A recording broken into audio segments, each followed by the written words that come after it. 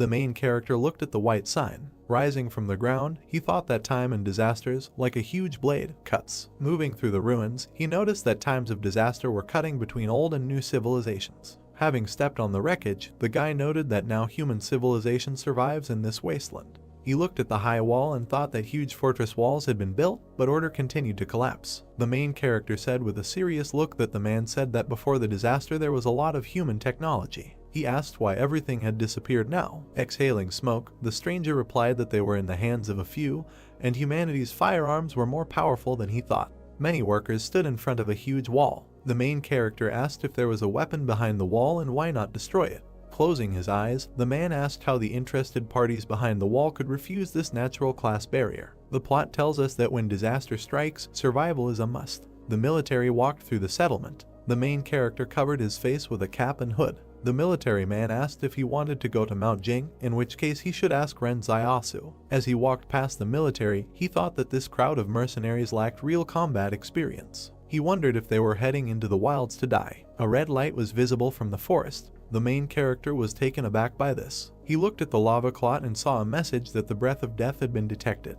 The monster began to crawl out of the magma. A crowd of demons ran towards the main character. A huge spider appeared and an inscription said that the breath of death had been discovered. A blue aura emanated from the wolf. There were drops of blood on the ground. Frowning, the protagonist wondered what, for them outside the walls, is their first weapon in the face of danger. A crowd of monsters stood in front of him. A message appeared asking if he wished to unlock his bonds. The main character was furious. There was a powerful energy in the area. He cried out that he wanted to unlock the shackles. It was raining heavily. The rat's corpse lay under the trap. Sitting in the bushes, the main character thought that it was bad luck and acid rain began to fall before the arrival of the prey. He noted in his mind that if he didn't bring the loot today, Yuan and he would die of hunger. As he continued to lie down, he emphasized the fact that even a sparrow would do. He saw the wings of a bird in the sky. Watching her closely, the main character thought that this was great and that this was really a sparrow. He looked at the bird. Her eyes glowed red. He jumped up sharply. He dodged the huge bird. The main character reached for the frying pan.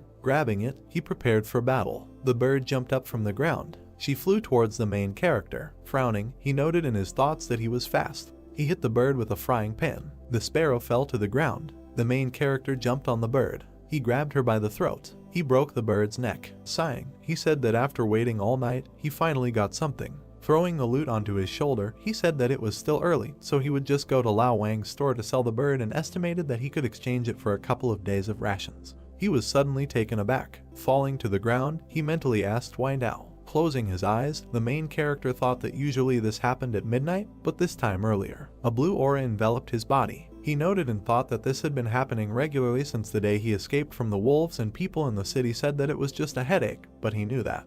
The hero felt that he was falling into the abyss. He fell in a dark space. He emphasized that he knew that this sensation was not pain, but pure chaos. As he fell into the abyss, he wondered what was happening. Looking at his hand, the main character wondered if he was conscious this time. He looked at the bright light. Squinting, he wondered what it was. He saw the outline of a palace in front of him. The main character stood on a white floor in a dark space. He approached the palace gates. He opened the doors. The main character began to examine the dark walls with golden patterns. The walls were enveloped in dark energy. He continued to look around with a serious face. As he approached the table, he wondered where he was. Frowning, he looked at the streams of mana. His gaze fell on the table. He asked what was on it. He narrowed his eyes in pain. Red lightning struck in the sky. The bald man was hiding behind a tree. He watched the main character, who was unconscious. Opening his eyes, the main character wondered if he had come to his senses so quickly this time. Taken aback, he noticed in his thoughts that the rain was getting worse and he needed to get away from there. The man took the sword and walked behind him. Swinging his hand, he ordered the prey to be given to him.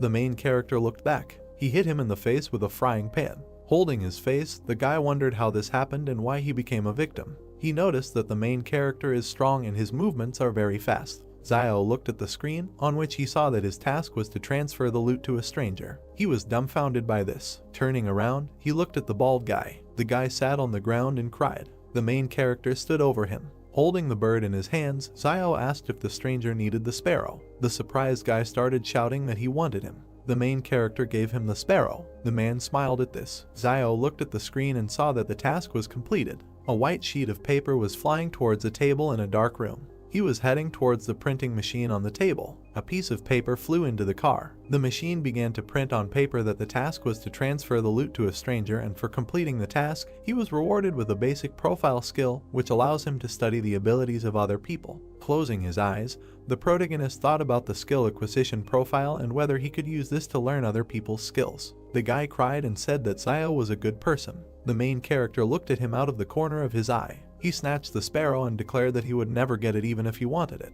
The guy looked after Zio as he ran away. The enraged stranger screamed that this world was definitely heading into the abyss. Sunlight was breaking through the clouds. Zio walked through the dense forest. The main character covered his head from the sun. Beads of sweat ran down his face. He approached the dark gate. Many birds flew over the fortress. Cloudy skies enveloped the settlement. The main character walked among a crowd of people. Many passers-by looked at him with dissatisfaction. They whispered that Zio was back with his prey. Zio looked at them with a dissatisfied face. He grabbed his sword. A man with an angry face walked towards him. The main character narrowed his eyes. A grin appeared on the man's face. The guy grabbed him by the shoulder. With a serious look, he asked the stranger not to contact the main character. They looked after Zio. The guys looked at him and said that he was completely sick. Steam was coming from the high wall. The main character was heading towards a high wall. He approached a small hut.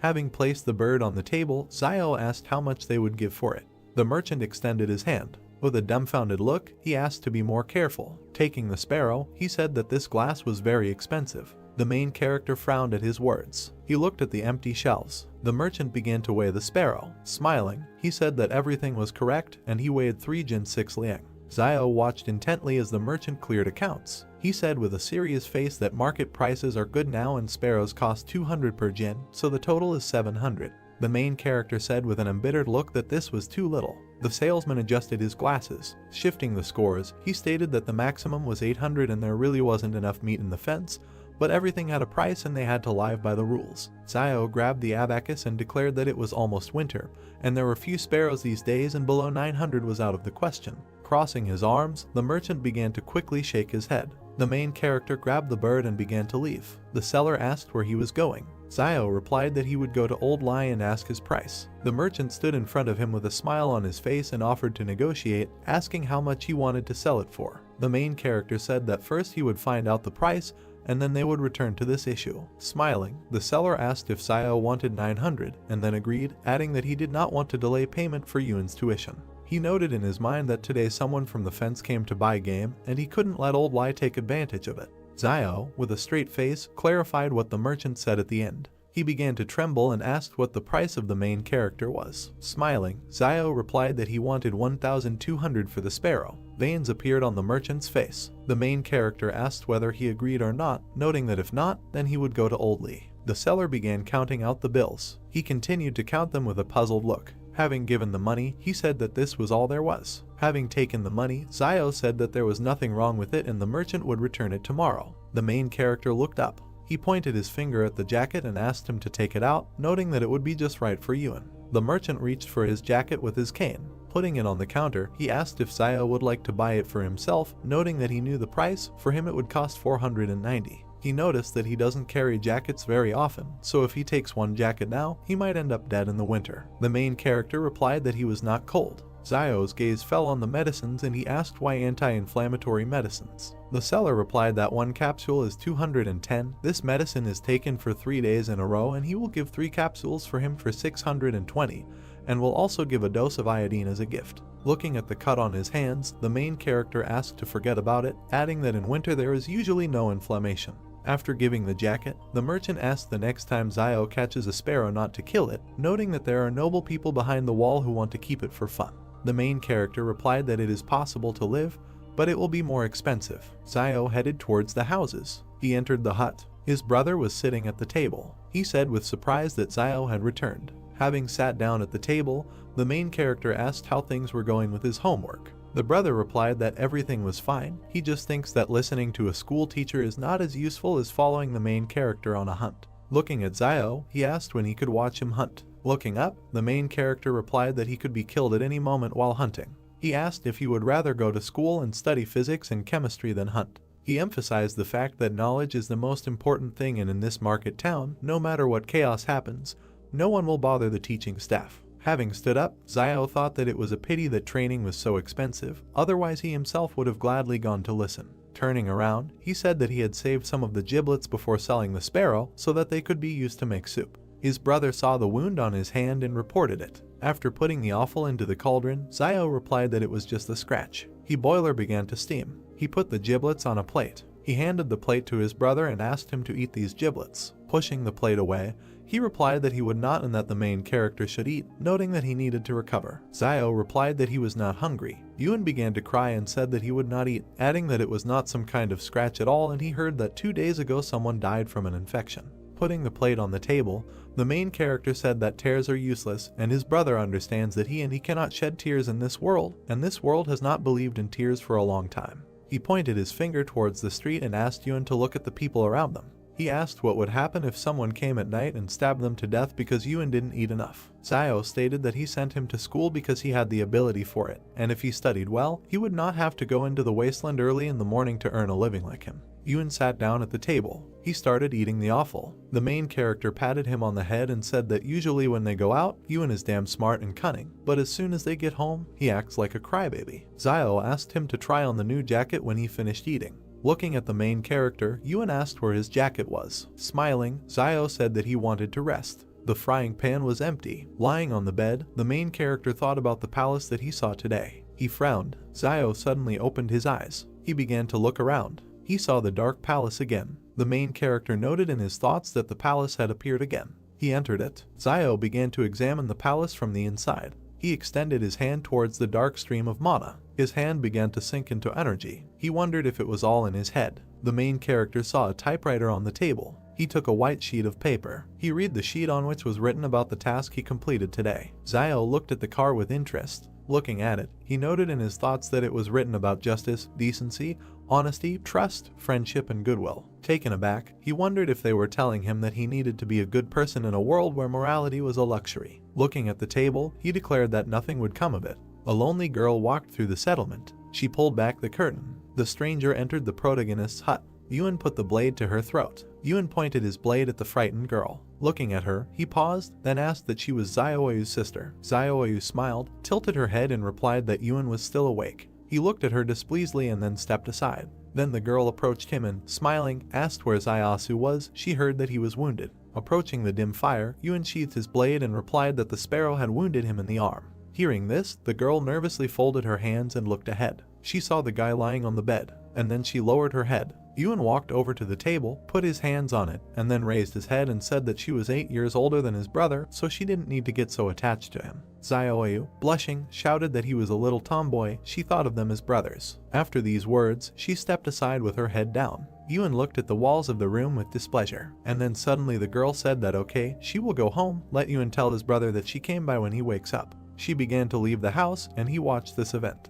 The girl moved away. Gradually her silhouette began to blur, after which Yuen climbed over the bench, and then he left the house and sat on his knees. He took out his knife and looked around, and then suddenly he noticed something. Someone told him not to constantly bully his sister, it's not easy for her anyway. Turning around, Yuen saw the protagonist in front of him. When he saw him, he said that his sister was unclean. He saw her smoking the other day. Cigarettes are only given out in factories outside the walls. Maybe she got them from some savage.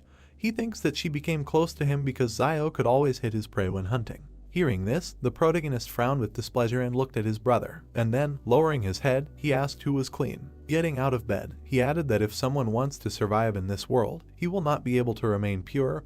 All this is imposed by life, you just need to keep your distance from it and not bully. Yuen, looking at his older brother, replied that everything was clear to him now. The protagonist sat down next to him, and he continued to say why he couldn't sleep, couldn't he? With his hands on the floor, Zio replied that he had something to think about. Looking around, he added that perhaps he also has some abilities. Hearing this, his brother said what he wanted to tell him. Zio did not listen to Yuen and, interrupting him, replied that he was not quite sure yet, he needs to try it to be sure. After which he carefully examined the sky. He remembered how he was hiding with Yuen in the forest in green capes. He thought that in the city they say that some people have special abilities, but before he did not believe in it, and only after meeting Liu Yuen did he believe a little in this. That day, Yuen closed his eyes and crossed his arms and said that he hoped he could hit the prey. Seeing this, Zio thought that his ability was this. A second later, the bird began to fall from the sky and he thought it was luck. Looking at the dead crow, he continued to think that, however, making a wish would have the opposite effect, and there would always be some minor illnesses and disasters. Suddenly, Ewan extended his hand upward and pointed his finger at the sky, saying that there were falling stars. Many stars were falling from the sky. Zio frightenedly grabbed Ewan's hands and shouted that he should not make a wish because suddenly it would come true again.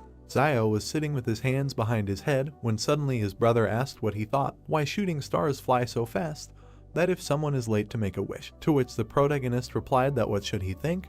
They fly quickly because he doesn't want to hear any of their wishes. We are transported the next day to a small building. A man with glasses appears in front of us, with children sitting next to him. He says that they will talk about technology in the era of civilization. Opening the book, he adds that they know what the term technology means. Ewan, covering his mouth with his palm, yawns and replies that he doesn't know what the teacher is saying, so then he should be silent and listen carefully. Zio watches this process through the window, and the teacher continues to say that he will use this example to explain to them what technology is. After looking at the book, he turns to the board. Zio, standing on his toes, carefully looks out the window and listens to the teacher. How suddenly he closes the book. And, looking at the class, he says that they have had enough for today, they need to go home and eat. Afterwards, he narrows his eyes and looks to the side, his gaze is drawn to an empty small window. Suddenly the protagonist turned to the side, the teacher told him that from this day on he could. Zio entered the classroom and bowed, and the man in front of him added that he could stand and listen to the lesson at the door, but he was not allowed to enter the classroom, to which the protagonist responded well. He raised his head and, smiling widely, added that he was very grateful. A plate of soup appears in front of us, with steam coming out of it. The teacher brings it to his lips. Suddenly Zio appears in front of him, holding out a cigarette for him and shouting that he is grateful that he was allowed to stand at the door and listen to the lesson. The man, taking the cigarette in his hands, examined it carefully, and Zio, contentedly placing his hands on his belt, said that he allowed him to listen to the lesson at the door, so he had to show his gratitude, since he had not paid for the training. The teacher struck a match, and then he slowly brought it to the cigarette and set it on fire. Raising his head, he released a large cloud of steam. Looking at his student, he said that in their turbulent times, there were not many students who listened as intently as he did to why he enjoyed attending class so much. The protagonist, looking around, answered, placing his hand on his chin, that learning something new would never be a bad thing, and teachers also enjoy the greatest respect in this hectic world. Then he put his hand forward and pointed his finger at a small bed of vegetables and said that no one would dare steal, for example, the vegetables in their yard right here. He was right. Hearing this, the teacher began to cough, taking in bad smoke. Looking at this, Zio said that he had been worried about one question for a long time. The teacher looked to the side in surprise and told him to ask. Zio imagined a huge city under a purple dome in his head and said that the teacher said that before the disaster, many technologies were available to humanity. Squinting his eyes, he added that why did it all disappear? His interlocutor, releasing another cloud of smoke, replied that this was due to the lack of offspring. Looking ahead, he added that in the post-disaster period, humanity was lucky to survive. How could it worry about learning? Hearing this, Zio asked that it is always possible to retain some information, to which the teacher narrowed his eyes and answered yes. And then he looked at the high walls and added that only this information is in the hands of a few. Zio turned to the wall, looked at her dissatisfiedly, and then said that the information was behind her. After taking a few steps and clenching his fist, he asked that in that case, why don't they destroy the wall? Spreading his hands to the sides, he added that most animals are afraid to attack people while they live together. Even without this wall, wolves will not dare to take a step. Not to mention the fact that the destruction of the wall would allow a lot of technology to be released so that civilization could be restored. Hearing this, the teacher pressed himself tightly to the cigarette and inhaled the smoke. And then, exhaling, he said that as long as there is danger in the wasteland, the renegades will live near the wall of the shelter. He imagined in his head men working tirelessly, and added that there would be a lot of cheap labor at the wall, and the consortium behind the wall would not allow it to collapse. The bare-chested man looked at the wall and wiped the sweat from his face, at which time the teacher continued to talk about how the interested parties behind the wall could give up this single-class barrier. After a second, he put out the cigarette and thought that he should save half to smoke next time. Then, putting it in his pocket, he said that they should stop talking and go to class, after which he thought that this guy quickly turned away so that he could hide the cigarette. Then, walking forward, he added that he would go to change his clothes smelled of smoke, and it would be bad if the students smelled it. For his sake, he said that everything was fine, that he had just inhaled this smoke, and he didn't even tell him to step aside. Hearing this, the teacher looked in front of him with displeasure. Suddenly, the protagonist looked in front of him in surprise and saw a task that said that the pursuit of knowledge is never easy, but what he is taught is what he will teach in the future. We are taken to the classroom. The teacher slowly walks to the blackboard. Zio goes inside and stands at the entrance while the other students inspect him carefully. The teacher, closing his eyes and clearing his throat, said okay, today they will take survival lessons. He, looking ahead, continued to say that they should not think that danger is far away, now their parents are protecting them, but when they become adults, they will have to learn to protect themselves on their own. Hearing this, the students looked in front of them with excitement and began to listen carefully, and the teacher continued to say that next they would talk about what to do if they encountered a wolf pack in the wild. He pointed his finger forward and added to tell him what he should do when he encounters wolves in the wild. Zio, seeing Pa pointing at him, was very surprised. And then, lowering his head on his hand, he began to think, saying that if they meet wolves in the wild, they should try to choose a hill. Hearing this, the teacher smiled contentedly, and the protagonist continued to say that with a good open view where there would be a tailwind. Extending his finger forward, Zio winked and added that such a place would be a wonderful cemetery according to Feng Shui. Hearing this, the master turned pale and stared ahead. There was complete silence in the class for several seconds, and then Zio, looking in front of him in surprise, thought that it was strange why the task was not completed. He didn't seem to teach anything bad. Suddenly the teacher put his hand to his mouth and cleared his throat.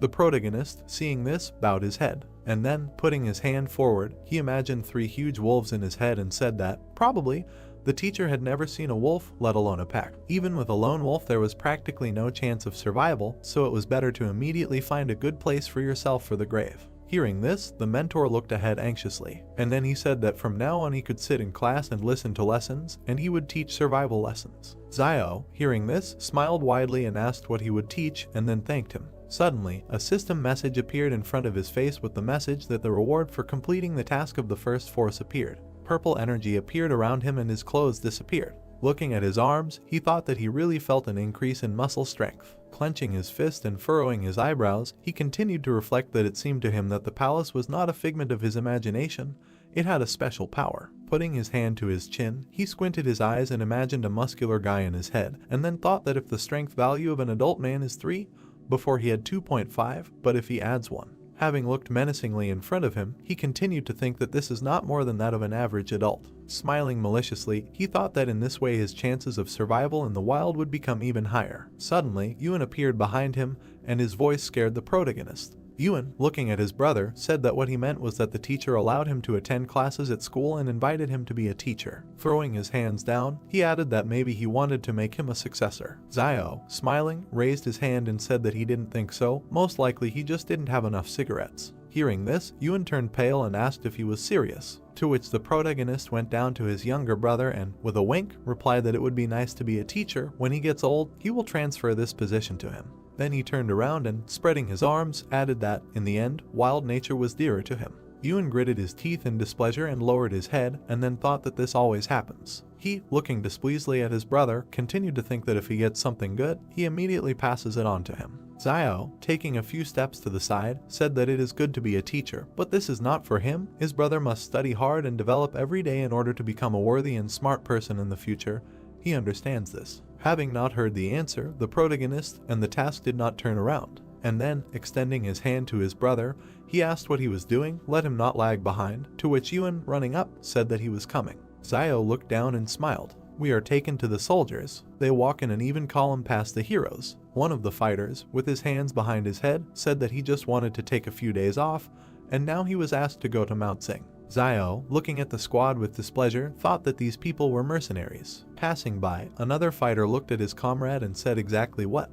But first they need to go to Quan Fuguyu and try to find someone who can show them the way. Frowning his brows, the protagonist thought that they were going to Mount Jing. This group of mercenaries from behind the wall lacked combat experience. Isn't it just suicide to rush into the wasteland like this? Then he walked past the girl. Suddenly he turned around and looked behind him. Looking at the leaving group, he thought that this girl, she gave off the feeling of a wild animal from the wasteland. Suddenly, Yuan, standing behind his brother, asked that he thought Fugui would recommend him as a guide. Everyone in the market town knew that he was very familiar with the wilderness. The protagonist, looking ahead, replied that usually you can go to the Jing mountain area on your own 2 feet and get out of their feet first. Whoever wants to let him go, but he won't go. There is something strange in this group, so they should better avoid there. We are transported to the evening. Zio enters the tent. He is greeted by a concerned Yuan, asking if his wounds are okay. To which Zio replies with a smile that everything is fine. His brother, frowning with dissatisfaction, shouted at him not to lie to him. Last time he already tried to hold on through force. Zio, going deeper into the tent, pulled his hands up and told him not to worry, he was not going to play with his life. Suddenly they heard someone's footsteps and a voice asking if this guy really escaped from the wolves alive. Another voice replied that of course, how could he lie? Hearing outside voices, Yuan and Zio turned around worriedly, and then they suddenly fell to the ground, grabbing their weapons. They walked forward slowly. Zio walked to the door and looked out a little through the crack. He saw the guy with the gun looking at Fugui, saying that he meant that he was sick in the head. The man in front of him, rubbing his hands with a smile, replied that everything was fine. He just said casually, "It won't hurt. He is not seriously ill. They are already in place." The protagonist, frowning with dissatisfaction, thought that this Fugui really decided to bring him together with these people. A man in a red vest walked out to class in different directions and loudly told Zio to go out because he had guests. Yuan looked in front of him displeasedly and asked what he should do, to which the protagonist, turning around, replied that he would go out and let Yuan stay in the house. Zio took a few steps forward and out of the tent, extending his hand forward. Then he jumped up to Fugui and, grabbing his hands, shouted with a smile that he congratulated him on the safety of his father and son. Everyone outside looked puzzled at the guy who appeared in front of them. A fighter with an orange bandage around his neck asked what kind of father and son. He meant capital and interest. A second later, he opened his mouth in displeasure and shouted that no, this schizo is definitely sick. What kind of nonsense is this? He grabbed Fugui by the collar and, pointing his finger at Zio, shouted that yes, he was definitely sick, and he told him that everything was fine. At least he knew what would happen to him because of his lies. Afterwards, the squad began to move away, and Fugui, stretching out his hands towards them, shouted that they would allow him to explain because Zio may be sick, but this is not at all the case. Tears flowed from Fugui's eyes. He turned to the protagonist and asked him why he wanted him dead. And then he ran to the detachment, saying that they would allow him to explain. The detachment commander shouted that he was giving him time until dawn to find a suitable person for this job. Suddenly the girl with the sniper rifle stopped, and then, turning back, she looked at Zio for several seconds. After a while she turned around and continued on her way. The protagonist noticed this and frowned. And then a bundle of paper and a system message appeared in front of him, saying that the necessary skills would be learned in a random order. He, looking in front of him in surprise, thought what random study meant. A bundle of paper appeared in front of him, which began to open, and a system message that the target's firearm skill had been accidentally copied, whether it needed to be learned. Seeing this, Zio opened his eyes wide and thought that he should learn this. A huge number of system windows appeared in front of the protagonist. In one of them a download appeared in text stating that knowledge of firearms maintenance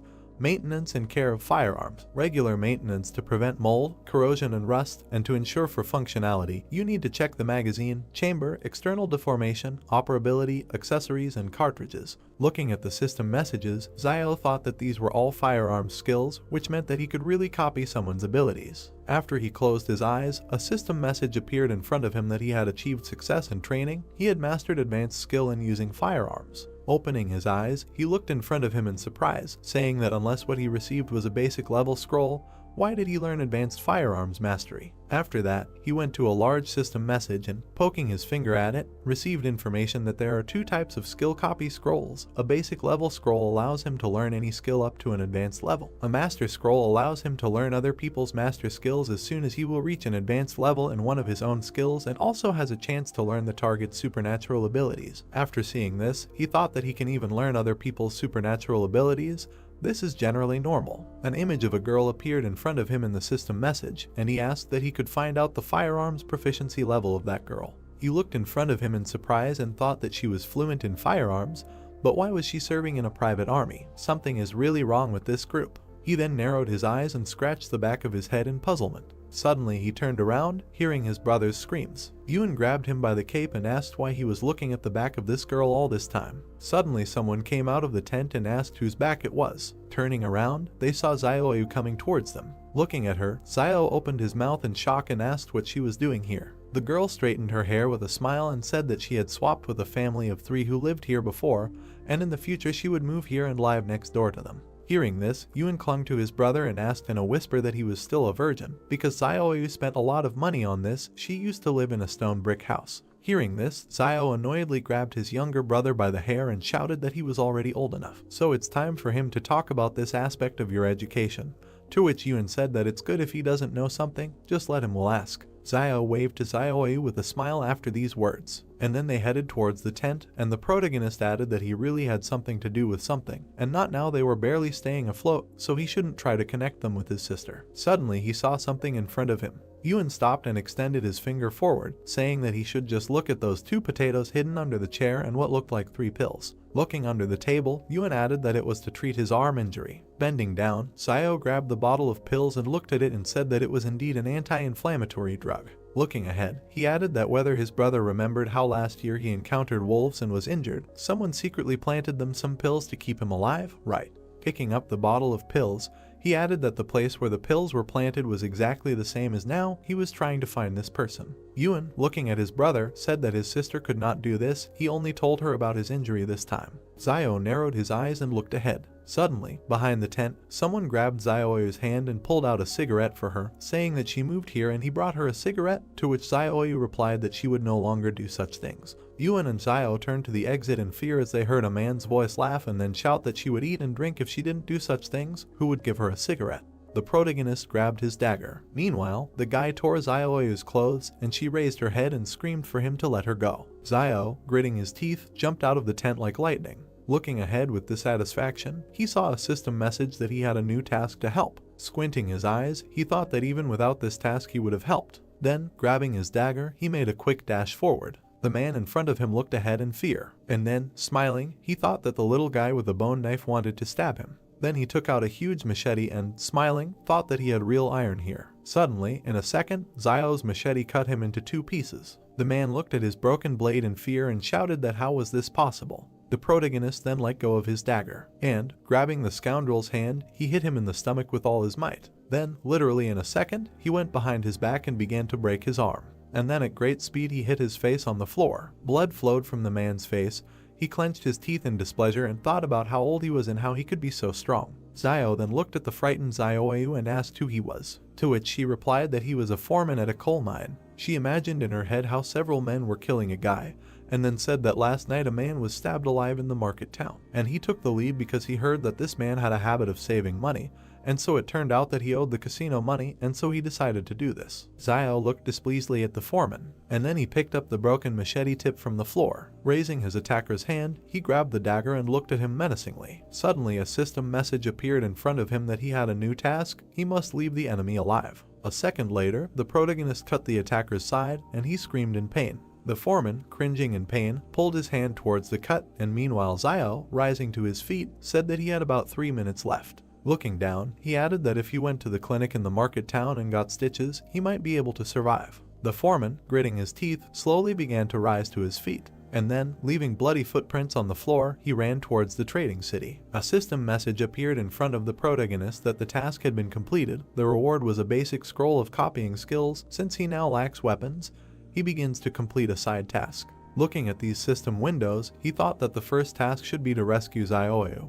He can't believe that he finished the second one. How did the damn palace make a decision? Afterwards, Ewan approached him and asked that he would simply let him go if he recovered and took revenge on him. He was not a good person. To which the protagonist, smiling, replied that he really still thought that the clinic in their trading city would heal his wounds. Ewan smiled and exhaled, answering that seeing him so ruthless made him feel relieved. Zayo then pulled his hand towards the broken blade. Picking it up from the floor, he looked around. He saw Zayoyu standing nearby with his head down. Then suddenly she raised her eyes when she heard Zayo ask her if she could quit smoking. The girl, looking worriedly ahead, nodded her head several times. Zayo began to walk forward, saying that these cigarettes are not very addictive, but as he knows, they add poppy seeds. Strike the floor with your blade. He added that Van also said that their share was very small. Stopping, he added that she could quit if she wanted. Then he grabbed his head and, closing his eyes, added that he wanted to clarify something. Although he was very handsome, it was impossible between them. Zayoyu looked at him, puzzled, and then she said that she just treats him like a brother. The protagonist scratched the back of his head with a smile and, laughing, said that this was it. It turned out awkward. A second later, he grabbed his younger brother and, running to the side, shouted that this is what his stupid talk was leading to. Zayoyu, watching this, covered her mouth with a smile and laughed. Suddenly a dark space appears in front of us, around which there are many bookshelves. In the center there is a table with a typewriter. Characters are quickly typed on the keyboard, and a message appears on the sheet that a side quest has been opened. The protagonist, smiling, thought that the side quest was a little interesting. A hand lifted a piece of paper over the table. The main character held a piece of paper in front of him, When he began to read the contents, he thought that the task was related to weapons and decided that it would be nice to get a new one. On the parchment it was written that since he lacked weapons, a side quest was opened, which was that he must receive 100 sincere thanks in order to unlock the weapon, and that also thanks could be used to exchange for items. Zio pursed his lips and looked down when he became indignant at the need to collect thanks, and sincere ones at that. The guy's attention was caught by another sheet of paper in the typewriter. It was written on the parchment that one thank you had been received from Zioyu, and that the unlocking of the weapon was 1/100th. Then the main character thought that the palace was quite accurate in its judgment, so he was glad that he saved not an insensitive person. The demon inside the guy rubbed his hands as he thought that it was a pity that instead of gratitude one couldn't collect negative emotions. Otherwise he would have tried so that in just a few minutes the whole city would be filled with negativity in his direction. Yuan was sitting at a table with a candle burning on it. Zio sat on the bed and asked the boy to thank him. Yuan opened his mouth slightly, sweat appeared on his face. He asked his brother what was wrong with him, since he asked so suddenly that the boy was already a little scared. Zio bared his sharp teeth and appeared behind the boy as he told him to speak up and not be afraid. Long dark hair covered his eyes as Yuan thanked the boy for always taking care of him. The main character smiled, clenched his fist in front of him and thought that he did not expect it to be so easy when a system notification appeared that he had received gratitude from the boy. Zio put his elbow on the table, rested his chin on his hand, and asked his brother to say thank you again. Sweat appeared on the boy's face as he weakly thanked the main character. Zio raised his hands to the place where the system alert should have appeared and did not understand why he did not receive anything this time. He pointed his finger at the boy and told him that he had not thanked him sincerely, and asked him to be sincere next time, and then added that sincerely meant it was from the bottom of his heart, and asked his brother to do it again. Yuan, sitting at the table, exclaimed words of gratitude, and Zio, standing next to him, told him that he was putting little feeling into it and ordered him to repeat it. The boy folded his palms in front of him and drawled out the word thank you. The main character crossed his arms over his chest, shook his head and replied that this was still wrong, and that first of all he should experience emotions. Suddenly Zio stretched his hand forward, smiled broadly and said that it worked this time and that he needed to do it again. Tears flowed down the boy's cheeks. He did not answer. A cartoon appeared with Zio and his brother with the caption that 2,000 years had passed. Yuan put his head on the table and asked the main character sitting on the floor if this was his ability, and then said that his abilities had a bad effect on his voice, and Zio at that moment was thinking that after half a night of work, he only got one sincere thanks. The guy grabbed his head with both hands and said that he needed to come up with something else. 2 coins fell onto the wooden table. The main character put his hands on the table and looked up. He took the coin in his hand and looked at it. It turned out that there was a heart on it.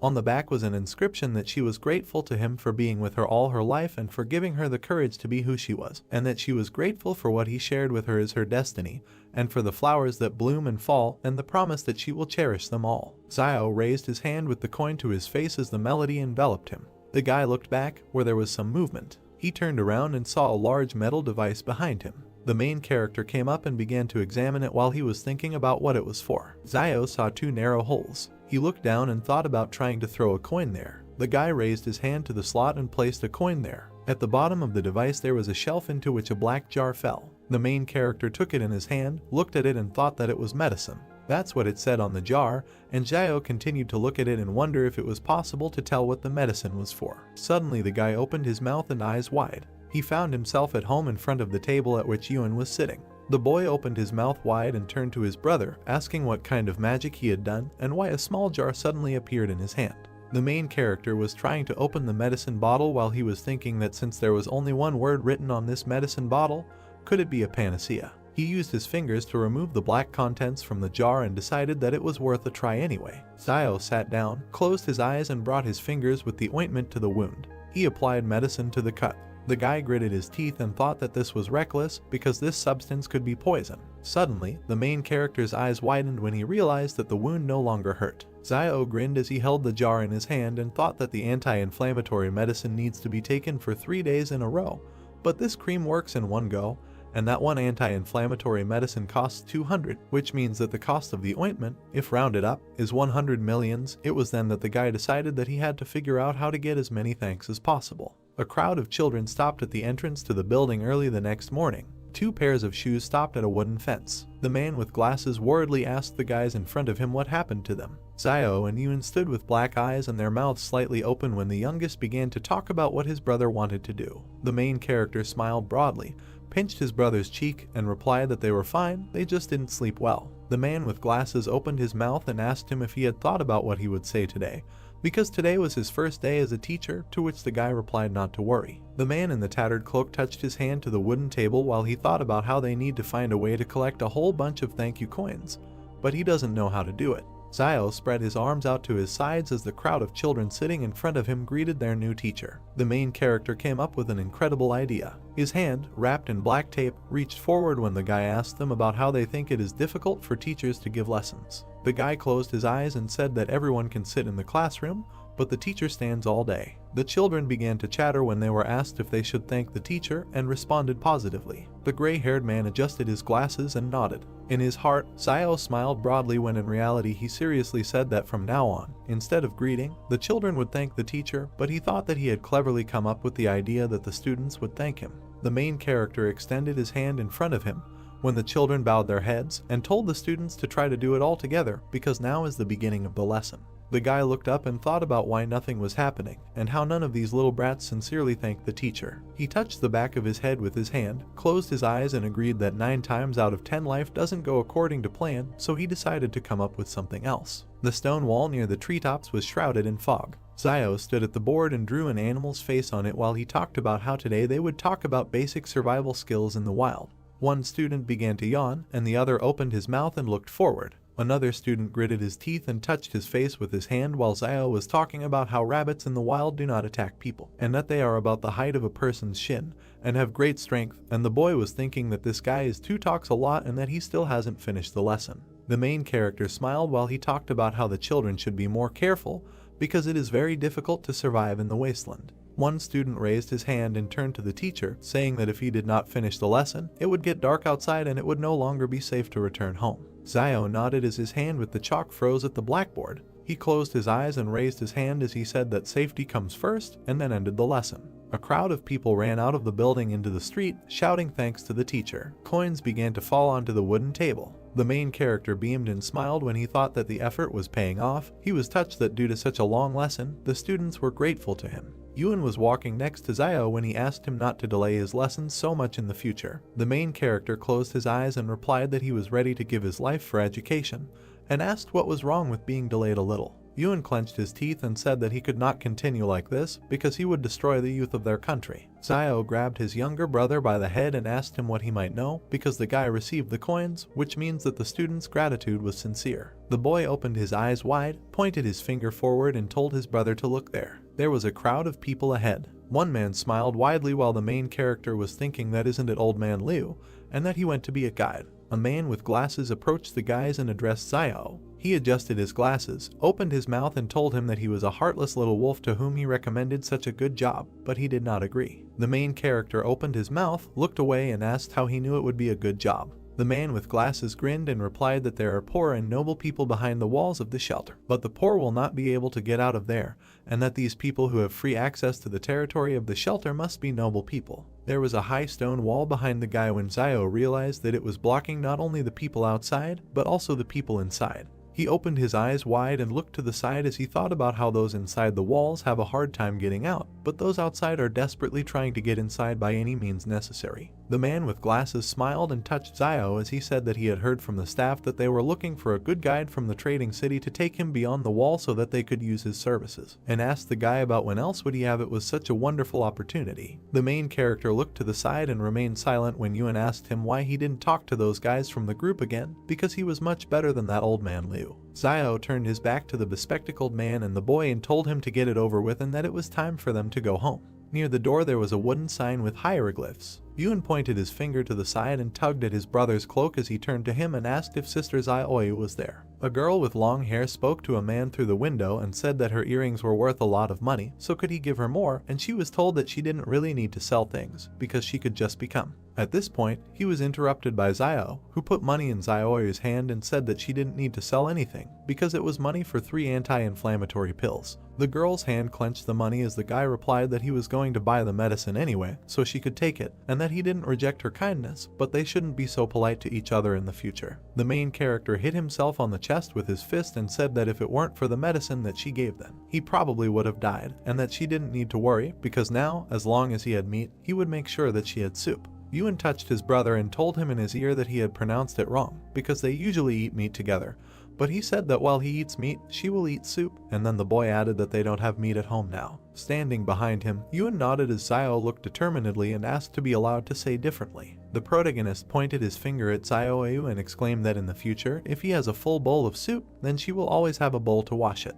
The girl smiled, closed her eyes and replied that from now on she would wash the dishes and laundry for him. The man knelt down and began to beg the doctor to help his family. A man in a white coat stood next to the wounded guy while the man at his feet talked about how their family could not survive without him. The man looked down and asked what was the point of visiting a doctor if they couldn't afford it. Zio and Yuen stood and watched as the door slammed shut in front of the kneeling girl. The main character opened his mouth, turned to his brother and said that he should remember this, because in front of him is their reality. Drops of rain began to hit the roofs when a voice said that acid rain was coming and that they should go home quickly. The girl and two guys ran in different directions, trying to hide from the rain. Yuen turned his head to Zio and said that it is very easy for doctors to receive gratitude, because they all thanked the old doctor when he was still here. The main character lowered his hand when his brother said that it was a pity that he didn't know anything about medicine. The guy asked what kind of nonsense he was talking about. Zio's eyes widened when he thought that even if he didn't know how to heal, he could learn. A piece of paper appeared above the typewriter when the main character added that if he became a doctor,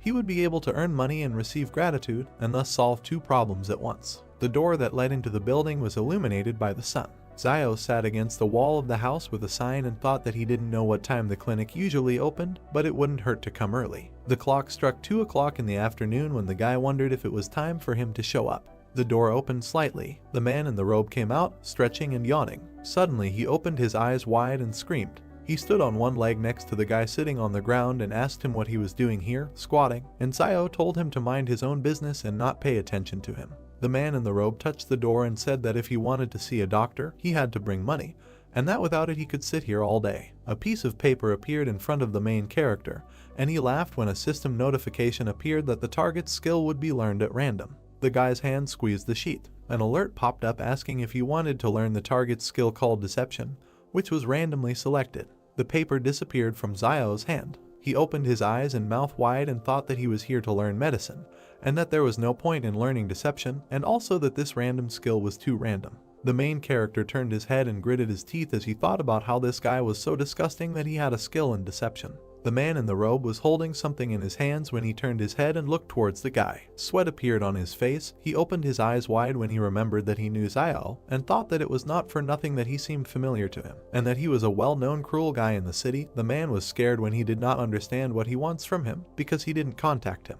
The main character pointed his finger at the system window in front of him and wondered what level of medicine this doctor had. In response, a message came with the words that from the information about the target it is known that he does not have any medical skills. Zio clenched his fist and gritted his teeth as he protested that how could he be a doctor without medical skills. The guy threw a frying pan at the head of a man in a white coat and shouted at him that he had been making money from fraud all these years. The man began to cry and told the guy not to talk nonsense and that he was not deceiving anyone. Zio turned around and walked away from the man in the white coat, holding the frying pan and touching his face with his hand, thinking that he would have to think again about how he could become a doctor without studying medicine. He looked at his hand and realized that the wound was almost healed. The guy remembered the metal device and smiled when he realized that he could heal cuts. The main character entered the house and asked Sister Zio what she was doing here. The girl was sitting on the bed and holding a black thing in her hands when she said that she saw that the clothes he was wearing were torn, and therefore came to sew them up for him. Yuen was carrying a plate in his hands as he passed by Zio when he asked what he had in his hands, and he replied that it was Sister Zio who had prepared the porridge for them.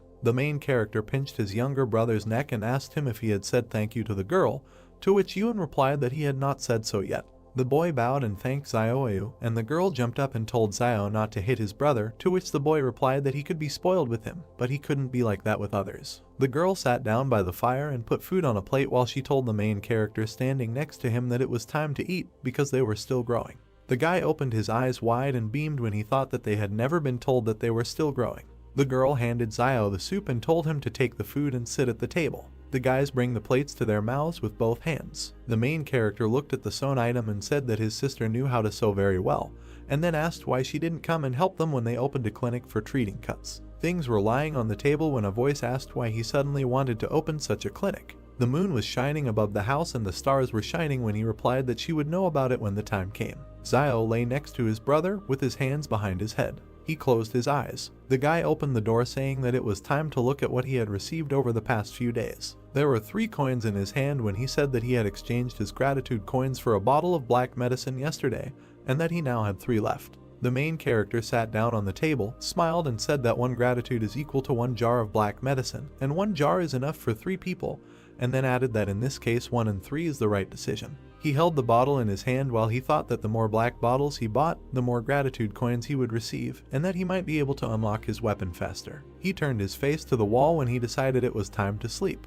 The boy stood next to the girl, waving to his brother and asking him to be careful. Zio smiled and thought that those who take risks will definitely get what they deserve. While the pick was breaking the ground, he thought that tall trees are always the first to be blown by a strong wind. The man who was dripping with sweat turned his head to the side when the main character was thinking about what needs to be done so that people don't think that he wants to deceive them. The man opened his mouth and asked Zio what he was doing here, and then assumed that he was cutting the grass here. The guy crouched down and tried to pull out the plant while he thought that since he already had the medicine, he should cut a few blades of grass. He turned his head and grinned as he explained that it was to give the appearance of being a herbalist and not to come under suspicion. Zio approached the man with the herb and said that it was not a weed, but a medicinal herb, and when he asked again, the guy replied that if you add the herbs in different proportions and boil them, they can be used to heal wounds, and then he asked the man what he thinks about how the main character recovered from his previous injuries. The man opened his eyes wide and assumed that the guy endured everything by willpower. Several people stood at the entrance to the house. Zio sat by the fire and looked at the crowd outside.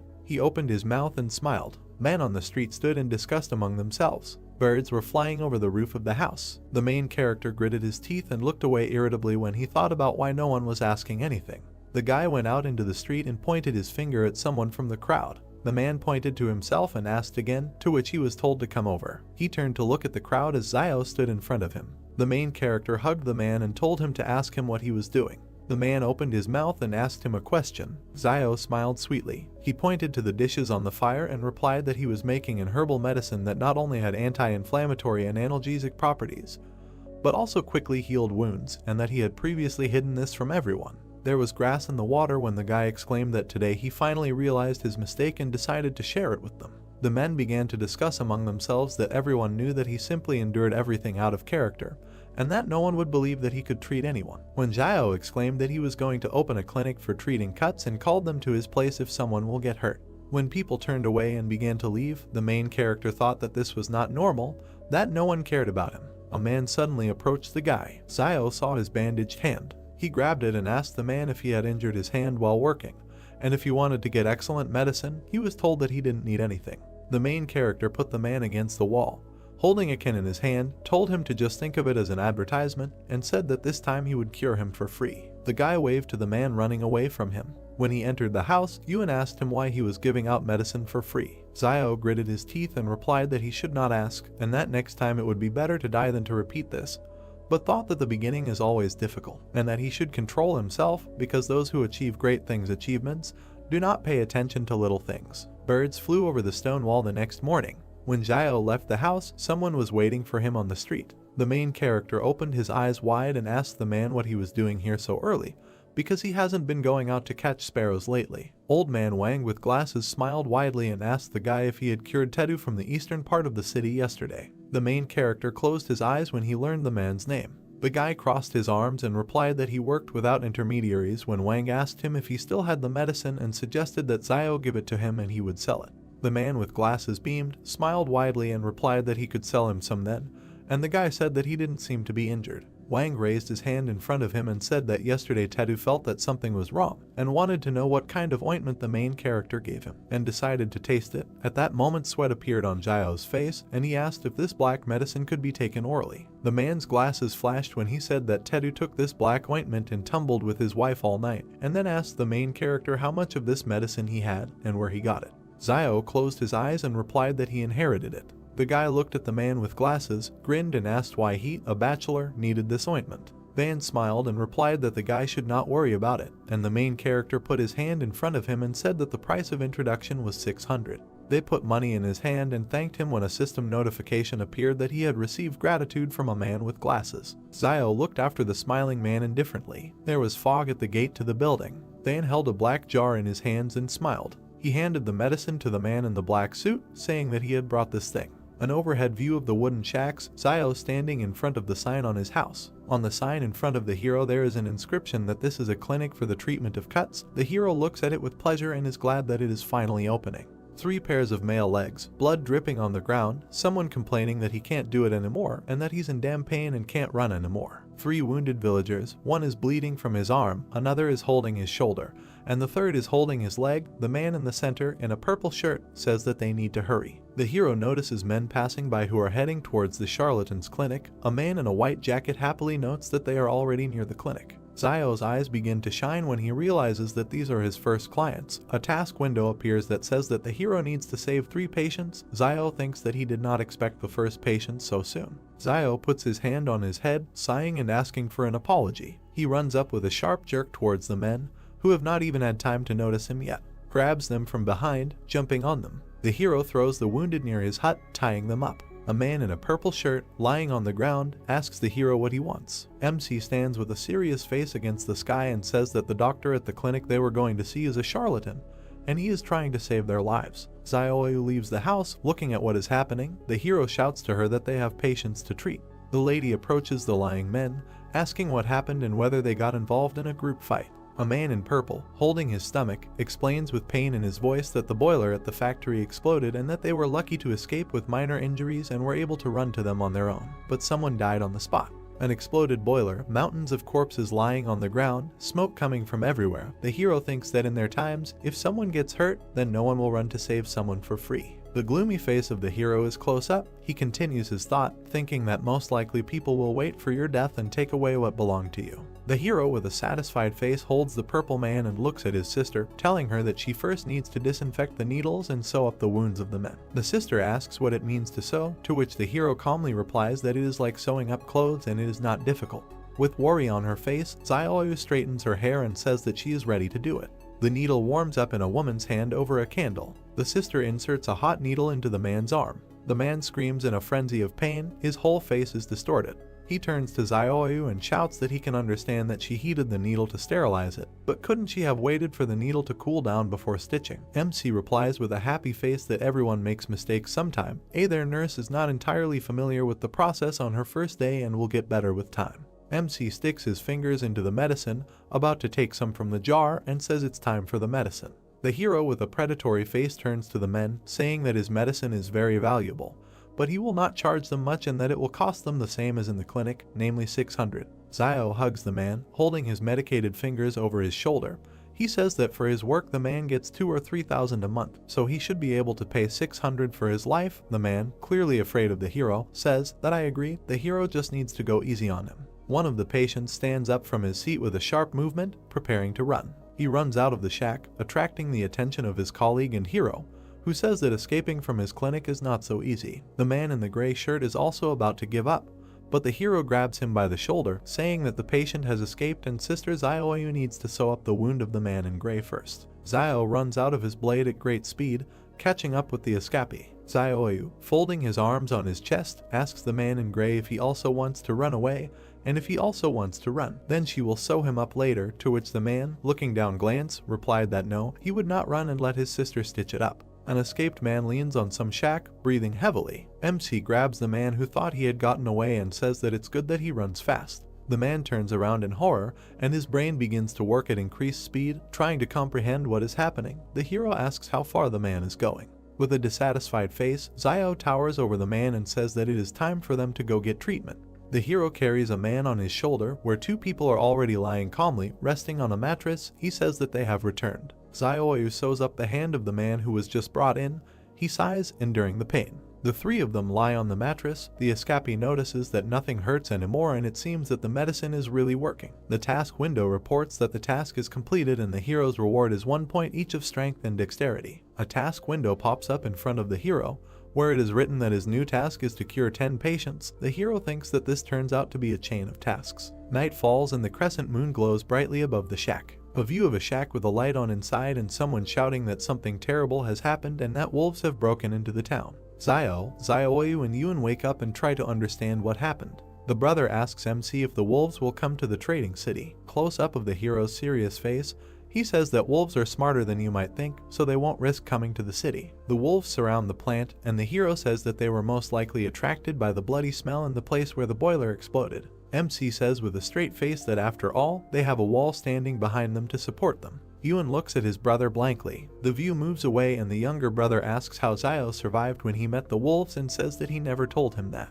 The hero closes his eyes, thinking how to answer him. But they are distracted by a loud scream that scares them both. Someone shouts that they need to gather everyone and that no one lags behind. The hero quickly raises his hand to the burning incense in his home, while someone's voices say that the enemy has been discovered outside. MC extinguishes the candle and he and his brother stand in pitch darkness. Close up of MC's tense face. Ewan asks what is bothering his brother. The hero's back. He gloomily asks what will happen if one day the wall collapses. The sister, screaming, asks if the wall can even collapse, to which the hero replies that he doesn't know, but notes that there is nothing eternal in this world. The gates open and the wind rushes out of them in a furious stream. A crowd of armed people in camouflage uniforms, armed with rifles, emerges from the gate. Close-up of soldiers passing by shacks. The brothers peek around the corner of the door of their shack. Ewan asks if the soldiers have weapons on their backs, to which the brother replies that the younger one should not ask too many questions. Offended and dissatisfied, the younger one asks if he still has marital status in their house. Without looking back, the hero with a serious face replies that the younger one should not think about it too much, and that his place in the family is simply to live. Two soldiers walk behind each other. The one in front stretches his back, asking if they can't just go back if only a few people died in the factory, and complains that they will now have to kill wolves all night. The second soldier walking behind, shouting, replies that he should shut up, because this is a task from above and he needs to stop complaining. But the one walking in front, carefree, answers, asking what his colleague is afraid of, because the officials do not hear them, and they, most likely, are still in bed with women. A close-up view of the weapon that is hanging on the soldier's back. MC thinks that his study skill is very useful and he knows everything about their weapons, and that once he can get his hands on the weapon, he will immediately be able to use it. View of the ever-retreating soldiers walking among the shacks. The hero, coming out of the corner, tells his brother that he is going to Sister Zio this evening and that he will return when Zio returns. Ewan shouts at his brother's back, asking where he is going. But with a sharp movement the hero runs away from his shack without answering his brother. The quack doctor pushes, trembling all over, and thinks that something is not working. He sits with his pants down near some stone, sighing heavily. The hero runs at great speed through the shacks. He runs past the charlatan who is sitting behind a tree with a newspaper in his hands, and he notices him. Close up of the charlatan's tense face, he thinks what the hero is doing here at such a time. Zio runs to the factory, from which smoke is pouring out. Close up of the hero running, he thinks that the factory manager was armed with a gun, but he was still attacked by the wolves, and that perhaps he did not expect the wolves to come and did not have time to get his weapon. The hero's face is even closer up. He thinks that it seems to him that the pistol should still be at the factory. A view of the plant, the sky above which has turned red and is obscured by rising smoke. MC stops abruptly, noticing something, and sweat starts pouring down his cheek. The soldiers stand, holding their weapons at the ready, opposite the wolves. A mountain of bodies lies between them, and someone shouts that they need to be vigilant. Wolves are close up, their eyes glow blue, and drool flows profusely from their mouths. The soldiers, who are starting to sweat, can see that they have just fired a clip. From the smoke that comes from their weapons, MC notices that the wolves are not at all afraid of bullets. People standing behind the soldiers shout at them to get down to business. A man in a business suit grabs a soldier by the shoulders and shouts for him to shoot. A shot is fired, the bullet hits the paw of one of the wolves, and a trace of pain appears on his face. The wolves look at the reader and begin to walk towards the soldiers. Immediately, many wolves jump up and attack the soldiers from above. The man who just fired the shot screams in horror. You can see how the wolf cuts the soldier's head. A huge stream of blood flies through the shadows. MC, meanwhile, begins to bypass the firefight, moving through the courtyards of the plant. Around one of the corners he sees a battle going on. Blood is spraying from someone, and the hero thinks that a private army is fighting the wolves and all the personnel have been recalled, so the side of the factory in which he is now must be safe. The hero stands with his back to the concrete slab and carefully looks out of it. There are several bodies lying behind the slab, and there is blood all over the floor. He looks at the lying body and thinks that, judging by the appearance of the bodies, the wolves killed everyone in one fell swoop, and in his thoughts he rejoices that he escaped them. Zio, with determination in his eyes, looks up and thinks that he needs to get inside and check. He looks at the tall factory building and begins to move towards it, the legs of a hero preparing to jump. MC starts jumping on boxes to climb up to the fire escape and clings to it. He begins to climb up the fire escape. He jumps onto the roof and sits down, leaning his hands on it. Standing on the roof, Zio looks around, peering into the windows on the roof to see what is below. Close up of the hero, thoughtful face, he thinks that he needs to hurry. He looks back at what is happening below, where people are fighting, and then puts on his hood. Drawing out his bone dagger, he slashes downward with the blunt end. He breaks the window below him and falls among the shards of glass, lands down on his haunches, resting his hands on the floor. Looking around and shaking off the glass shards, Zio thinks that he is finally inside.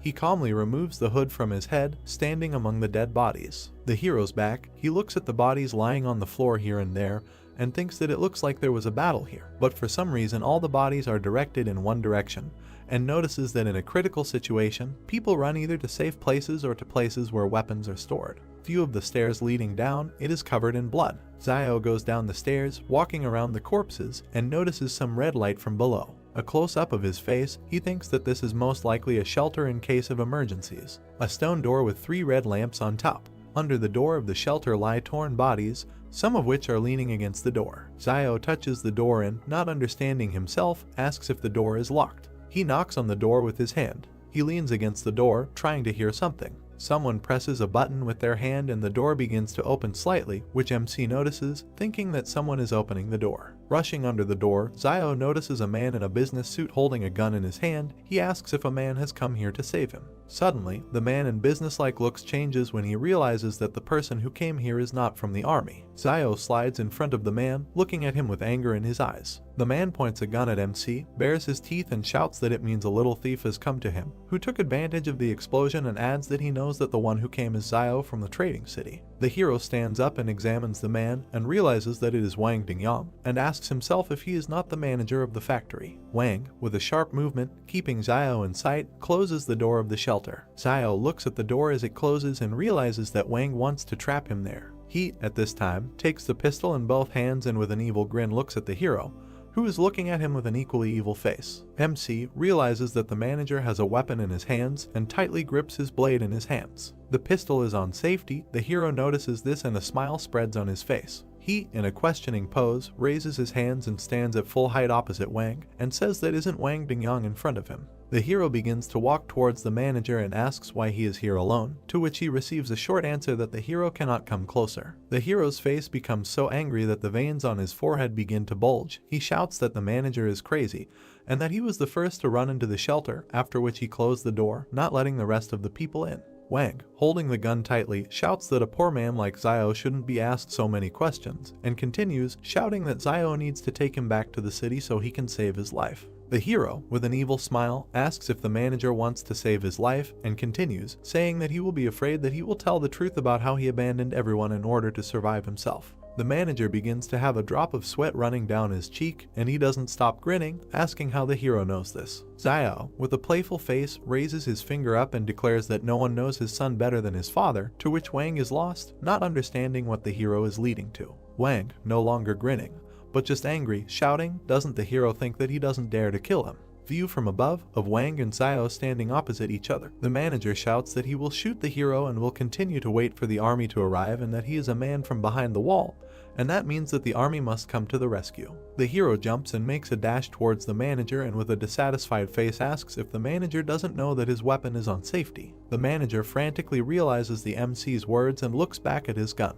The hero cuts the manager's hand with a sharp blow, and the other snatches the pistol from his hand. He sharply pushes the manager towards the wall with his blow, presents the blade of his blade to the area of the manager's heart. Blood begins to flow from the latter's mouth, and he stands, frantically looking at the blade, which is stained with his blood flowing down the blade. Van, with a look full of pleading, with blood flowing from his mouth, says that he asks the hero to let him go and that he can tell him where his property is hidden. The hero, with a serious face, says that Van must speak first and then he will let him go. Van, with one eye on the blade that is moving away from him, thinks that MC is still young and that he can deceive him by simply stalling for time until the private army comes to his aid. The hero holds the blade in front of Vaughn, asking if he wants to stall for time, and continues by saying that his lungs have long been pierced by the bone knife, and even if he returns, how long does he think he will last, and states that there is no reason for the hero did not make his fate easier. With a sharp blow, MC pierces the manager's chest, causing him to scream. He sharply removes the knife from the manager's chest, shaking it off from the blood.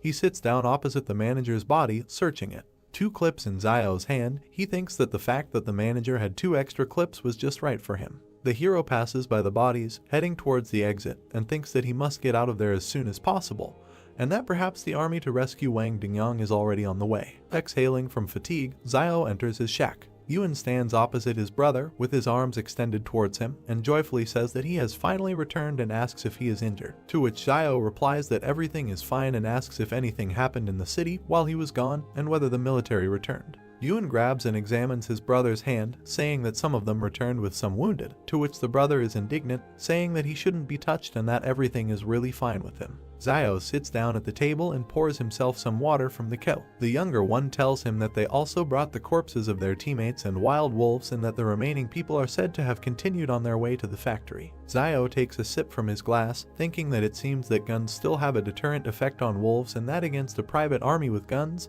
the wolves' chances of winning are still too low. Soldiers enter the settlement in cars. They get out of the car, shouting that everyone needs to get out. People come out and look at the soldiers, wondering what is happening.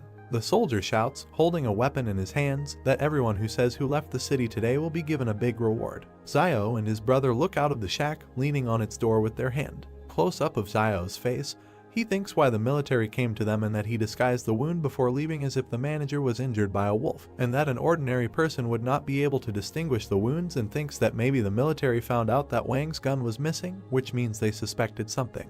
The hero's memories of how he leaves the factory, holding a pistol in his hand. The soldiers rudely question the people, and Xiao realizes that they are looking for a gun. Someone from the crowd raises his hand and shouts that he knows who came out in the middle of the night. The quack doctor shouts that it was Xiao and that he saw it with his own eyes. He turns and points his finger in the hero's direction, shouting that it is him. The hero's eyes are close up, sweat begins to flow down his cheeks. The soldier points in the hero's direction, instructing his subordinates to search Xiao. Old man Wang rushes out of his seat, waving his arms and shouting that Xiao is the same guy that Boss Luo asked to keep an eye on over the wall, and that they can't treat him like that. The head military man asks what old man Wang means, to which he replies that they can ask Boss Luo themselves why he is being looked after, but he has no right to speak. The military man remembers a man with a red shirt and rings on his fingers, realizing who Boss Luo is. He raises his head to look at old man Wang and shouts that even if Xiao is one of Boss Luo's men, then this is a serious matter and that the culprit must be found. After which he will personally go in the evening to make amends to Boss Luo and explain everything. The soldiers grab MC, they run their hands around, looking for something under his clothes, which displeases Xiao. The military tries to enter the brothers' shack and Yuan, clutching a knife, shouts that they cannot enter. But the older brother looks around, shouting to him that he needs to let the military through. The younger one has a confused face and is trembling. The charlatan smiles, looking at what is happening and grins. The soldiers enter the shack and begin to search for something in it. The younger one, looking from behind the door, watches as the soldiers throw things around in search of something. He clenches his palms and prays that they won't find anything. One of the soldiers begins to lift MC's frying pan, but the chief military man, clearing his throat, asks if they found anything. To which the soldiers look back at their boss, unanimously saying that no. One of them lifts the frying pan, not noticing a pistol in its shadow, and they say that this house is so empty that even if a pistol was hidden there, they would found it a long time ago. The main military man says that it is time for them to leave and the soldiers head out. The view from under the frying pan, under which the pistol lies, of the departing soldiers. Yuan sighs, the tension and anxiety disappearing. The soldiers stop searching the hero, and he stands with his hands raised, with a dissatisfied face. Xiao looks back at the quack doctor with a displeased face, causing him to jump up. Old man Wang comes up to Xiao and tugs on his shoulder, saying that it seems to him that he shouldn't have interfered and it looks like everything is fine with them, to which MC responds with gratitude. The old man smiles, laughingly saying that if it weren't for Boss Luo's admiration for Xiao, he would not have dared to stand up for him. MC looks up at the old man, asking what Boss Luo is doing and asking how he knows him. The old man, leaning close to the hero, says that Boss Luo is a representative of the consortium beyond the 113th wall and that he is simply delighted with his medicine. Xiao suddenly realizes that Wang sent his black medicine right beyond the wall. Holding the hero's shoulder, the old man continues, saying that Boss Luo said that from now on, if he delivers the portion on time every month, then he will guarantee that there will be no problems in the future outside the walls. Xiao looks around, asking if Wang could talk to Boss Luo and get them behind the wall. The old man wrinkles his face with displeasure, saying that they are all polluted people and how can they get behind the wall, and asks, saying that who will collect herbs for Boss Luo in the field if MC gets behind the wall. Wang sighs, saying that he also wants to get inside, and Xiao understands that if this Boss Luo still wants to benefit from him, then he would not let him go beyond the wall. Yuan, holding his head, approaches his brother, addressing him. He grabs him by the jacket with a trembling hand, sweat streaming down it. Xiao looks back at his brother, who has already simply fallen down. He looks down in horror and screams his brother's name, realizing what happened. The hero sits on the bed, touching his hand to his brother lying next to him. Xiao frowned and looked at him, telling him not to be so stupid. He might die from this fever. He thought that his brother had made a wish again to save him and would get hit back. Yuan opened his eyes and said, "But what if something happened to him?" The girl squeezes water out of a towel. She placed it on the boy's head. He turned his head, looking at her, and asked for forgiveness for causing her problems. She touched the towel on the boy's head and said with a smile that the two of them were just big kids. But if they weren't more mature than other kids, they wouldn't be alive now. He added that basically his brother is amazing. The hero looks thoughtfully at his brother, whom the girl is caring for. Xiaoyu and the boy turned around as the boy got out of bed and told them not to worry. He would lead them all to a good life. A doorway, a faint light inside the hut, a basket hanging on the wall. Yuan asked if it was really him. It was so cheesy. The sun illuminates the entrance to the house. The guy bent down, moved the fabric hanging over the doorway with his hand, and held a bucket in his other hand. He raised his head with a question. They called out to him and congratulated him. A man with glasses stands in front of him, holding a box in his hands, smiling, and asked if he hadn't heard that Tong was scared to death last night and ran away with the money, and now he is the only doctor in the city. The man extended his hand to him, said that the manager behind the wall had allocated Xiao Tong house, and he could move there today. He added that he had prepared a small gift for the brothers. The guy was surprised. The man put a box in his hands and said, "They are growing, so let them eat this to support their bodies." Xiao asked what it was. He opened the box. There was a nest on a white cloth. The man explained that this was a swallow's nest, which he had kept for many years. It was an excellent tonic. The guy took it with 2 fingers, looked to the side, said that he heard Teacher Zhang say that swallows' nests are held together by liquid, and that he thought that ordinary water should not be so viscous, so most likely the swallow uses for this your saliva. The man raised an eyebrow, sweat running down his face, looking puzzled. Xiao, with a sly smile, hands the nest to the man. He put his hands forward, loudly said that he should not give it to him and not be so disgusting. He added that there is also a bloodbird's nest, and asked what her nest is made of. Then, as he thinks, the hero suggested that it was from sputum with blood, and admitted that he was just joking. Let him not pay attention. The man put his hand on the guy's shoulder, suggested without further ado that he get straight to the point, said that Xiao had not gone to buy herbs for the last few days, so that black medicine should soon run out. He asked if this was so. The guy looked at him thoughtfully. The man shuddered. Xiao said, "Didn't he buy it recently?" He pushed the hero away with his hand. The hero smiled. He said loudly that the guy knew that he bought it for the big man behind the wall. Xiao turned away.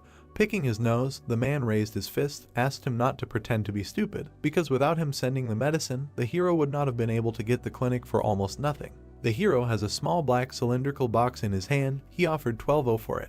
The man snatched the box from his hand, putting money in another, shouted that it was sold, in a notification of gratitude from Wang. Van leaves, waves his hand at the guy. The hero thought that he was quite interesting and sincerely thanks him. The man advised him to pack his things and move. Many have already had their eyes on that brick house. The hero with his younger brother and girl approach a brick house. They stand in front of the door. On the left there is a wooden table with an inscription. They entered and looked at the wall where the red tapestry hung. The boy pointed his finger up and asked his brother to look at the banner hanging in the center. There is an inscription embroidered on the banner with golden threads. Xiao squinted and read, "Skillful hands bring it back to life." He frowned. A screen appeared with a quest chain and a question asking if he wanted to continue rescuing 10 patients. He agreed. He turned around. Behind him a man put his hand on the shoulder of a woman in a pink jacket. "They need a doctor." The guy turned to them, folded his hands, smiling broadly, and asked what injuries they had. He allowed himself to tell them that it was the right decision to come to him. The man put his hand on the woman's stomach, said that this is wonderful. His wife is 4 months pregnant. This morning her stomach suddenly hurt a little. He was afraid that something had happened, so he came for advice. The guy, smiling, hesitantly asked for advice. He was petrified when he realized she was pregnant. He closed his eyes, hand on his chin, frowned, thought this was a little difficult. The couple became nervous when the guy asked who to save, the mother or the child. The man clarified, to save. They closed their eyes, knitting their eyebrows, misunderstanding and fear on their faces. They fell upside down. Xiao scratched the back of his head, apologized with a smile, said that he knew nothing about gynecology, and it would be dishonest for him to continue to deceive them. He put his hands on the shoulders of the couple standing opposite him, said that they could borrow a few books from Mr. Zhang at school, and should not take any pills. He remembered that pregnant women should not take medicine. If they still don't understand something, they can ask Teacher Zhang. They looked at each other in bewilderment. The guy waves his hand, wishing all the best. The man looked around awkwardly. The woman admitted that she felt Zio was a little better than the previous doctor, who was afraid that she would not buy his medicine when she was sick last time, and in the end she did not feel better even after taking it. They bowed, thanking him. The guy looked up in surprise. On the glowing screens both thanks were from the woman. He closed his eyes, lowered his head, did not expect that with a little hint he would earn 2 thanks just like that.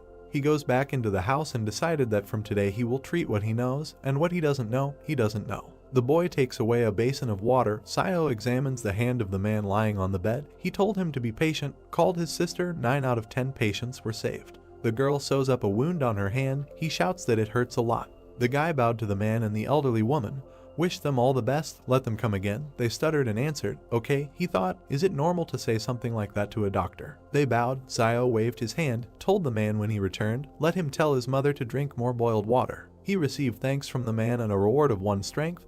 The task of the next stage to save 20 patients. Zio stands with his back against the dark blue background, thought that the difficulty had increased again, and asked the palace for his current strength and agility scores. A guy in a room with blue walls with gold ornaments, on the screen strength 5.5 and agility 4.1. He thought, not bad. Ewan holds a box of surgical instruments and said to his brother, why don't he treat all these patients? It's also money. The guy raised his hands, put the bottle on the top shelf, asked what he would do if he didn't know how to treat them. Complicating their illness would be even worse. He held his hand on the shelf, looked back, added that the previous doctor also did not know how to treat, but still treated patients. Palm on the cabinet, looking at his brother standing opposite. He said that they cannot follow his example. What happened to him now? No one helped him when he was in trouble, so it is important to have at least a drop of humanity. Ewan looked up, frowned, and objected that if something happened to them, then there would be no one to help them. Now many would only be glad if something happened to them. Zio put his hand on his shoulder. He bowed his head and tried to break free, but his brother held him tightly. Zio leaned towards the boy and said seriously, don't let the sadness of their age become his sadness. Ewan furrowed his eyebrows, a bead of sweat on his face, looking at him. A man looked out from behind the door. The hero turned his head, was surprised, and he turned to the doctor. A man in a blue jacket stands with his shoulders raised, timidly said that he seems to have a big problem, asked to look at it and leave everything a secret. The man began to sweat. Ewan looked displeasedly at his brother, who, barely holding back a smile, asked what was wrong with him and added that he would not treat him if his baby was no longer standing. He asked not to talk nonsense. He entered the room and closed the door behind him. He turned around, narrow eyes, a grin, said that he would demonstrate, just don't let them be scared. Menacing look of the guy, silent. The man raised his head, his cheeks puffed out. Zio covered his mouth with his hand, and the man standing opposite spat out something. There is a large glowing bubble in front of the hero. He was surprised, that's all. The bubble burst. A whirlwind of light. The guy covered his head with his hand. Ewan was scared. The flow of air knocked Ewan off her feet. Zio covered himself with his hands and resisted. The boy is sitting on the floor and calls out to his brother standing in front. The clouds of smoke dissipate. The man leaned over and put his hands forward to protect himself. Zio thought the power was not very strong, but it is definitely not something that can be done with an ordinary saliva bubble. He looked at him and said that he thought that he was not sick, but simply had some kind of supernatural powers. A drop of sweat on the man's cheek, leaned forward slightly, asked in surprise, is it the same as turning into a train out of thin air or something like that? Has unusual abilities awakened in him? Zio answered in the affirmative. He bowed low, thanked the doctor and said that he would return to his parents and tell them. The guy received thanks from him. Night, home of the hero. The brothers are lying on the bed. Zio is on his back. He puts his hands behind his head. He thinks that people with abilities are starting to appear in small trading cities. Will these times really change dramatically soon? He closed his eyes, smiled, thought, the world is becoming more and more dangerous. It's good that he has a palace. Today he has collected a lot more thanks. He hopes to unlock the weapon as soon as possible. Someone grabbed the stone fence with his hand. There was a rustling sound. The guy sat down on the bed and became wary. A group of men climbs over the fence. They jumped to the ground. A shadow fell on them and they looked up. In front of them, Zio with glowing red eyes crossed his arms over his chest and said hello. They were scared and screamed. The guy kicked the man below the belt. He fell to the ground. Others stand nearby, looking at the hero. The victim raised his head and shouted, why did they get up? Let them attack. They raised their fists and went at the hero. Zio looks at them with a stern look. A month in the sky, a house behind a stone fence. They fell to their knees in front of him, touching their heads to the ground, asking for mercy and to spare their lives. He raised his head, looked down, and asked who sent them here. Soldiers in camouflage with bulletproof vests and weapons. One of them knocks on the door with persistent requests to open it. Zio turned his head, gritted his teeth, and thought about who else was brought here, that everyone couldn't sleep in the middle of the night. The guy opened the door slightly. The man said that there was a search order. The soldiers are perplexed and silent. The guy asked what it was. Zio stands at the door with a banner around his neck, smiling, asking if he can find out why they are all gathered here so late. The soldiers laugh. They say he uses the banner for protection. He is crazy. The hero in profile, eyes closed, smiling. He thought that they would not continue the search after seeing the banner. The man pointed his finger forward and ordered a search. He pushed the hero aside. Soldiers entered the house. Zio asked if they didn't conduct a search last time. He shouted back that the last time was the last time, and this time was this time. The hero looks at his back with irritation. Men are sitting against the wall, trying to get into the house. The soldier unties their hands. The main one shouts, "What a bunch of losers." They were sent here to look for weapons, and not only did they not find it, they were also captured. He looked back at Zio, who turned his head to the side, humming a song. The man said with a serious face that his name was Wang Qinjiang, and if Zio wanted to express his dissatisfaction through Boss Luo, let him say his name. The guy smiled nervously and said, "Oh well, did they do anything?" He wondered if this person might have something to do with Wang Dingyang. The soldiers leave the house. No firearms were found, the guy thought, and if this is so, will he let him go so easily? There were soldiers lined up behind Qinjiang. He looked at Zio and said, "Until they catch the one who stole the firearms, he will continue to check," then warned him to be careful, gave the order to leave. The man put his hand on the hero's shoulder and said that if he had been born behind the wall. The guy looked around. Songyang removed his hand and, leaving, said, "Then he would become an excellent soldier, not like this heap of garbage." The car's headlights are on. The soldiers are leaving. Zio is standing outside the house, thinking that fortunately he hid his gun on the mountain when he was collecting herbs 2 days ago. He closed his eyes and exhaled. This murder had really caused him a lot of trouble. The hero's stone house, early the next morning. The brothers were in bed, opened their eyes, woke up from exclamations. Everyone looked. The group returned. They left the house. Yuan asked if they weren't only away for a week. Why did they come back so soon? Zio guessed a week or so. People are getting out of a military SUV. In front is a soldier with a bandaged hand. The boy said they were all clean and healthy before leaving. Now, one is dirtier than the other. Zio thought that in such a time they would not have reached the foot of Jing Mountain. The only danger that could stand in their way was wolves. The wounded are passing by the hero. He thought that the wolves came here just at the time of their departure. What did they encounter then? He looked to the side and noticed that, judging by the extent of the damage, only his clothes. Among the soldiers, there was a girl with long dark hair and a cap and hood, her hands in the pockets of her jacket. He thought she was completely comfortable with weapons and seemed to really be much better than the rest. Yuan, standing next to the guy, looked to the side and asked if they were going to Old Man Wang.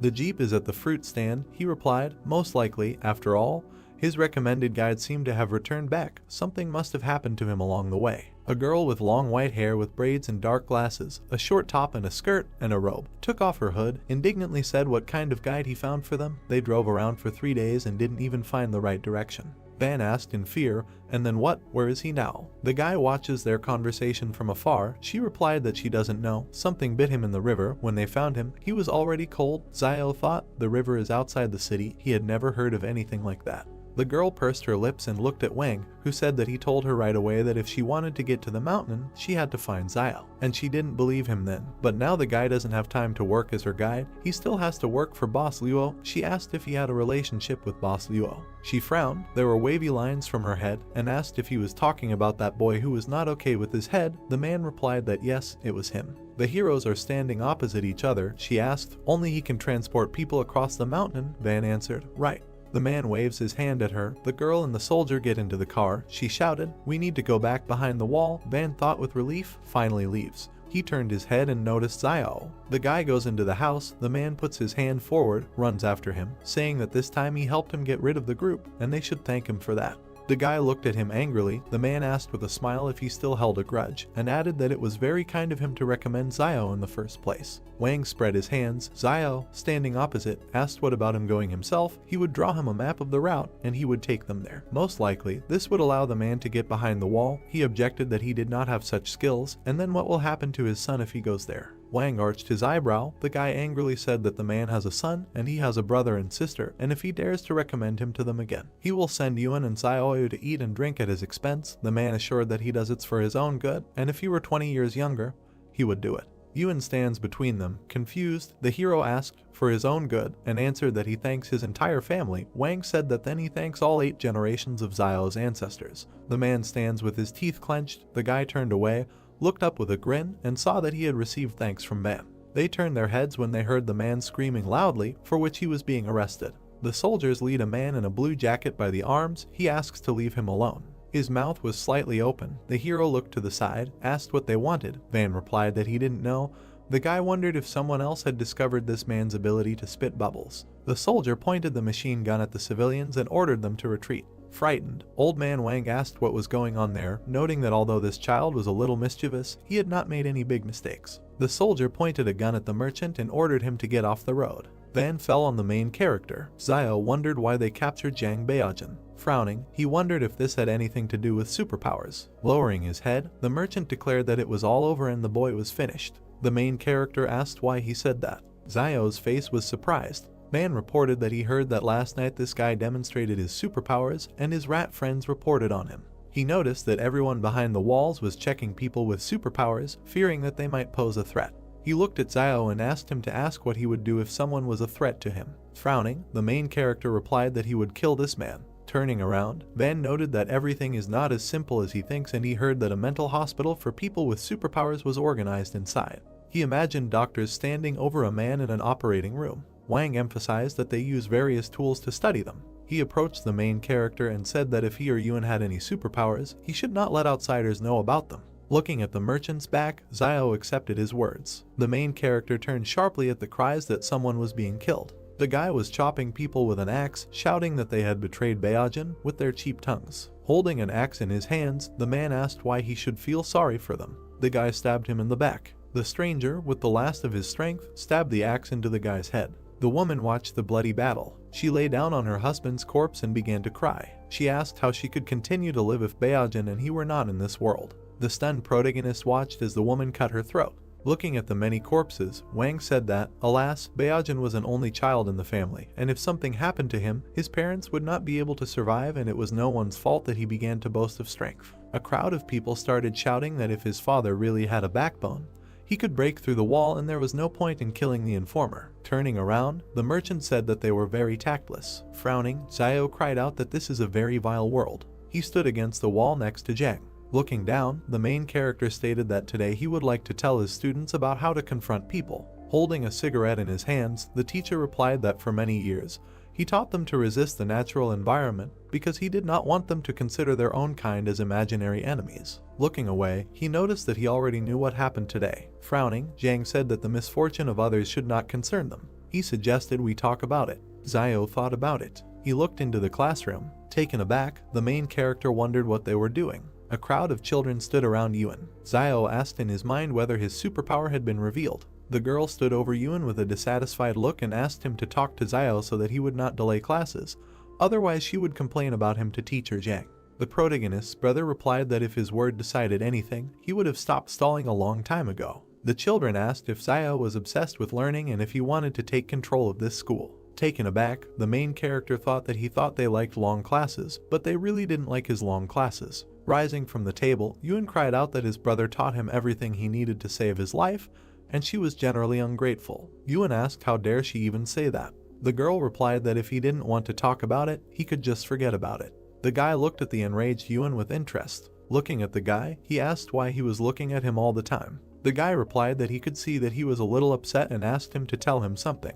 He said that yesterday he had a dream that his father found him a stepmother, but she treated him badly. Yuan replied with a serious look that this is normal and dreams are usually the complete opposite of reality. The guy replied that he knew this and asked Yuan not to be upset, noting that he did not think that the students did this on purpose. Placing his hand on the guy's shoulder, Brother Xiao said that it was possible that his father could find him a stepfather. Taken aback, the main character began to think that they were of the same breed. Raising his fist to his mouth, he told the children that classes were starting. Standing opposite them, he asked if they knew which parts of the human body were most vulnerable. He said with interest that he would then start with what they were most familiar with, the neck. Xiao noticed that there are about 20 cartilages in a person's neck, located next to the trachea, and damage to any of them can instantly incapacitate an opponent.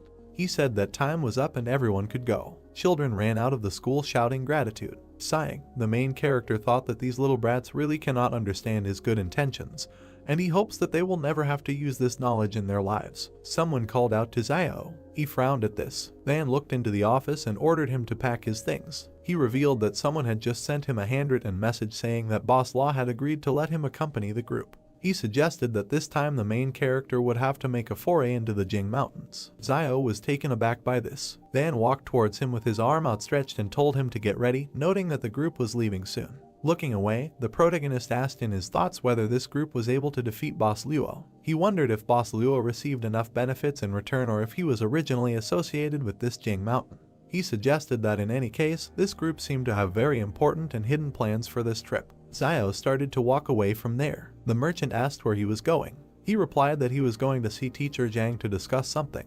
He reflected that it seemed like he had no choice but to go with them. The main character came up behind the school and said that he needed to go to Mount Jing. Sitting at the table, the teacher asked if he had to leave. Xiao replied that it was so. Frowning, he said that Zhang had seen the end of Baojin, adding that his life and the teacher's life were in the hands of this group of people from behind the walls. The main character emphasized the fact that if he refuses now, he is afraid that in the future it will be difficult for him to live in a trading city. Looking at Xiao, the teacher said that during his absence, Yuan would live at the school. The main character bowed and thanked Teacher Zhang. Looking after Xiao, he asked to take care of himself. The bright sky enveloped his hut. Yuan asked if the protagonist could not go to Mount Jing. While packing his things, he asked him not to worry, noting that he would return. Yuan's face was sad. Xiao handed the money to Xiaoyu and asked her to take it and remember to buy some cigarettes for the teacher during his stay. Closing his eyes, he thought about what if Sister Xiaoyu had any thoughts about money. She could just take them and leave, at least without hurting Yuan. He noted with an angry face in his mind that it was a little unpleasant to think about, but it was probably the right choice at the moment. He noticed that in the end, in this wasteland, even relatives can turn against each other for the sake of profit. Smiling, Xiaoyu replied that she understood what he meant, noting that she would take care of the rest and Xiao could go in peace and return healthy. The main character looked at the door to the exit. A blue projection appeared in front of him with the task of refusing to go with his peers to Jing Mountain. Taken aback, he asked in his thoughts what was the matter and whether the palace wanted him to go there. He wondered if it would really be that dangerous. He left the hut. Crossing her arms, Xinyu stated that he should already know who they are, so he should get ready, after which they will leave. Xiao began to pretend to be sick and said that Dad's father's name was grandfather and Dad's mother's name was grandmother. Taken aback, Xinyu asked if this man was really that sick in the head. Smirking, the soldier asked to stop pretending, noting that they had already dealt with each other. Frowning, Xiao asked in his mind if it was Wang Qinjiang. He guessed that this time pretending wouldn't work, and as long as this guy was around, he was afraid that he would have to go even if he didn't want to. Crossing his arms and turning his head away, the protagonist declared that he would not go. A white stream of energy flew through the palace. A message appeared that the task was completed, and the reward was a basic skill copy scroll that learns the abilities of others. The joyful protagonist asked in his thoughts whether the task was completed. Embittered, Qinjiang asked why he decided that. Xiao walked past him, saying that he was coming. Approaching Xinyu, he stated that he could go, but he had several conditions. He noted that he wanted 30,000 as a reward. Xinyu replied that this was impossible and offered 10,000. Fingering his fingers, the main character agreed and asked to add 10 bags of salt, 10 packs of cigarettes, 100 kilograms of rice, etc. After interrupting him, Xinyu agreed to 30,000. Pointing his finger at Qinjiang, Xiao noticed that he had one more condition, that if he went, Qinjiang would not be able to go. He grinned and said that the main character was funny. Xiao thought that this guy had searched him twice because of Wang Dingyang's matter, and if he went to the mountain with them, he might get into trouble. Xinyu looked at Yang, who nodded. Standing in front of them, Xinyu agreed. Bet Songyang is not going with them. She asked if they could go now. Smiling, he asked to wait, noting that now they were all members of the team, and he still didn't know everyone's names. Xinyu replied that they were not teammates with the refugees, and he was just a guide and should not be too overconfident. All team members looked at him and introduced themselves. The girl with a serious face said that her name was Yang Xiaojin. They asked if he was ready now. Smiling, the main character replied that he was now ready. He waved from the truck to his brother and Xiaoyu. Yuan folded his palms, and Xiaoyu asked him not to worry with a smile, noting that he would return safe and sound. A convoy of cars moved through the wasteland. The main character thought about what Teacher Zhang said earlier, that the remaining traces of asphalt on the roads were left before the disaster. Looking around, he thought about what the roads were like in those days. His face was filled with interest. The main character noticed in his thoughts that, nevertheless, recently all the vegetation has noticeably blossomed and even the cabbage in Teacher Zhang's house has become taller than ever. Looking at the dense forest, he noted that this was not bad and that perhaps soon one potato would be enough to feed a family of 3. With his hand on his stomach, Xiao said that for some reason this group doesn't say anything about snack breaks. He was suddenly surprised. Moving aside a piece of cloth, he saw boxes of cookies. The main character began to drool. The evening sky enveloped the area.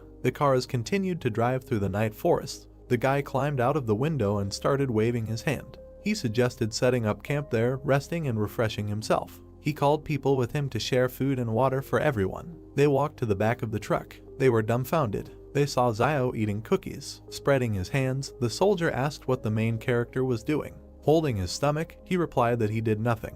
Yang and Xinyu watched from the car window. The guy asked what kind of pig Xiao was and how he was able to eat 5 packs of cookies. Yang watched him with a serious look. People began to carry him away, and the main character shouted for them to let him go and leave him with the cookies. Pointing his finger, the guy asked Xinyu to go back and get another guide. Xinyu looked at the guy and stated that Wang Fugri said that only he could lead them through Jing Mountain. Yang continued to watch him closely. Xinyu replied that they could do whatever they wanted with him, but this should not interfere with their journey, and when they returned from behind wall 112, they could do whatever they wanted with him. They began to take the main character away. Xiao kicked a stone. Turning around, he began to eavesdrop on the soldiers' conversation. They were discussing that they say that the protagonist is the only one who can guide them to Mount Jing, but he doesn't even know how to prepare a tent. The guy noted that they would see how long Xiao could last before he died there like the previous guide. Frowning, the main character asked what was wrong with him eating some cookies. The angry guys stood in front of him and shouted asking if he had eaten a little. The angry soldier said he was warning him that he is just an ordinary tramp and should not try to break a stone with an egg. Looking at the guy, Xiao asked if he knew that the egg would break if it hit a stone. The soldier asked if the egg would break. Closing his eyes, the main character replied that this was not true. The military man asked what would break in this case. As he left him, he replied that the chicken's heart would be broken. He suddenly turned around. Looking at Yang in the car, Xiao wondered if she was just looking at him. Yang adjusted her cap with her hand, a slight smile on her face. The stranger began to shout that he had found traces of the beast. The soldiers near the fire were surprised by what they heard. The guy fell to the ground. Stunned, Xiao noted in his thoughts that usually few animals could survive on the outskirts of the forest. He asked about what kind of animal could be there. Examining the tracks, the soldier asked if he had seen any tracks the last time he passed there. The main character pushed the soldier away. The guy asked what he was looking at. Examining the tracks, Xiao wondered if the tracks of a deer spooked them. Turning around, he saw traces of the fire. Looking around, Xiao noticed in his thoughts that in nature, not cleaning up food waste is a bad habit.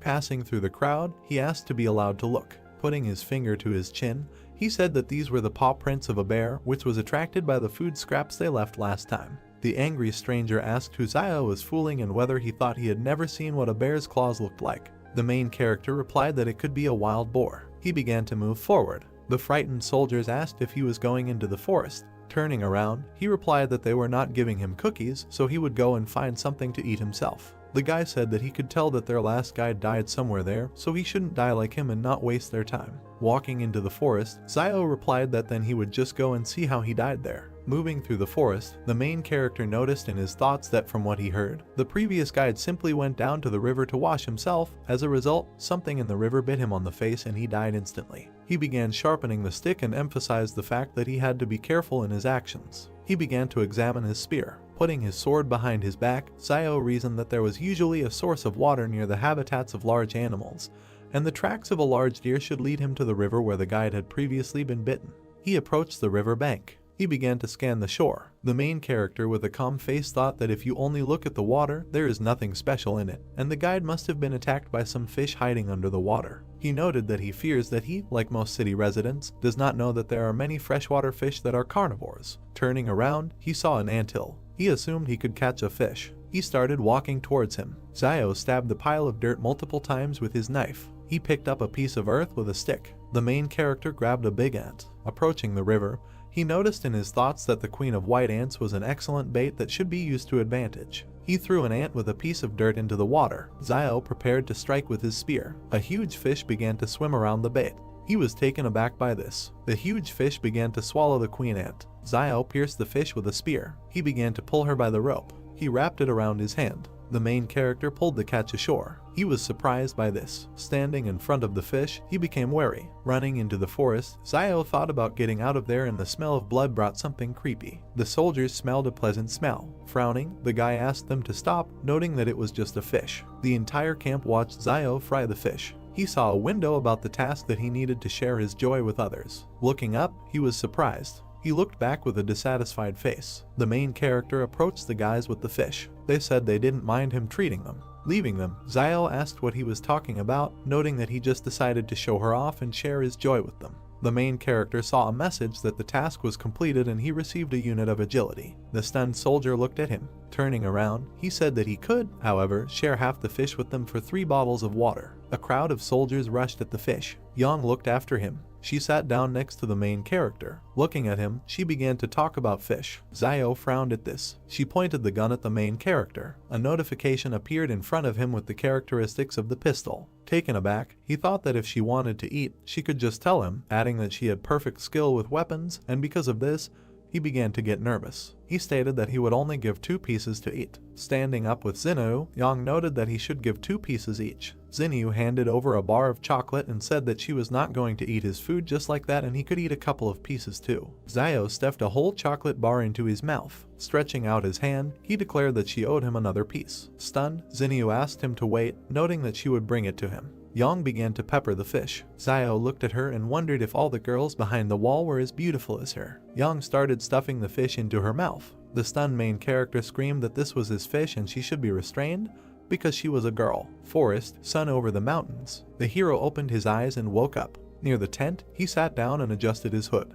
He looked to the side. A man is sleeping in a tent. The soldier sitting on the bench with a weapon yawned. The guy frowned and looked thoughtfully towards the forest. I approached a certain place, there was nothing on the ground. I was very surprised. In the background, the hero is standing in front of the fish bones. He crouched down and pulled out a bone from behind his back. The guy thought that last night he had thrown the remains of fish bones here, and now they had all disappeared. He looked up and thought, maybe they were dragged away by ants. After all, mutant ants are the size of a finger. If there is a nest nearby, they can easily drag all these bones. The guy returns from the forest. The soldier puts the box down. The rest collect their things. The man with the beard turned around and noticed the guy. He pointed his finger to the side and told Zio that he would go in the first car and show the right road. The guy looks at him and asked him to tell everyone to stay as far away from the river as possible. Zio turned away from the man. He gritted his teeth and asked gloomily, "They are far from this river and there are only a few fish in it. Why should they be afraid?" The man at the truck waves to the hero walking forward. Everyone back to their cars, you can go. Wheels of a military vehicle. The guy looks out of the car window. The driver shouted in fear, ahead.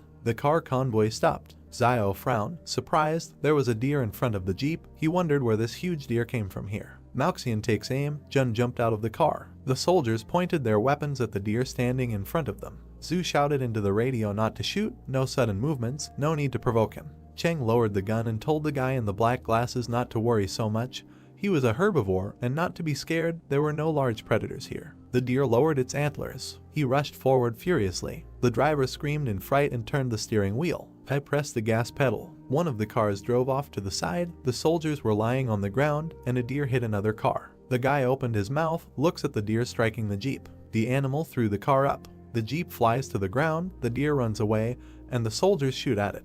They run to the man by the truck. The hero gets out of the jeep. The guy looks to the side thoughtfully. It's strange to him that Jan didn't shoot. She always looks like she's staying away. The girl looks ahead thoughtfully, her hands in her sweater pockets, behind Jun with a gun by the car. The soldiers help the guy at the overturned car. The man in the robe calls Zio. Isn't he a doctor from the trading city? Let him help. The hero goes to the victim. A man with a bruise on his forehead raised his hand to his ear and clenched his teeth. The guy looks down and thought, it's just a scratch, no big deal. He closed his eyes, put one palm on top of the other, raising one finger, and said that the pain would go away, get better faster, get better sooner. The man with the beard raised his fist and was indignant. Who even treats like that? What kind of doctor is he? Confusion on the faces of the men. The guy folded his palms and answered, a healer. The man in the robe pushed Zio away and shouted at him to leave. He was only in the way. The guy turned his head and heard the man ask if the car could still be repaired. A guy with a black bandage on his head is following Zhu. The junior lieutenant replied that it is broken to such an extent that it can hardly be repaired, but there may still be people sitting in the back of the remaining cars.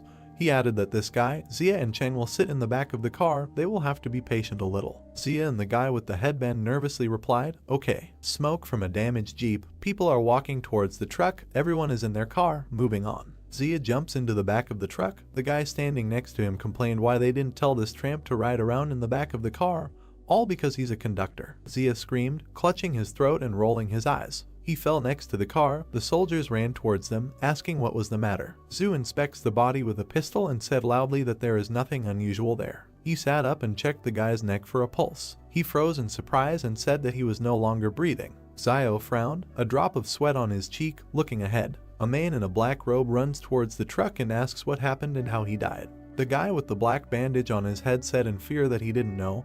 He had just climbed into the car when he screamed behind him and fell dead. He didn't see anything. Trees with a green crown. Someone paid attention to the trees, shouted, "It seems that there is someone in the forest." They look around tensely. Zhu looked back. The man with the beard was begging him to come back. It was too strange. Zhu looks to the side, gritted his teeth, said sternly, "No way."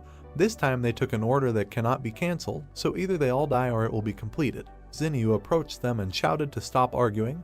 They needed to get out of here immediately. She looked to the side and said that Zio would lift Xia into the back and ride in it himself. The hero raised Xia's head, pulled back his hood, and there was a bee sting on his neck. The man with a beard pointed his finger into the back of the car and told the guy sitting there to get into the front car. Zio examined the wound, wondering if bee venom could kill an adult in a few seconds. He looked back gloomily. The man asked what he was waiting for. He needed to load the body into the back. The guy replied. Now, he thought that this wilderness was becoming more and more dangerous. A black bag with a body in the back. Zio took a bite of the cookie and asked what he couldn't do at home. He needed it all. He sits in front of the bag, eats cookies, takes a new pack out of the box, said that in the end, he lost his life. And because of his death, he was forced to sit back in the back, added that if he doesn't finish all the cookies in the car today, they won't call Zio. The men in the car looked back with displeasure. A guy with a beard asked who this guy was talking to. Another suggested that he was really sick in the head. He pulled back the collar of his sweater and asked displeasedly, "It's almost winter now, so why is it getting hotter as we move north?" The hero is eating cookies, turned his head, thought, the temperature rises even at such a great distance. Cars are driving towards volcanoes.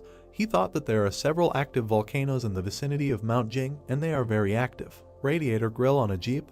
The evening of the next day, the car stopped. The soldiers got out, looking at the volcanoes in the distance. They raised their heads. A man in a robe pointed his finger up, noticed that something was written there. It is written on the stone that it is better not to enter alive. They can't understand what this means. Zhu looked back at Zio, frowned, and asked who carved it. The hero in profile, looking up, replied that he didn't know. These words weren't there when he was here last year. The man in the robe pointed his finger at Zio, shouted why he came here. He should not come to such a place. Even if he was hunting here, he was indignant about who he even was, and was clearly hiding his identity. Zio grinned evilly and replied that yes, there was something he couldn't tell them, actually. There is a dragon next to him. He winked, extended his hand forward with a thumbs-up gesture, and said that he is a descendant of dragons. The men and the singer were perplexed. There was a pause. Zhu pointed a gun at him, said that there was too much suspicion in his direction, so you need to tell it like it is. He asked if it was he who came here and cut out these words. The hero closed his eyes, raised his hands, and replied that the inscription was so high that with his height he would not be able to reach it, of course, if he could not put the stone on the ground. The man with the beard shouted angrily that he never answered what he did here in the past. Zhu scratched his head and said that last year he encountered a pack of wolves, and the wolves drove him here. The man was indignant, shouted what nonsense, how could a child survive an attack by wolves, asked, well, what made the wolves leave him alive? Zio frowned, looked to the side, and replied that at that time he was not the target of the wolves, he just happened to be there. The hero runs away, saying that he was in a hurry to hide in the forest. A pack of white wolves with glowing eyes, he didn't expect them to catch up with him. As for how he survived, the guy looked back at the wolves. They stopped chasing him as soon as he entered the Howling Wind Canyon. Zhu and the group members opened their mouths in surprise. Sunset, a whirlwind of wind among the rocks, the man asked. Even the wolves stopped chasing him when he came to this place. In this place there is something worse than a pack of wolves. The guy raised his hand, eyes closed, replied that he was hiding inside for 2 days, and when they left, he just came out, so he doesn't know what's next. He opened his eyes. One of the soldiers remarked, they know about people with superpowers. The guy in the blue sweater spread his arms and said, maybe this inscription was left by one of them. A swollen vein on his temple, Zhu ordered him to remain silent. This is a military secret. The bald guy in the blue jacket frowned, objected. Who is he pretending to be? How long can he be an officer? He thinks they will be left behind. Even if this mission is not completed, does he really think Ma Xin will let them go when they return? Zio looks to the side, wondering how this private army can be so disorganized that the soldiers dare to contradict their officers of their own accord. Now he is even more sure that they have a different purpose for the trip. Truck with boxes. The heroes looked around and asked what the sound was. Apparently, it seemed like someone in the back of the car. Bending down, they walk along the truck with weapons. Zhu stepped to the side, pointing his gun at the black furred creature sitting in the back. Zhu and the soldiers shoot at him. They froze in surprise. There was blood, there was a shot mouse among the boxes. He said, "Everything is fine, it's just a mouse that came to steal food." Zhu shouted Zio's name with rage. The guy approached him and asked what it was. Standing in a stupor, Zhu asked where Zia's body was. "There is nothing in the back except boxes and a mouse." The man with the beard pointed his finger at Zio and asked if he hadn't been sitting in the back all this time, where was the body? The guy looked at him gloomily and replied that he did not know when the body disappeared. He thought, how could a normal adult man weighing about 90 kilograms disappear without a single sound? A man with a beard turned to the junior lieutenant and said that they should return. "It's too dangerous here." With a stern look, Zhu looks up and remains silent. They are standing by the car. He asked everyone to come here. He said that they need to discuss everything before deciding what to do next. Everyone gathered around Zhu. He said that words were left at the entrance to this gorge. It is better not to enter alive. He suggested that in the depths of the gorge there could be dangers that even a person with superpowers would find difficult to cope with. Looking ahead, serious face, on the other hand, there are also hidden dangers lurking in the forest. Zia's mysterious death, the inexplicable disappearance of his body, and all these incidents remain unanswered. Glasses on her head, Xinyu looked at him and said, "In fact, although the forest is dangerous, it doesn't seem like their entire army will die in it, but it's hard to say what dangers await them in the gorge." Zhu lowered his eyes and thought. The girl pursed her lips and looked at him silently. He was surprised when she asked if he was worried about the situation after returning behind the wall, and told him not to be afraid. She would find a way to help him transfer from the private army when they returned. He looked away, clenched his teeth, and said that this was not what he was thinking, but he agreed with her opinion. Zio stands behind them, looked back. Zhu noticed that it was too dangerous ahead. The guy jumped on the hood of the car, looking at the animal sitting on the top of the rock. Zhu summed up, "Today they will all rest here, and tomorrow they will return behind the wall." The man in the robe sighed with relief. "This is great." Zio frowned and opened his mouth in amazement. A white wolf with glowing eyes bared his teeth. The guy turned and shouted, "There are wolves here, quickly into the gorge." Xinyu looks up in surprise. The guy in the robe shouted, "Has he gone crazy? Wants to die?" Zio jumped into the back of the truck. He looked back and angrily shouted at them to run into the gorge or die right now. He grabbed the dead mouse. A pack of wolves is heading towards the gorge. The wolf attacked one of the soldiers, the others ran away. The predator jumped into the back. The hero with the mouse in his hands looked back. The guy jumped down, the wolf behind him. A man in a robe points his finger forward, pushing away a guy who is trying to get into the car, shouting to let them go quickly. Zio bent down, his hand on the wheel of the truck. The wolf pounced on the soldier by the jeep. The wolf eats its prey. The hero looked at them and ran past. The car overtook him and turns around. The jeep drove up to the hero. The car stopped next to him. Jan opened the door, extended her hand, and asked her to climb in. The girl's pistol is pointed at the driver's seat. The hero looks at her. He thought, she didn't seem to be around. Maybe she was leaving to reconnoiter the situation, and in order to save him, she actually threatens the driver with a pistol. Frowning, he wondered how a car could outrun a wolf on this terrible road in this wilderness. Yang pulled out another gun and pointed it at him. He was scared. Sweat was running down his face. The girl screamed for him to get into the car. The wheels of the cars hit the gas. They leave the pack in cars. Wolves in blood, glowing eyes. The predators turned and went into the forest. The soldiers got out of the cars, looking back in surprise. They really weren't trying to enter the gorge. They were saved. The man with the beard, embarrassed, looked to the side and said that it seemed that the tramp had not lied to them earlier. The guy was holding a rat by the tail. The man pointed his finger at him and asked what he was doing with it. Zio took it in his hands, closed his eyes, answered to eat it, or he thinks that he just took it to wear it. The men look at the dead rodent with disgust. The hero said that the food was in the back of the truck, and he stayed there. What else will they eat? This mouse ate his cookies, and he will eat hers. That's fair. The girl stuck a knife into the mouse lying in the guy's hands. Yang raised her index finger and said that she wanted to share, and in exchange she could lend him this knife. Huge spider legs above Zio's head. He asked with a sly smile, how about giving it to him? Blood splashes. The girl shot at a huge spider next to the hero. He dropped the mouse. The spider fell to the ground. The guy clenched his teeth and looked up. The heroes look up. Many spiders are descending towards them from the mountain. A spider with glowing red eyes opened its mouth. The guy shouted what it was. He looks up and shouts to everyone to run away. A blue screen appeared in front of him with a task. He needed to help at least 10 people escape from the gorge. Zio shouted with rage that he should not interfere with his help. Dark silhouettes stood near the vehicles and shouted about what it was and that they needed to run. The insect flew over 3 cars. When the beetle was near the car with the cargo, someone started shouting for people to get into their cars. The insect flew further. It noticed a man running along a car without a body. The monster readied its chalicery while the man continued to run and call for help. The man turned around, sweat appearing on his face. An insect with glowing eyes knocked the man to the ground. Many monsters with red eyes descended into the gorge and chased the fleeing people. Someone tripped over a stone and fell. The man was trembling, sweat appeared on his face. A monster with red eyes was preparing to attack him when he stuck his hand out in front of him. Red liquid splashed to the side. Zio cut off the monster's head with a knife. The main character opened his mouth and looked away. A man lay on the ground with empty eyes and foam at the mouth. Zio grabbed his clothes. The guy threw the man on his back and ran away from the horde of monsters while he asked him to wake up because he needed him to drive the car. The main character ran to the car. When Zio threw the man into the car, he hit his head on the steering wheel.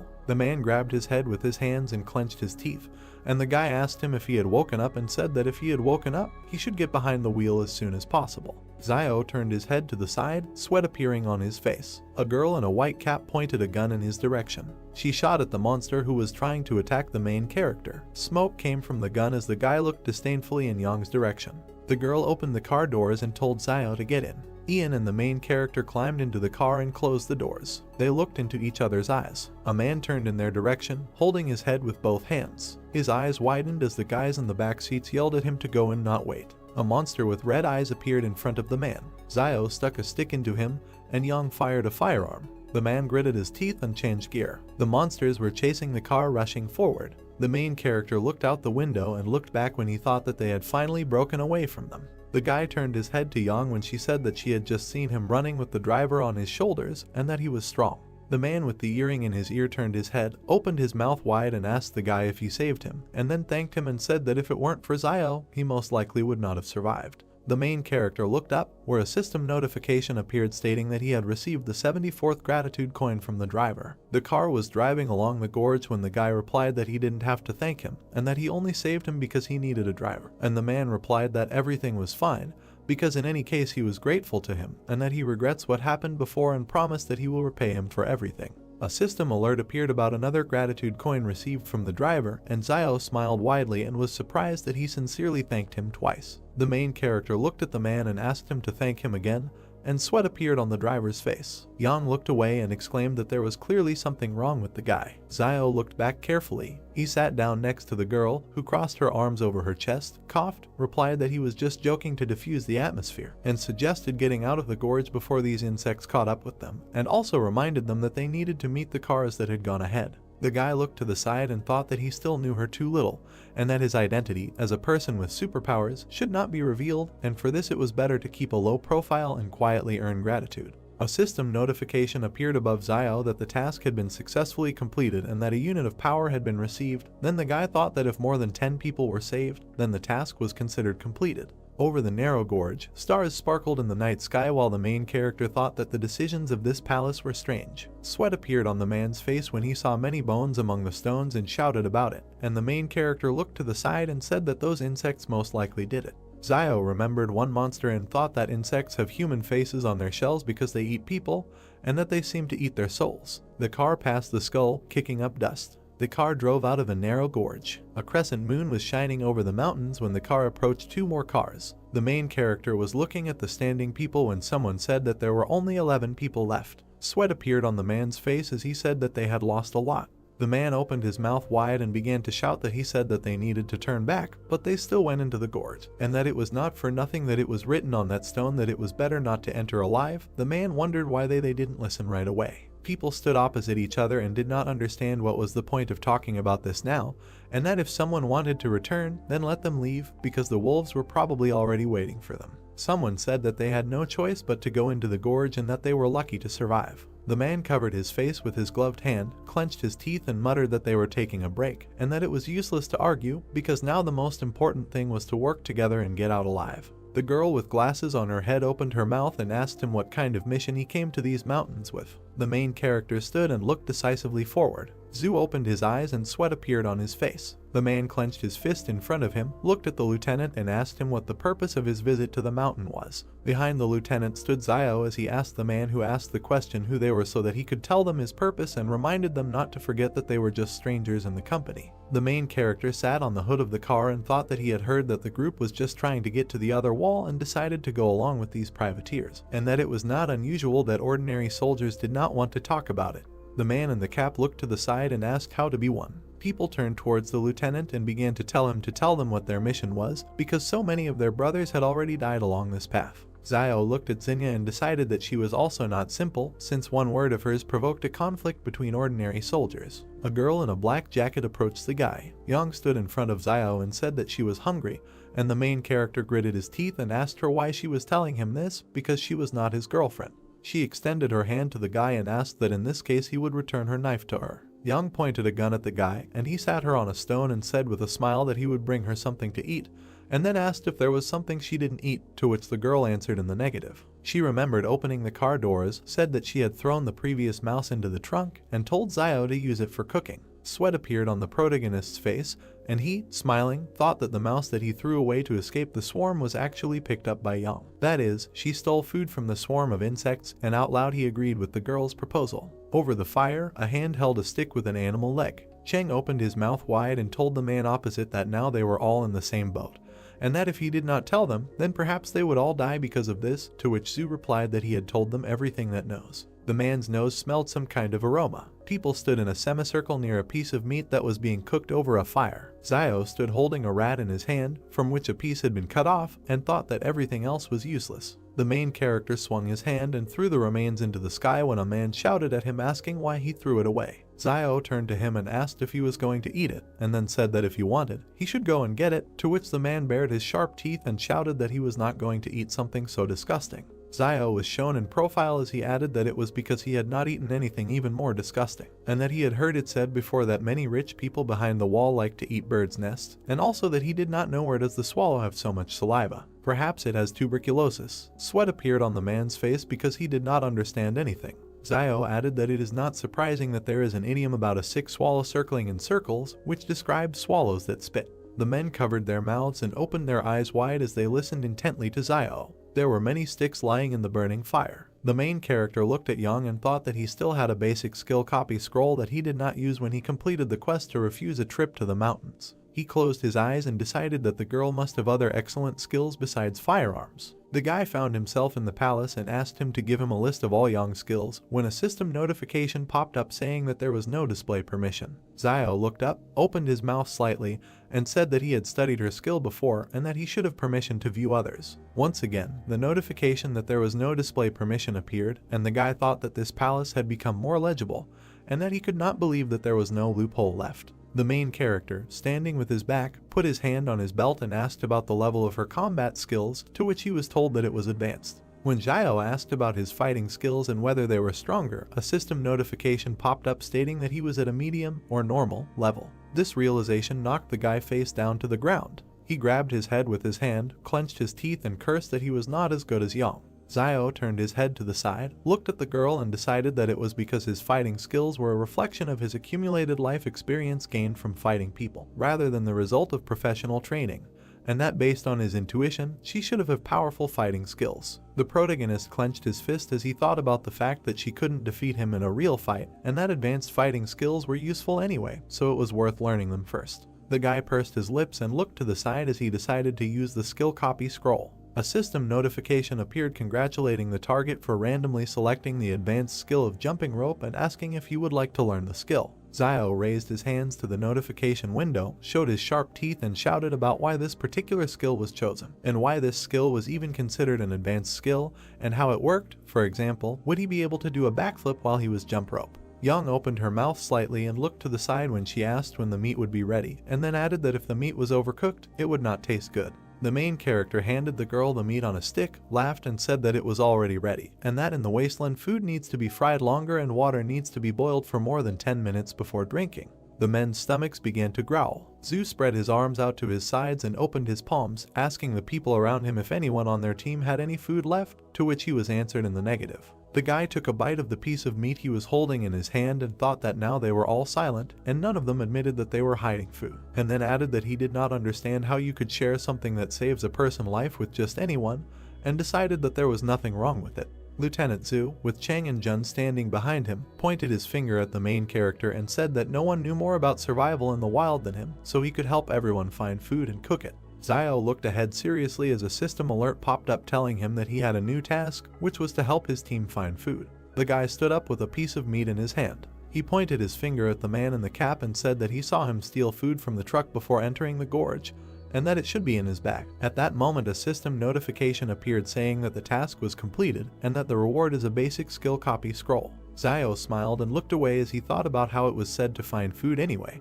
but there was no mention of where to look, so everything was fair, and then he added that he liked the way the palace graded tasks more and more. Zhu extended his hand in front of him with his palm open and ordered the man in the cap to take out the food. Cheng opened his eyes and mouth wide and screamed, asking what they were doing when he went for food, and then he himself answered that they went for clothes, a tent, and the star went for his cosmetic bag, after which the man asked again about that. Why should he share food with them now? Zhu frowned and exclaimed that he was doing this for the benefit of the entire team. Cheng pulled out a weapon and pointed it in front of him as he asked the lieutenant if he still thought he had any power now. Zhu opened his eyes wide and became angry when the barrel of a gun was pointed in his direction, and Cheng suggested that he try to touch him. There were other people standing near the two when the guy in the cap shouted that he should not try to take the food from him. Zhu looked at the gun, gritted his teeth and asked him to share with them now, and as soon as it becomes light, they can find food for everyone. Cheng, with a bandage on his face, opened his mouth and said that it was still unknown whether they would get out of here alive or not.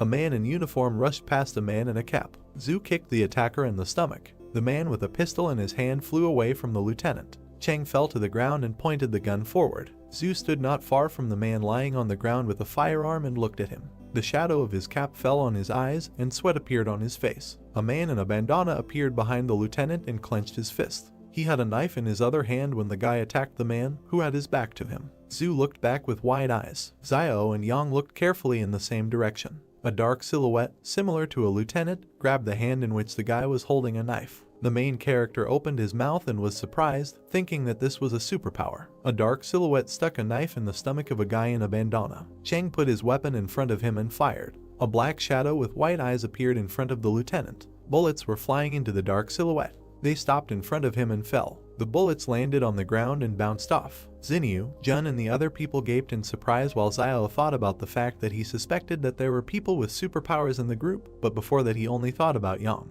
The main character opened his eyes and mouth wide when he thought that no one would have thought that Zhu would hide it so well, and that it was a pity that there was no skill copy scroll yet, because he had to copy his skill when there will be an opportunity for him. Zio closed his mouth and looked to the side. A girl in a hood with ears was sitting next to him. The guy asked her if she was interested, and Yang continued eating meat and replied that she was interested. The main character looked away and thought that she absolutely didn't care about what was happening. Zhu stood between two black shadows. The silhouettes disappeared, and a guy in a bandana was sitting on the ground next to the lieutenant. Zhu parted his mouth and looked away as he said that he was just trying to find a way out of their situation and that he didn't want to offend anyone.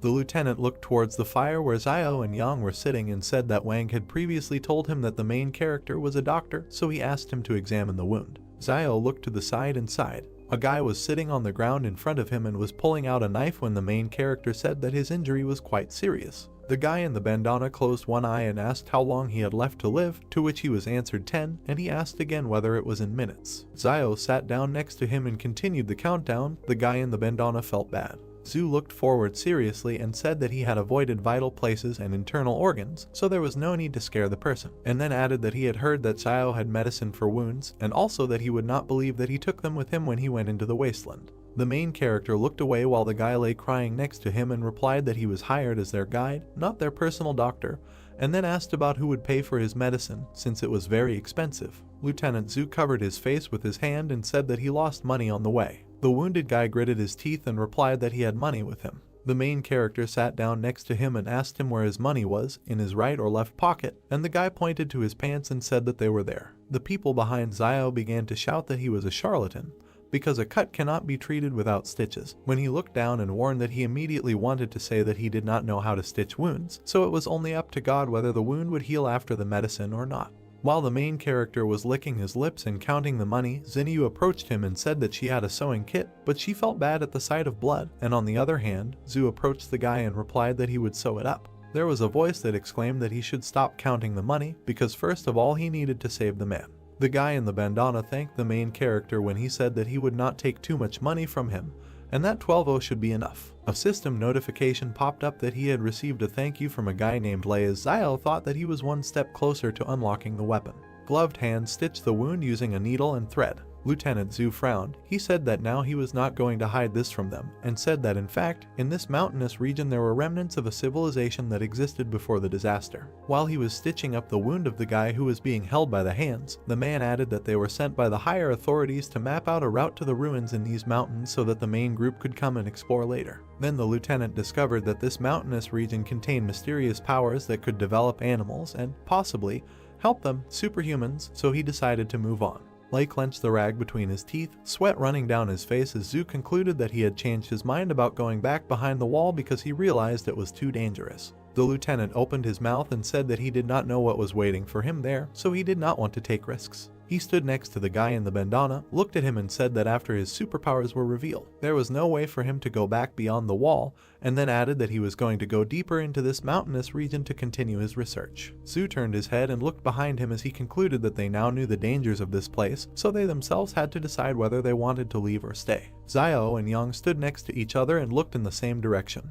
Xinyu stood next to the man who gritted his teeth. The girl in the hood with red ears told the lieutenant that she would go with him because it was too dangerous here, and Xiao was surprised at how many words she said at once. The guy with the glasses exchanged glances with the other man as the voice said that the best way to get out alive was to follow the Superman. The men in gray t-shirts raised their hands and said they would go too. Xinyu looked at the main character and asked him if he was coming, and then said that he would go if he joined. Xiao raised his hand, pushed the girl away and replied that he was going with the lieutenant. Zhu looked to the side, opened his mouth and said that in that case they should follow him, and that they would leave at dawn.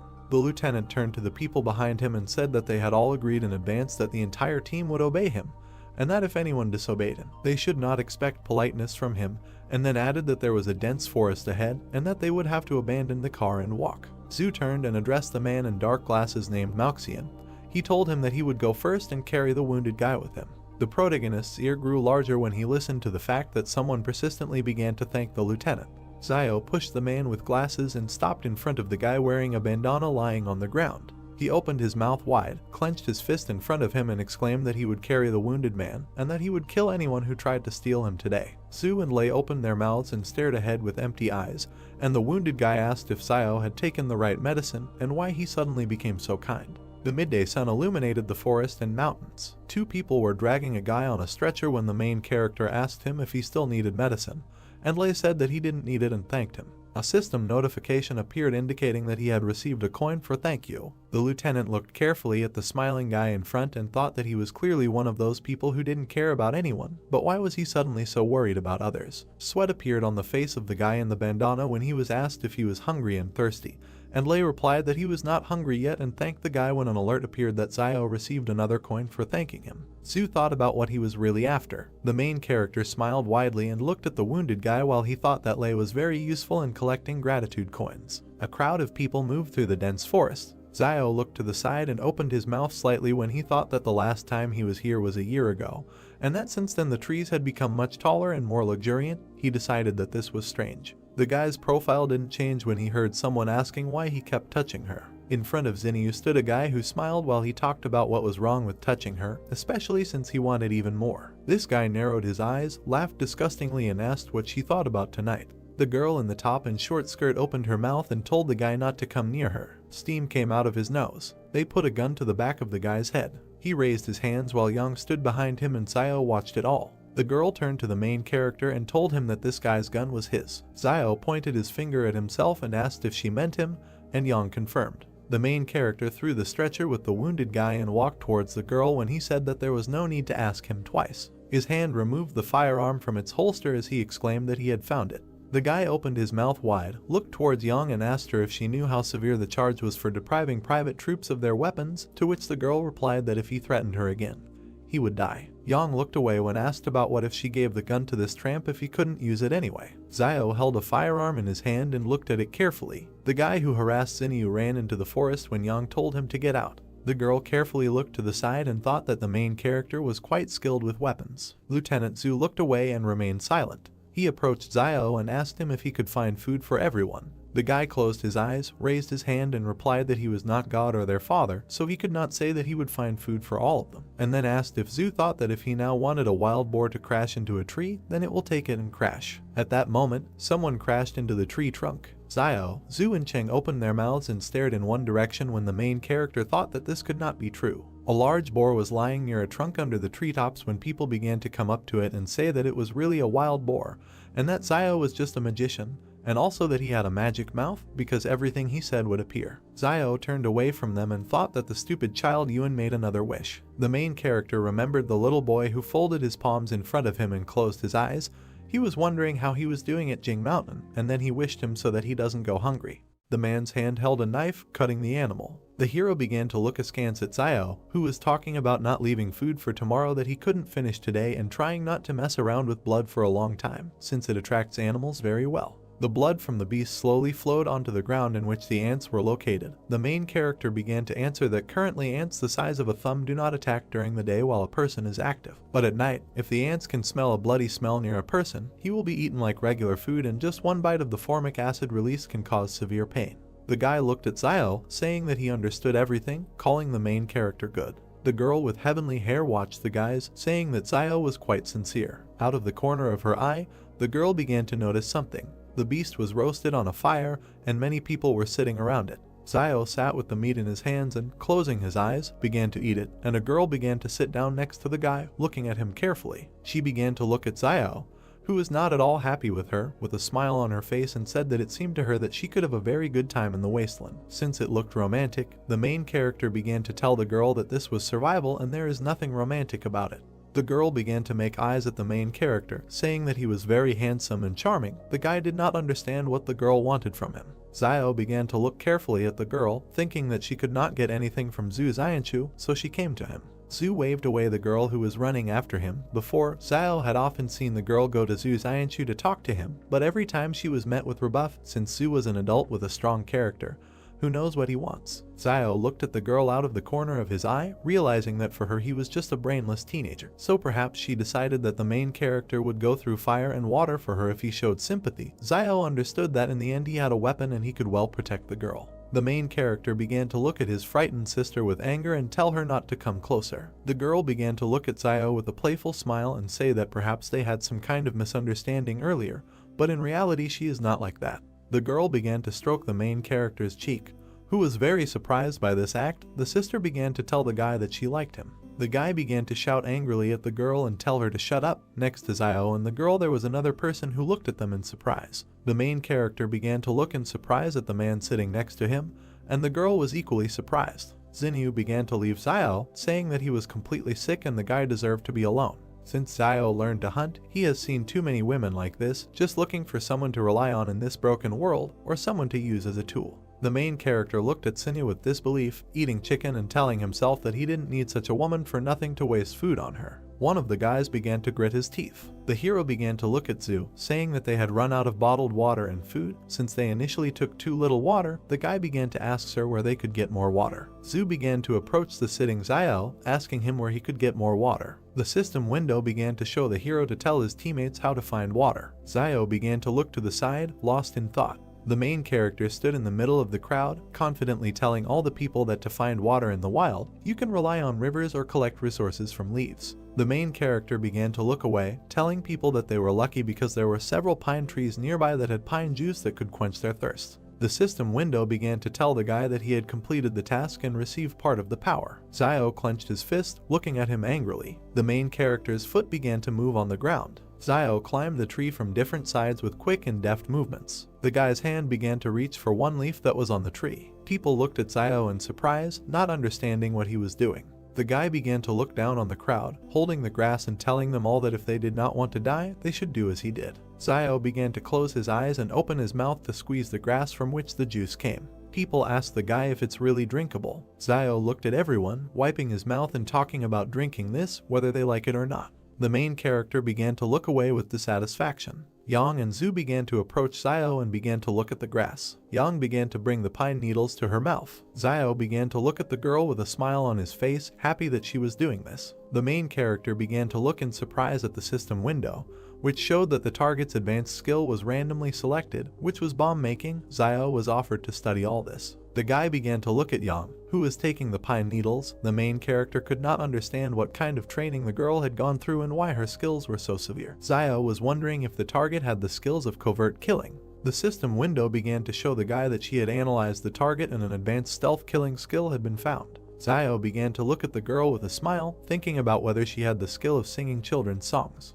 The system window immediately began to show the advanced skill and say that it had been found. The main character looked at the girl with incomprehension, not understanding what kind of disorder was in her skills. Zio quickly jumped from the tree to the ground. Two guys stood near a tree, telling each other that now they need to climb the tree. Although people have not been monkeys for a long time, the guy replied that it would be great to become a giraffe in the next life. Zio began to look at the guys, telling them that animals also do not live as they seem, and the main character heard that giraffes, although tall enough to protect themselves from external enemies, but they have difficulties in mating, so before courtship male giraffes must drink urine to determine if a female giraffe is on point. The guys were disgusted and couldn't figure out what these little known facts were that Zio had learned to disgust others. The mountains began to thicken, forming clouds. Zio began to look at this with confidence, shouting that acid rain was coming towards them. People began to quickly run away from the downpour, looking for somewhere to hide from it. The main character put on a hood, hiding from the rain and looking down. Some people began to carry the guy on the couch, who was unconscious. Cave. People began to stand in the cave, looking at the rain and rejoicing that they had it nearby.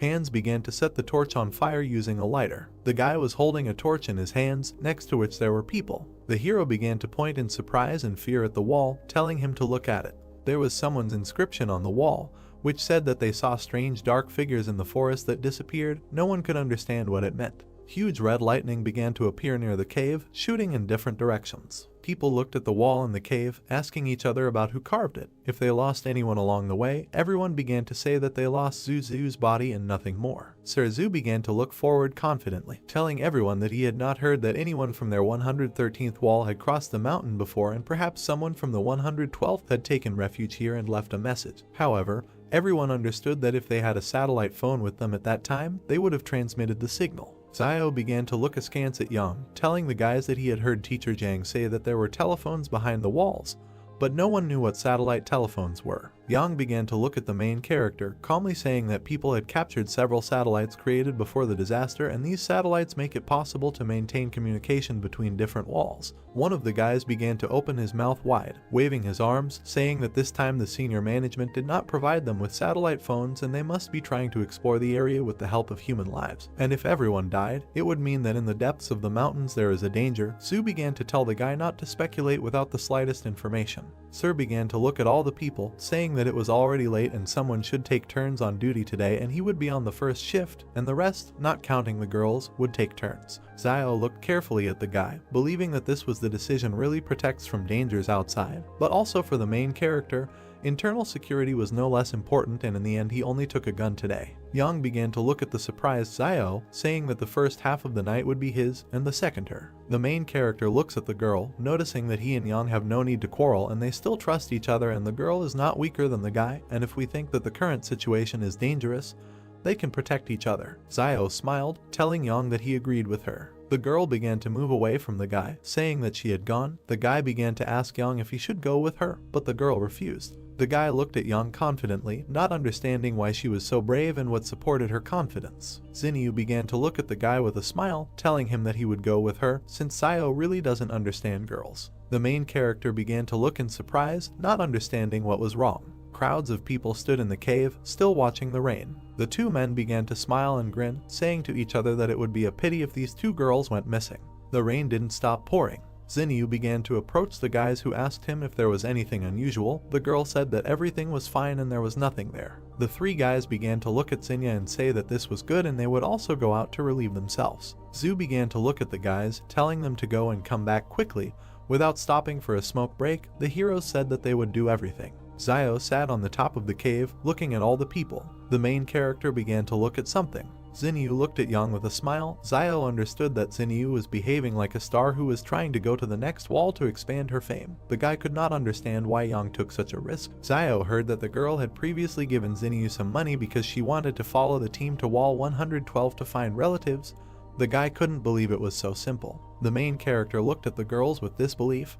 He understood that Xinyu and Yang demonstrated a particularly close relationship throughout the journey, and the previous joint eating of fish and helping Yang and Xin created the impression that their relationship was much more than just a worker and an employer. Zio looked at the two heroines, wondering what they were talking about. Xinyu looked at Yang with a smile, telling the girl that they could leave Jing Mountain together in a couple of days. Zio began to understand that the girl understood that he had an alliance with Yang, and after the girl could not come to an agreement with the guy, she went to recruit Young. Xinyu's hand began to offer Young a wad of money, saying that it was gratitude for the fact that the girl had helped her earlier. Young began to take the money, and Xinyu asked her if she would continue to help. Young began to tell the girl that she did not want to help leave the mountain, but she could make sure that Xinyu died with dignity. Xiao began to look slyly at the girls, realizing that these manipulations were causing deja vu in the guy. A fire began to be lit in the cave. The guys looked at the exit, not understanding why they left and never returned. Young began to look at the time, saying that almost 10 minutes had passed.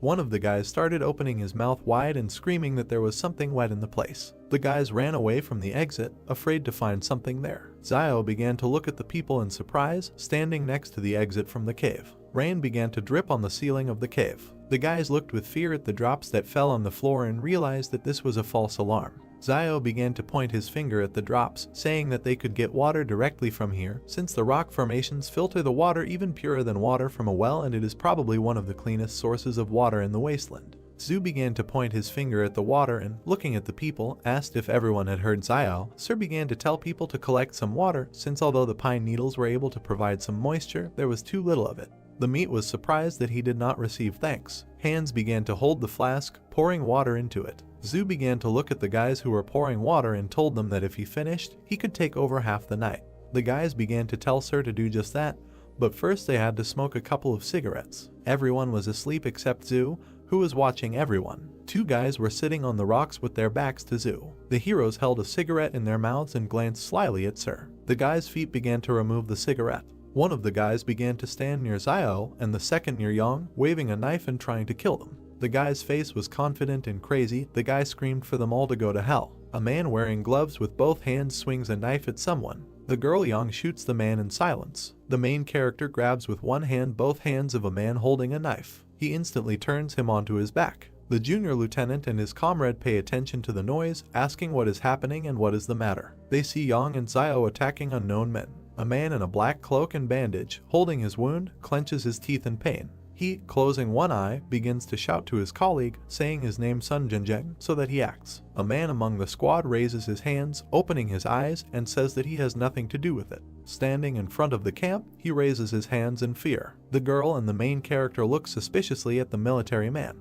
Xinyu, also continuing to look suspiciously, asks himself what is happening again, and can't these people just calm down for a while? Holding the man's throat with two fingers, Xiao asks himself what they are trying to achieve with this desperate, sneaky attack, water, weapons, or was it all because of Luo Xinyu? Looking down with dissatisfaction, he thinks that this doesn't matter anymore. The notice says about the task that you need to give the enemy a painful death. Grabbing him by the throat, at the moment the man begins to cough up blood, he thinks that in this wilderness one must always get rid of all potential dangers.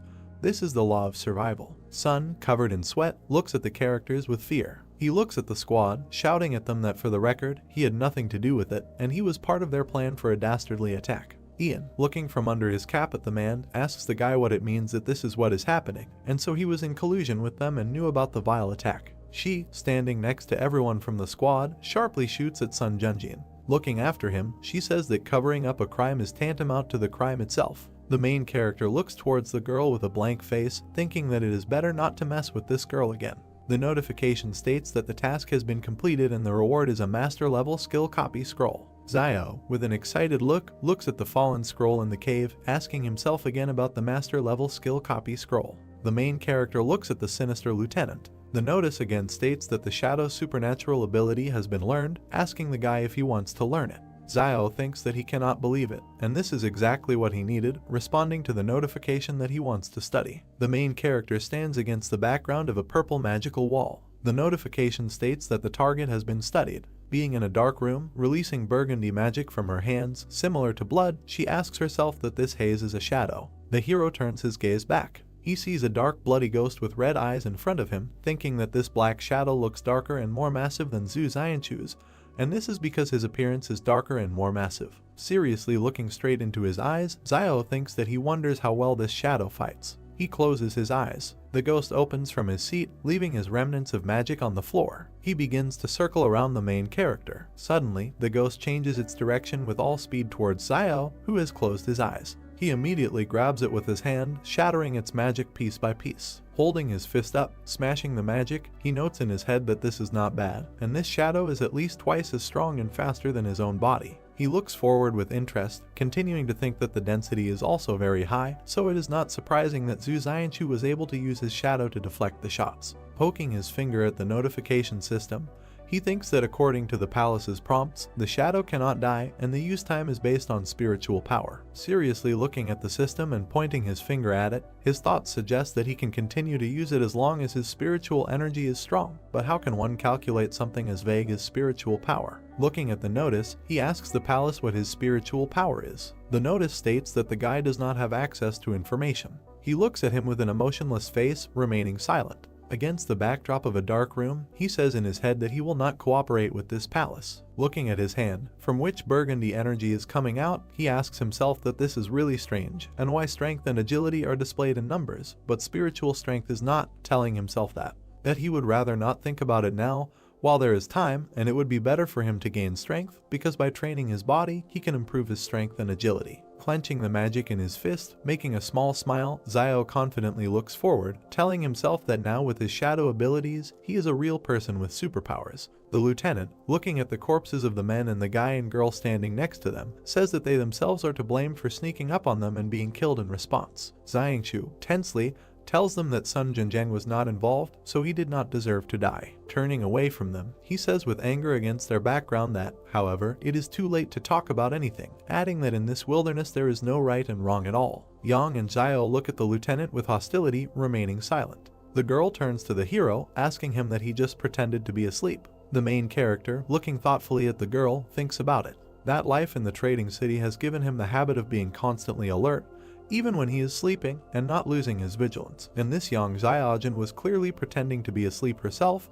but decided to ask him, and he does not understand her. Walking away from Yang, Xiao asks if she figured it out, to which the girl says that she is bored. Two burning volcanoes smoke in the blue sky. The main character looks at the bodies lying in a line in the middle of the cave. He looks emotionlessly at the bloody body on the ground, thinking that he cannot understand how Zuxia's body disappeared earlier. Pursing his lips, he continues to look down, telling himself that these three bodies are lying here and nothing happened, and this is at least strange. The lieutenant and the hero stand at the exit from the cave, looking into the cave, informing them that it is already dawn, and let them prepare to hit the road, although they do not know what dangers lie ahead for them, but they cannot remain in place. Looking ahead, the lieutenant explains that they must find their next campsite before dark. His gaze suddenly shifts to the side, and Xianchu reveals that the two guys who went outside to relieve themselves last night haven't returned, so they're probably going to have something going on. Looking at the military, Xian, Yang, and the protagonist, he says that he hopes that next time they will not go alone, and after all, they have seen what happens to such people. The man in the bandana, looking uncertainly to the side, apologizes to everyone, asking if someone could kindly help him up. Xiao appears in front of the man, to whom he reacted by opening his eyes. He grabs him by the bandages on his stomach. The man begins to scream at the top of his lungs that he is being killed. Hitting him with his hand, the hero asks why he is shouting and let him get up and walk, because the wounds have already healed. Lifting his jacket and exposing his stomach, he touches it, asking again that they have indeed already healed. The man sits, turning to Xiao, who has turned to him, that this black medicine of his works very well, thanking the guy, to which he replies that this is an inheritance from his ancestors. The notice reads thanks from Wang Lei. The lieutenant sternly addresses the nodding protagonist, asking if he still has the medicine. Xiao passes by the military man, saying that he is no more, to which the man says that he will pay for it from his own pocket and offers double the price. The guy turns around with a crazy face, asking what he just said, changing his mind, and now saying that then there is still a little medicine left. The main character looks suspiciously at the lieutenant, holding his hand on his chin, asking him what he didn't say earlier, that he had no money, to which the man replies that the three they killed had it, so he borrowed from them. In a funny way, clutching his heart, the main character thinks that he seems to be too inexperienced and did not search the corpses. How could he make such a stupid mistake, and his heart bleeds? Xiao, spreading his hands to the sides in front of the lieutenant, tells him that this is not his money, but the main character's money, and let him give him at least half, to which the man says that he is not interested in money, and he will give him all 8,000 or about what he has on him if he gives him the medicine.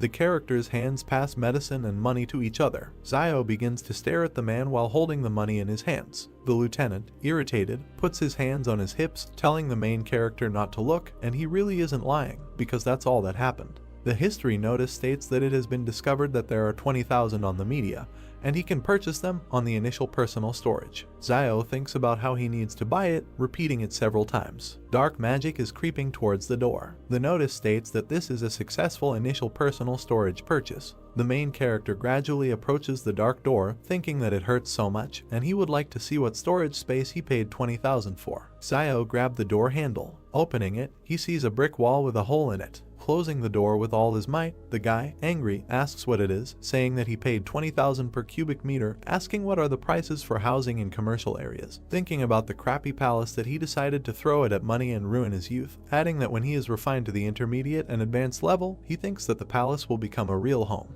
Walking away, attracting the girl's attention, the main character thinks that his heart hurts so much, and he gave 20,000, noting that it was so painful to part with them. The squad is walking through the forest when suddenly someone asks that there is a city in front of them. The main character turns to the lieutenant, walking with his back to the entire squad. That earlier he said that this is the remnant of the civilization that existed before the disaster, and the secrets remaining there can help them, superhumans. Seriously looking away, Zio asks what the secret is. Chu, imagining images of dark heroes in the background, says that he is not sure, but only knows that legends say that supermen have existed for a very long time. But only recently they began to appear more often, and there is even an organization of supermen that kills and controls behind the walls, called thugs. The guy, pursing his lips, looks at the man with suspicion, thinking about the organization, understanding. Zio is surprised by Zoo's answer because he thought that ruins would be waiting for them in the mountains and not a whole city. Both walk slightly ahead of the rest of the group. Zio clarifies what Zoo told him earlier about the remnant of the civilization that existed before the disaster. Zoo looks around at the rest of the group. Zio wonders whether the secrets left in that very city can really help other people. He looks ahead thoughtfully and continues to ponder what the secret is. In response, Zoo tells a legend about superhumans who existed a long time ago, but in the near future they began to appear much more often. He also added that there is an organization of superhumans that kills managers behind the walls. Members of the organization call themselves thugs. Zoo's story made Zio think, because if there is a whole organization of such people, then there are quite a lot of superhumans. He turned his gaze to Zoo and clarified whether the army was engaged in their capture. A member of the organization, of whom only one silhouette is visible, stands on a mountain of corpses. Zoo gives a negative answer because superhumans are much stronger than Zio can even imagine. Zoo continues his speech against the background of an image of a table, behind which 4 silhouettes of thugs are gathered. He says that currently all fortresses are aimed at superhumans and that no one knows exactly how dangerous superhumans are. However, the leadership of the fortress has created a shelter for superhumans and intends to use the power of the thugs for their own purposes. Thus, Zoo revealed the true reason for their departure to explore the mountains. The other members of the group are not far behind the two. Zoo doesn't know what potential Jing Mountain hides, but he knows for sure that Wang Qinjiang, before setting off, found out information about other teams that are also now on their way to Jing Mountain. Zio was wary and, referring to the fact that the fortress wants to use superhumans, asked Zoo because his abilities probably played an important role in their plans. Zoo is angry at the people from the fortress because ordinary people do not regard superhumans as their own.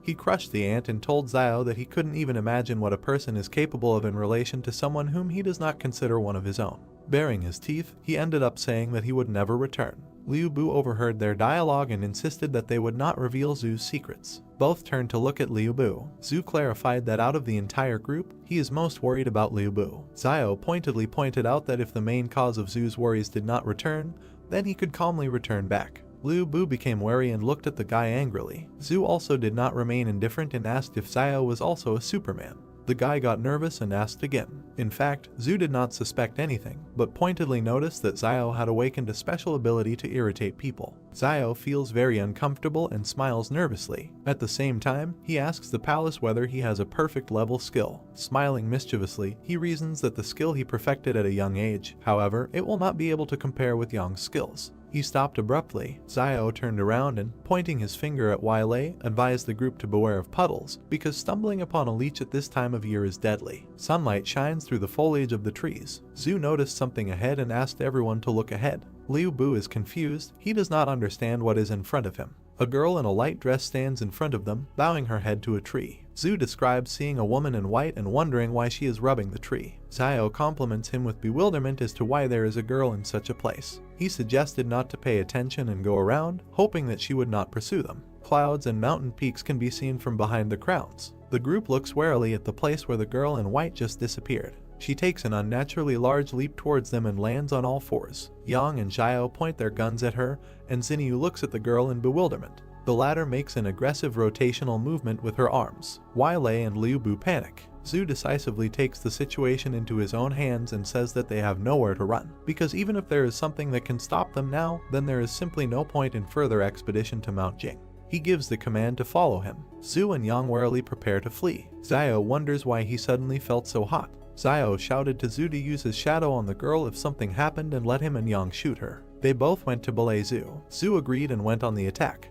His palm began to exude black mist. He sent his shadow to attack. The shadow runs straight towards the girl in white. She is moments away from capturing the mysterious girl. The shadow grabs the stranger by the throat and presses her into the ground. All that was left of the girl was a white haze, and Xiao, seeing this, decides that Zhu's ability is quite enough. The whole group approaches the girl, who is still hanging by the throat from the hand of Zhu's shadow. The girl with a scary face is perplexed and assumes that the group was sent by the fortress. Zhu says he hasn't seen anything like this outside the walls, but the girl looks shabby. Xiao looks in surprise towards the shabby wood. Near the roots, the tree bark has been stripped off. Xiao notices something under the tree and tells his comrades about it. He opens the box. Xiao takes out a piece of paper from it and wonders what it is. In front of him is a card with a QR code for payment. Xiao thinks maybe it's something left over from the disaster, since the card is plastic and could have remained unharmed for a long time. The pattern on the map is puzzling. He asks his comrades if the pattern looks like a map of the labyrinth. Everyone looks at the map, puzzled. Zhu suggests that this may be a map of a mysterious city in the Jing Mountains. Xiao looks at him, puzzled. Ian draws their attention to the writing on the map. In close-up, on the card there is a request to scan the QR code for payment. Ian reads it out with bewilderment. Xiao is indignant that in order to go through the maze you also have to pay. Zhu puts the card in his chest pocket and suggests moving on. Close-up of the team, and a little to the side of Liu Bu with the girl. Zhu says that whatever is hiding on Mount Jing, they will have to take a look at it eventually. Liu Bu asks the others if they should take this shitty doll with them. Xiao, Zhu and Xinyu looked at him puzzled, but one of them suggested taking it anyway, it might come in handy. Liu Bu looks at the girl in white with confusion. A beautiful sunset can be seen from behind the mountain peaks. The group decides to stop in an angular cave for the night. Zhu looks ahead and notices that there is a pine tree growing nearby, and if anyone is hungry, let him pick up some pine cones for a snack. Xiao cuts the tree trunk with a knife and green liquid oozes out. Zhu is puzzled. He approaches Xiao and asks if he can drink it. Xiao looks at him. They were joined by Liu Bu and Xinyu. Liu Bu asks what it is and if it can be drunk. Xiao raises the knife with a cheerful expression and gives a negative answer. He does this to put some poison on his knife. Liu Bu is extremely surprised. He doesn't understand what kind of person Xiao is, that he even puts poison on his knife. Zhu and Xinyu refuse to comment on the situation and stand stone-faced. Liu Bu climbed a tree and left a girl in white sitting near the next one. He tries to reach the bumps. His foot slips off the bark and he screams. Liu Bu falls from the tree screaming. He lands on his butt and wonders why he is doing all this. There is also a girl sitting in the background. Liu Bu gives into emotions and desperately shouts that at the very beginning they had already decided to return to the fortress, but stumbled upon wolves. If it weren't for this situation, they would have already returned there. It's not for nothing that the idiom says that wolves in bay are the most insidious damn wolves. Xiao, who approaches him, interrupts him and asks whether he even understands what he is saying and what this very idiom means. Liu Bu desperately admits that he doesn't know. Xiao thoughtfully replies that in reality Bei is also a wolf. He continues to speak against the background of a picture of a wolf with a paw in a trap. The explanation talks about a wolf who stepped on a hunter's trap and could not step on his front paw due to his wounds. Two members of the pack approach the wounded wolf to help. Xiao says that another wolf put the wounded man on his back and carried him. One wolf climbs on another. Xiao throws something to Liu Bu, who tries to catch it. Yahello caught and found a lump in his hands. Xiao continues to talk about the loyalty of wolves to their family. He looks at Liu Bu seriously and asks if people are capable of such devotion. Liu Bu looks at Xiao, puzzled. The group lit a fire. Close-up of the group sitting in an angular cave near a fire. Xiao holds a pine cone in his hand and talks about how all the vegetation has gotten bigger, even these pine cones. Zhu shares his reasoning about the reasons for the size of the plants, while Xiao and Yang listen to him. He assumes that it's all about the high oxygen content and notices that despite physical fatigue they are still full of energy, which refers him to thoughts about a constant flow of oxygen. Xiao is surprised and thinks that the phenomenon is quite reasonable and has a scientific basis. Yang, Xiao and Zhu are sitting next to the fire. Xiao asks about the presence of places like Mount Jing near other fortresses. Zhu looked at him gloomily and answered positively, only there is a note that such objects are controlled by a company called Flame Source. Xiao also gloomily asks for the name. He then wonders why he hasn't heard of such a company and whether it belongs to some kind of union. Zhu looks thoughtfully at the fire and, against the background of the emblem of this company, answers Xiao, calling the company an independent consortium that controls up to 20 fortresses. He finds it remarkable that they are relatively far from their 113 fortress. Xiao justifiably does not know about such a company. Xiao responds by asking about knowledge of living conditions in the place controlled by this company. Zhu closes her eyes and waves her naked face negatively. Yang joins the dialogue, commenting on the mystery of the territory controlled by the source of the flame. Xiao turned his head towards Yang in surprise. Ian's close-up against the silhouette of a flying dinosaur talks about the rumors. Someone saw huge prehistoric birds in the sky. Yang looked at the main character and said that the Flame Source Company has such power that it has suppressed this place, and perhaps only the main leadership of the Flame Source Company knows what is happening inside. Surprised, Xiao wondered if she knew more than Zhu. He wondered in his mind if she belonged to any organization. Sitting on a stone, Zhu asked if the main character had read Journey to the West. He imagined the man lifting up the golden column. He stated that it says that someone could lift a stick weighing more than 6 tons, which could destroy mountains. Looking at Yang and Xiao, he noticed that at first he certainly didn't believe it, but now he thinks that perhaps this person really exists. Putting his hand to his chin, the protagonist thought that he had never read about the Journey to the West, but to argue that more than 6 tons can crush mountains, as is the carrying capacity of agricultural tractors used in trading cities and factories, is 10 tons, so even if there is a slight overload, it can pull 12 tons. The guy started coughing when he tried to eat the cone. He looked at Xiao with an angry look. He approached him with a smile and asked him to make another wish or something like that, so that another animal would fall before their feet. Frowning, the main character replied that last time it was an accident. He asked if the guy really thought the main character was capable of this. He noted that if he needs to, then he should speak. The enraged guy cried out that if his wishes were fulfilled, he would have long ago wished that an animal would now appear on his doorstep to eat. There was a noise on the street. Xiao and Yang prepared to shoot. They looked at the exit from the cave. Dark streams of mana hovered before them. Many wild animals were walking towards the cave. Holding the gun in front of him, he asked Liu if it was his order. He replied that he just said it in passing. Xiao grabbed his hand and asked him to order the animals that they eat vegetarian food today and let them leave. Liu asked if Xiao thought it would really work. He ordered him to speak, assuming that it would suddenly work out. The animals looked at him with stone faces. Liu tearfully asked them to leave. Many animals immediately ran away from there. Taken aback, Liu asked if it worked. The stunned protagonist asked how this was even possible. Frowning, Xiao suggested that Liu had awakened his luck like Yuan.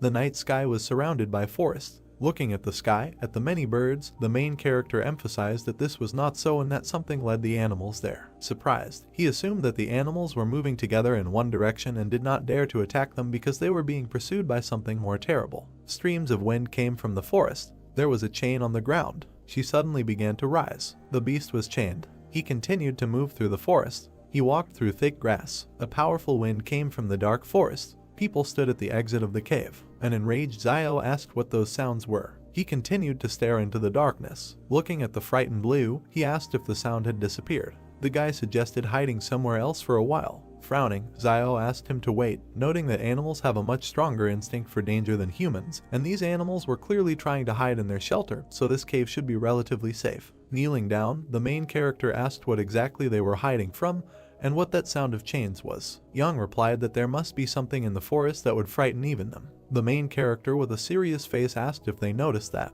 He remembered the many human bones along the rocks. Xiao said that they saw human skeletons in the gorge when they passed through it, but it was unusual not to see animal skeletons in the forest. Frowning, he stated that any living creature could die from attack, disease, and old age. He asked how they didn't see a single skeleton. He remembered how the fish bones disappeared in the forest. The main character noticed that, to make sure, he deliberately threw out fish bones in the forest. As a result, they disappeared the next day, and there were no traces left around. Turning around, he said that there is also Zuzia's body, which disappeared without a trace, and all these missing people have one thing in common: they all disappeared into the forest. Frightened, Liu wondered if it was possible that after animals evolved, plants also evolved. Xiao replied that it was unclear. Zhu said with a serious face that there was no need to be too nervous and it was good that they realized this earlier, at least they could take precautions in advance. The frightened Lei noticed that there was no danger as long as they stayed away from the forest. Zhu presented their route and reported that it lay in relatively sparsely wooded parts of the ridge and hills. The main character,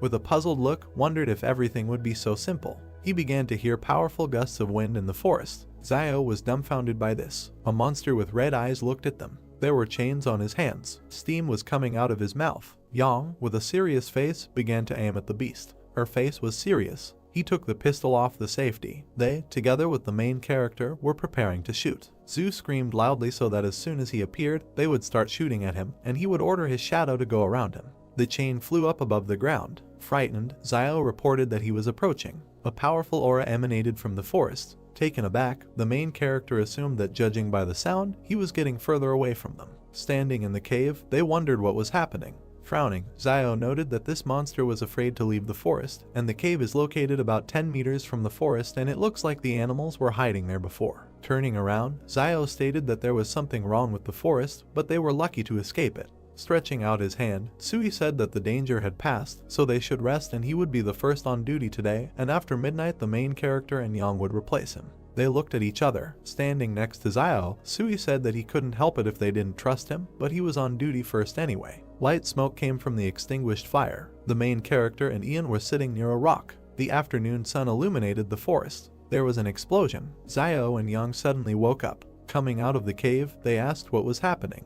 Looking at the smoke in the sky, Xiao guessed that the Jing Mountain volcano was erupting. Stunned, Sui suggested that it seemed that the other teams infiltrating Mount Jing had made their move. With a serious face, he suggested that they speed up, noting that they needed to do it before they learned the secret. The main character looked at Suya and asked if he was tired of living. He emphasized the fact that it is unknown what dangers lie ahead for them, apart from this explosion. Frowning, Sui replied that they were already there and there was no turning back, so the only thing they could do was to find the secret of Jing Mountain as early as possible. Smiling, Xiao noted that this is true and since they have already taken it, they need to bring it to the end. Yang watched him silently. Black smoke rose from the volcano. The group ran across the field. Lei wiped the sweat from his face and said that it was very hot. They saw a huge beetle. Moving further, Xinyu asked why they thought the animals became bigger but the people did not. Looking at Xiao, she noticed that instead, people received superpowers. Turning around, Sui said that from ancient times to the present, human evolution has always been associated with mental abilities. After looking at him, the main character said that Teacher Zhang said that there is a gene in the human body that limits muscle development. He introduced the human body and the progress of evolution. He noted that this is because smart people are more attuned to their environment, causing the brain to require more energy, so muscle development must be limited to avoid competition with the brain for resources. Xiao emphasized the fact that only humans have genes that limit muscle development, but this is the price they gave for the sake of intelligence. Taken aback, Yang stated that she saw a Superman with a developed physique. She asked what he would say to this. Putting his hand to his chin, the main character suggested that his ancestors had something to do with wild animals. The group was taken aback by this response. Looking at the main character, Xinyu said that Teacher Zhang at their school in the trading city is very smart and he must know a lot. Moving towards the mountains, Xiao replied that this is true, he knows a lot of things, but he starts making up stupid things in class if he comes across something he doesn't know. He noticed that usually the teacher reads books and so on when he is free. There are such people behind the walls of the fortress, and they are all amazing. He said that in his free time, Zhang grows vegetables in the garden. Surprised, Xinyu asked why things in the trading city were not exactly as she thought. Teacher Zhang sneezed loudly. Sui asked him to wait with a serious face, noting that there was a human body ahead. They walked towards the human remains. While examining the corpse, they wondered how he could suddenly appear there and perhaps it was someone from the King Consortium. The main character was suddenly taken aback. Holding up the iron pendant, Xiao asked in his thoughts if this was the badge that the soldiers carried with them. He read on it that it was Suzia. The enraged protagonist said that it was Suzia who died from bee venom, and whose body mysteriously disappeared before they entered the gorge. He asked how Zhu could have ended up there. Taken aback, he wondered if something had brought his body there. Raising his hand to the bones, the main character said that judging by the wounds on his body, some animal had eaten his entrails. Examining the remains, Xiao asked what animal could have left such teeth marks, judging by the even bites on the body. The frightened Sui cried out that these were marks of human teeth. Turning around, the main character asked if he was sure. Sui replied that he was almost sure of that. Looking away, he revealed that he was bitten on the hand by his first love when he broke up with her while he was still in school. With a cry, Xiao asked how he found the time to talk about such things when they were all scared. Looking at the corpse, Sui asked why there were traces of human teeth on the corpse and whether someone had gone crazy from hunger and eaten their own kind. Frowning, Xiao asked what the guys thought, whether it was possible that what was dragging the chain last night was a person. The group was scared by this theory. Grabbing her gun, Yang yelled that they were getting out of there and using a 3-man tactical formation in case something sneaked up on them. Turning around, Xiao asked what a tactical formation was. Yang asked if his teacher taught him this, noting that she thought he knew everything. Pointing her finger at the floor, she asked him to go to her left, adding that everyone controls their own sector of vision and should shoot directly at any strange creature approaching. Smiling, the main character replied that he understood everything. Moving along the gorge, the main character thought that Yang seemed to have taken command. As a matter of course, and no one said anything else. He assumed that everyone understood that Yang is not so simple. She is not only ruthless and not afraid of the changes taking place, but also knows details about the source of Flame Company. The sounds of gunfire were heard from the volcano. Looking up, Sui reported that the firefight was becoming more active, and it seemed that they were getting closer to the secrets of Mount Jing.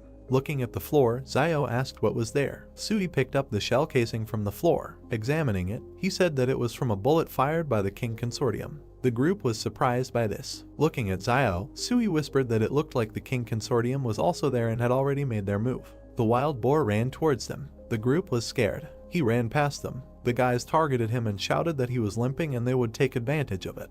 Liu said he never thought he would eat meat again. An enraged Sui ordered the boar to be left behind. Taken aback, Liu noted that he himself ran straight into their arms and they did not eat for almost a day. Smirking, the main character said that he envied them that they had brains, but they didn't even really need it. Liu asked what he meant. Raising his hands, Sui asked if it seemed like they would give away their location if they started frying meat there and lighting an open fire. Liu asked if the safest thing to do would be to defect to the king people if they were there. Holding her cap, Yang noted that the king had come for the secret of this place and would not let them go if they found it. Looking at the guys, she said that in this case the safest thing is to kill them as soon as they meet them and never show mercy. She noticed that to be merciful to enemies means to be cruel to yourself. Turning around, Sui asked them to move on, adding that turning back was certain death and moving forward was the only way to survive. Lei and Liu walked past Yang. Sui said that they further avoid meeting the King Consortium fighters based on where the shooting is coming from. Lei stated that he thought they would starve to death before allowing the Kingmen to catch them. Yang looked after them. Smoke rose from the volcano. Looking into the dark forest, Sui said that perhaps in an hour they will know what is hidden in this Jing mountain.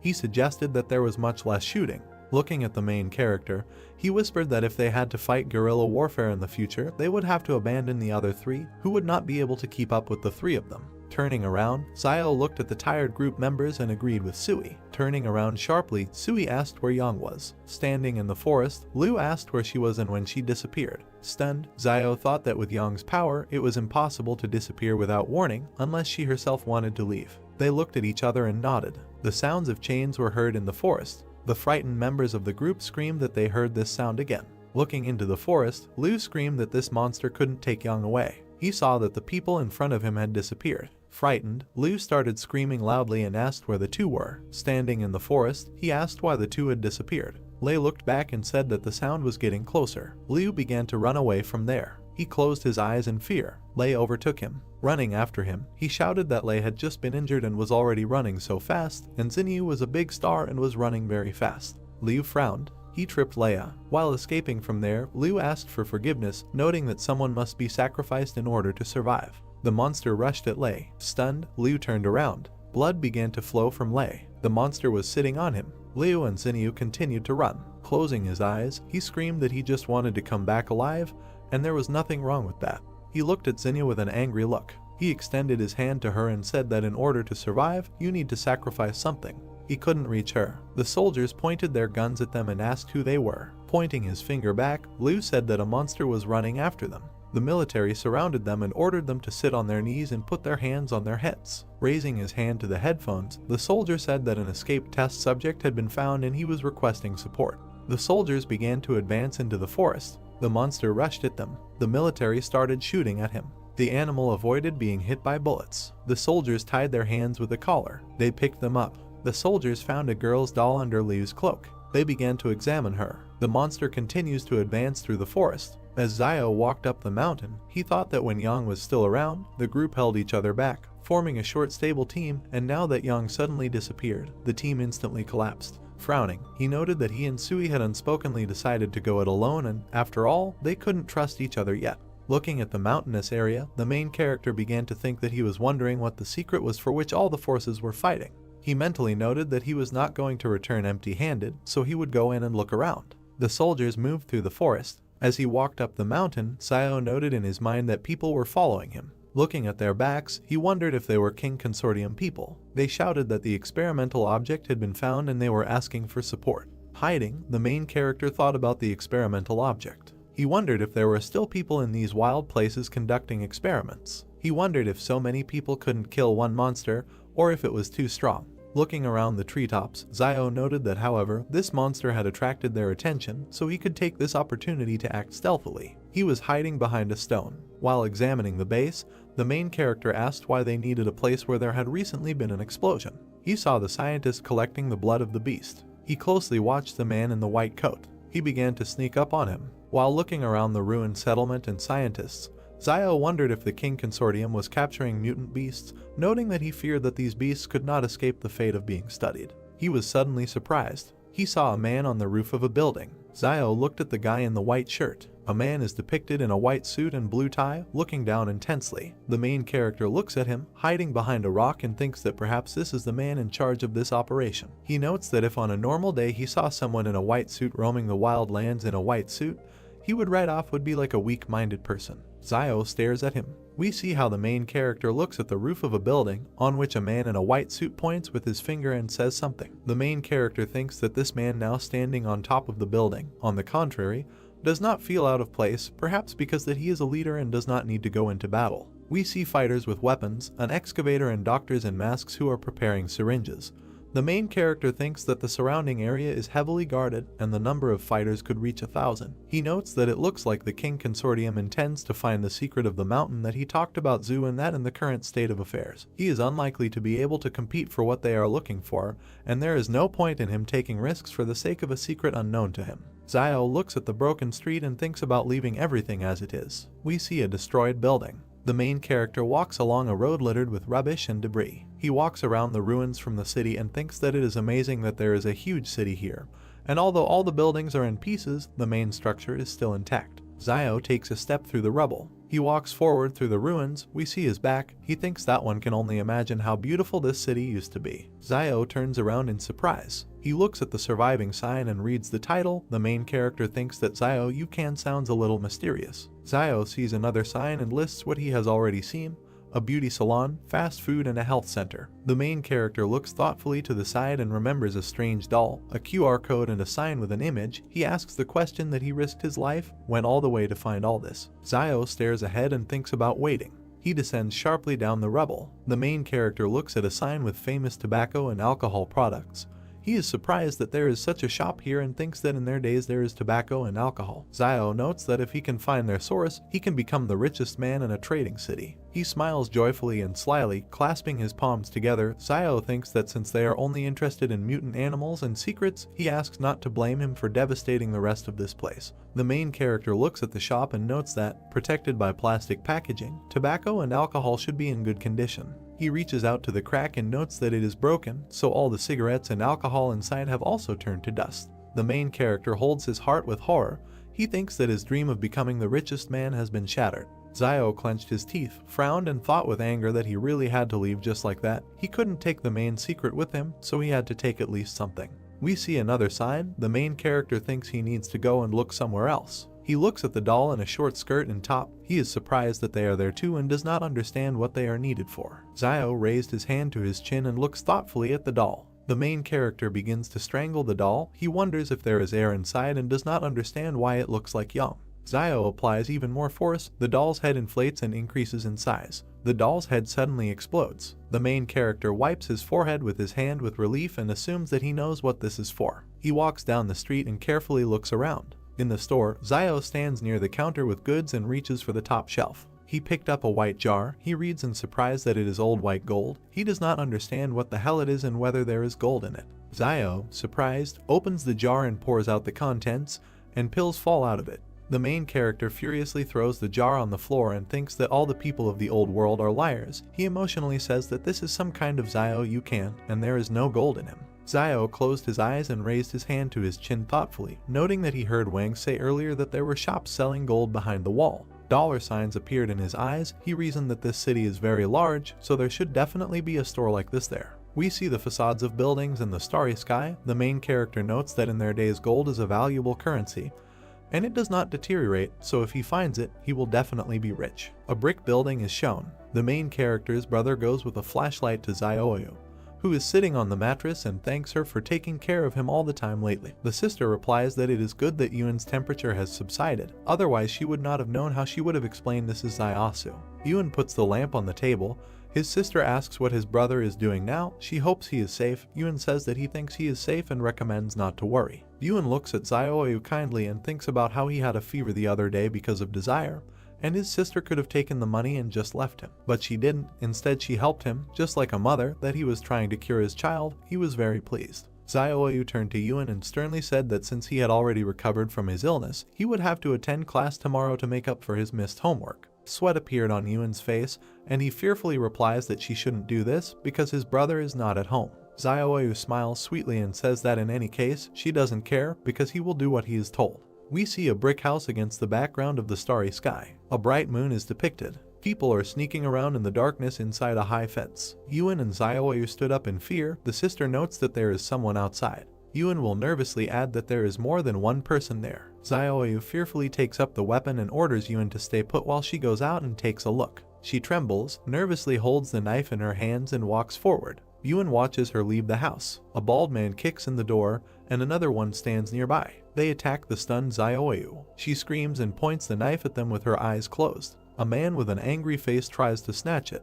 He calls Zioyu names furiously. Two men force her to the ground and hold her by the neck. In fear, she orders them to let go and leave her behind. The third one attacks Yuan with a knife. He swings and hits the bed. Yuan falls to the ground. He lands in a fighting stance. The man, dumbfounded, notes that he is a smart guy. Yuan remembers them and thinks that these three were usually messing around in the market town, but he didn't expect that they would actually attack this house next to the school. He looks at the man sternly and thinks that because of his recent illness, Sister Zioyu must have become their target when she went to buy meat to help him gain some strength. A teacher comes into the house. The criminal points a knife at him and says that he hasn't liked this old man for a long time. The attacker stands in a fighting stance and says that Zhang must have a lot of valuable things. Yuan, standing nearby, nervously asks that they still dare to kill the teacher. The criminal attacks the boy and orders him to give the money in an amicable way without these resistances. Yuan furrowed his eyebrows and thinks that they even dared to touch the school teacher, afraid that no one would find out who committed the murder. We see the roofs of houses in the dusk. The attacker brandishes a weapon and a wound appears on his body. Yuan sharply fired his pistol at him. The other two men are shocked and don't understand where he got the gun from. Yuan continues to shoot criminals. They start running towards the exit while the boy shoots. Two unknown people watch as a man lies on the ground. Yuan furiously pointed a pistol at the lying man, and the others began to scream in horror and run. Yuan shot at them. All three died. They are lying on the ground. Zioyu looks out with the teacher. Yajin says with horror that he knew that Zio was quite a ruthless person, so he understood that Yuan would be like him. He looks at the boy in surprise and says that he couldn't even think that at 13 Yuan would dare to shoot someone. Yuan holds the gun with trembling hands. He is shaking all over in shock. Zioyu holds him by the shoulders in horror and screams his name. She hugs the boy and tells him not to be afraid and that everything will be fine because everything is already over. Jaeon watches his sister hug the boy and asks if Zio left this for him. Sister and Yuan look at the gun. The teacher asks if this is why Yuan went alone into the wilderness to make sure no one found him. Yuan answers positively and says that he didn't think that something would happen right after he picked up a pistol. Yuan fearfully tells the teacher that he and his sister will leave the shopping mall right away so as not to cause him any inconvenience. The teacher sternly says that now that the wolves have returned, the wild lands are not safe. Zhang looks at them and says that the place that Zio has prepared for him may be safe enough, but it cannot hide him from the smell of the wolves. He says that they do not need to run away because he will handle everything. Yuan looks at him incredulously and thinks about what the teacher can do to handle something like this. We see the roof of the house, the moon and stars. People go forward and say that the weapon was actually taken by this Ren child. There are many people in uniform walking. One of them angrily says that this child is the only one in this market town who has the opportunity and courage to touch a weapon. Van smiles and tells the commander that it must be some kind of misunderstanding. The commander stands opposite the old man and says that now he is almost sure that Wang Dingyang was killed by Xiao. The first says that the commander and Wang Dingyang were not on good terms either. He suggests discussing whether Wang Dingyang was killed by Xiao. The commander puts a gun to the old man's head and orders him to get out of here. He asks if he thinks that he is as corrupt as the rest of the inhabitants behind the wall. The commander points his finger and orders everyone to be arrested. He wants to see how Xiao will justify himself when he returns. The teacher stood in the aisle and ordered them to stop. He holds out a piece of paper and asks him to take it to the fortress and tell Fat Man Lo to come to him. Zhang stood in front of the two soldiers and said that he had to give this to him and he would understand, and this was no longer something he could handle. One of the soldiers said with a confused look that this school teacher just called Boss Luo fat. Another soldier put a gun directly to the head of the frightened old man Wang and asked what he was waiting for. Zhuo stood still, holding out a piece of paper while the same soldier said that he thought some kind of card would help him get rid of them. Then he snatched the card from the teacher's hands with an arrogant look. The soldier looked forward with a menacing gaze and simply remained silent. Teacher Zhang stared back straight ahead with a serious look. Then the soldier, looking at Zhang Jinglin's card, thought with great surprise that he was from the 178th fortress. The soldier immediately pointed his finger at the teacher and the people behind him, saying that they should watch them, and the other soldiers obeyed the order. Suddenly the soldier got into the car and with a frightened look pulled the gear lever. The car began to move forward at great speed, leaving only dust behind. Several soldiers approached Yuan and Xiaoyu, and one of them ordered that they need to be searched, while the other said that no one should move. One of the soldiers searched the boy and asked where the gun was hidden, while the other pointed his weapon at him, telling him what he should say. Yuan looked forward sharply with an angry gaze. The two soldiers, greatly frightened, trembled and looked forward. Xiaoyu turned to Mr. Zhang, asking if everything would be okay, and he turned back and said that there was no need to worry and everything would be fine and they wouldn't dare to do anything to them yet. Yuan said that he apologized for the trouble they caused him, and Zhang, turning in his direction, said that they were not to blame, this world was wrong, and he should thank him for saving him recently. Yuan asked him what he did before teaching, and Zhang, standing sideways, said that he was a military man, while he asked why he stopped being a military man. Zhang answered the question that because war cannot save humanity. He then abruptly turned to the side and continued to say that he originally chose Xiaosu as a replacement teacher because he was preparing for his departure from this city, and he plans to return to Sabei. Yuan asked about Sabei and that this was the same northwestern part of the country that was mentioned earlier in the lesson, and received a positive answer from Zhang, who imagined beautiful mountains in his head over which birds flew. He continued to imagine in his head a huge number of mountains over which birds were flying, and said that in the northern part of the country the snow and ice had not yet melted, and among the sand and yellow earth not a trace of greenery was visible. Zhang continued to say that Sabei has endless white spaces, which makes people there seem very lonely, and imagined in his head a small stone structure standing right in the middle of the mountains. Yuan, looking ahead, asked why he suddenly wanted to return to Sabei. Zhang, looking to the side, replied that because the world was starting to change, and he needed to be with those who were waiting for him. Yuan looked at him with great surprise and asked about the people who were waiting for him, and he simply smiled. Zhang leaned forward, holding Yuan by the shoulders, and said that he should not be afraid, and they would not dare to do anything to him. The most they could do was send him back to the 178th fortress. Immediately after this, the narrative of the story moves to a camp with a huge number of tents, in one of which the doe with a cigar in his mouth was looking at the card. Lan sharply asked where this Zhang Jinglin was and said that he should take him there while the soldiers standing next to him obeyed his order. The soldiers, stepping on the ground with their boots, walked forward, and one of them said that they needed to open the door quickly. The car, accompanied by soldiers, approached the huge metal gates, which slowly swung open. Lan was driving in the car, smoking a cigar, and said on the phone that Zhang Jinglin was here, and they asked him if he was sure. The doe, continuing to smoke a cigar, said on the phone that he was not entirely sure yet, but if it was true, should he kill him and why should this old man hide with him? A man in a white coat spoke on the phone and asked about his murders, while he was told that yes, and such an opportunity comes once in a lifetime. The man in the white robe looked to the side, continuing to talk on the phone, asking that if he kills him now, do those fighters from the 178th fortress think to leave him alone? The doe, holding the phone near his ear, said that he could do it, but it would be a little scratch. A man in a white robe, speaking on the phone, asked what he thought. There was an impenetrable wall in this world, and why not just send him back to the 178th fortress, let Sabei continue to guard him. The man in the white robe looked to the side, saying that even if he had to die, he couldn't die at the hands of the king family, let alone them with him. While Lan spoke on the phone that he was the case if he one day, and that he answered him that later it would not be too late to kill him, but for now let someone else have a headache first. Then the man in the white coat asked on the phone what By the way, if there was a tramp named Ren Zaiasu in his area, and Lan, continuing to smoke a cigar, asked about that medicine seller. The man in the white robe nodded his head, holding his hand in his pocket, not saying that Luo Xinyu is a singer, Ren Zaiasu is a medicine seller, and asked what and who Yang Zaiajin is, while Lan asked about her on the phone and said that he never haven't heard this name. The man in the white robe said on the phone that there were 2 more questions: how many years had Luo Xinyu been a singer in the fortress, and whether this Ren Zaiasu had relatives or friends. And Lan, sitting in the car, said that Luo Xinyu had become famous in almost 2 years, and Ren Zaiasu seems to have a brother. Suddenly, the soldier sitting next to him said that this Yang Jinglin was his friend, and Lan asked with a displeased expression what kind of coincidence this was.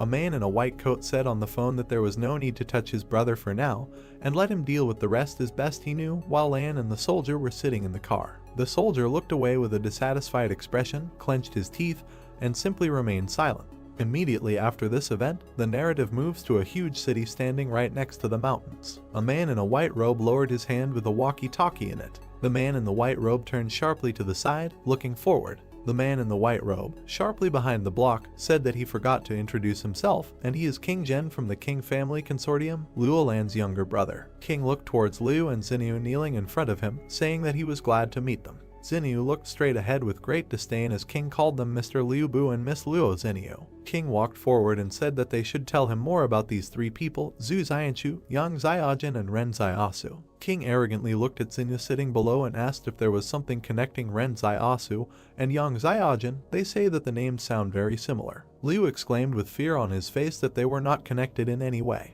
He then looked at King and said that Zhu Xianchu is a Superman who has the ability to release a shadow from his body that can even stop a bullet. Liu gritted his teeth in fear, saying that he could not say much about Yang Zaiajin, but the one to be most afraid of was Ren Zaiasu. King, looking to the side, asked in surprise why. Xinyu looked to the side with an arrogant look and asked that because he could cultivate anyone. Liu looked forward with great fear on his face, saying that no, and he was just very strong. At that time they were all fleeing in the canyon, and imagined in his head how the soldiers were running from a huge horde of insect monsters. Liu continued to say that he was the only one who ran in the opposite direction, and recalled how he turned back and looked at Xiao running away. Liu recalled turning back with a huge look of fear on his face and saying that he couldn't help but look back at him. Liu stood in the middle of the canyon and looked in the direction in which the streams of black energy were directed. Liu stood still and looked with great surprise at Xiao, who was running with a man on his back along the canyon. Liu recalled saying what the hell and how he could run so fast while carrying someone else, and stretched his hand forward towards the protagonist, who was running at great speed along the canyon, overtaking the car. Liu said that he was able to lift an adult man with one hand and still run fast, and he suspects that he is also a Superman, while Xinyu and King looked in his direction with great contempt. King, lowering his head down, closing his eyes, asked what if there was anything else, and Liu answered that no, and that was all for now. If he remembered something, he would tell him. King, with his hands in his pockets, said what needed to be written down, and Zhu Xianchu was an underdeveloped Superman with risk factor C. Ren Zaiasu was a suspected Superman with increased physical strength and risk factor F, and his subordinate wrote it all down in a notebook. His subordinate then took Liu's hand, who said that they should wait. The subordinate continued to lift Liu, who looked at King and shouted that they had nothing to do with it, and they were all ordinary people who were forced to follow Zhu Xianchu all the way here. King would turn around sharply and say that he knew that this had nothing to do with them. If he had anything to do with it, then he should be nervous now, and Liu would ask what and if he was going to do something with them. King closed his eyes and said that they would go with him and should try not to be too surprised while his subordinates lifted Liu and Xinyu from the ground. At the same moment, a crescent moon shone in the night sky, surrounded by a huge number of stars. Immediately after this, the narrative of the story moves to a huge building, near which people were standing. King walked along with the soldiers and spoke to Zuman, saying that he should lead a group to find Zaiasu, Yang Zaiajin, and Zhu Xianchu, and they should return by 12 o'clock at night, and he would take the order. King stopped near a group of people and said that teams 2, 3, and 4 should follow him, and they immediately followed his order. Liu, looking at King with great fear on his face, asked where they were going. King stood in the middle of the city street and said that now they themselves will soon find out. The narrative of the story then shifts to several soldiers standing near a huge cage. King raised one of his hands up, holding the other in his pocket. Liu stood next to Xinyu and was surrounded by soldiers, saying what the same. In that same cage, with a chain on his arm, lay a gray, scary monster. Liu asked that the teeth marks on Zhu's body were not the same, while everyone else was standing right next to the monster's cage. King would quickly turn around and say that they seemed to know a little about him and had seen the bodies he had bitten. Xinyu looked forward with great fear and asked what this was all about. King, standing right in front of this monster, said that they were a product of the pre-catastrophe period, and they had only recently learned of their existence, and they should be called test subjects. Zinyu looked straight at King and asked about the test subjects, and he said that he must have recently escaped from the walls of some laboratory. King, with his head down, continued to say that they were all surprised how they survived to their days, because this is a living example. Zinyu, looking in his direction, said that this means that they came here for this sample and to find the laboratory that once held these experimental subjects captive. Suddenly, King turned his serious gaze to the side. King, standing still, says he doesn't know if they know that multicellular organisms like humans use cell division as the basis for growth and reproduction.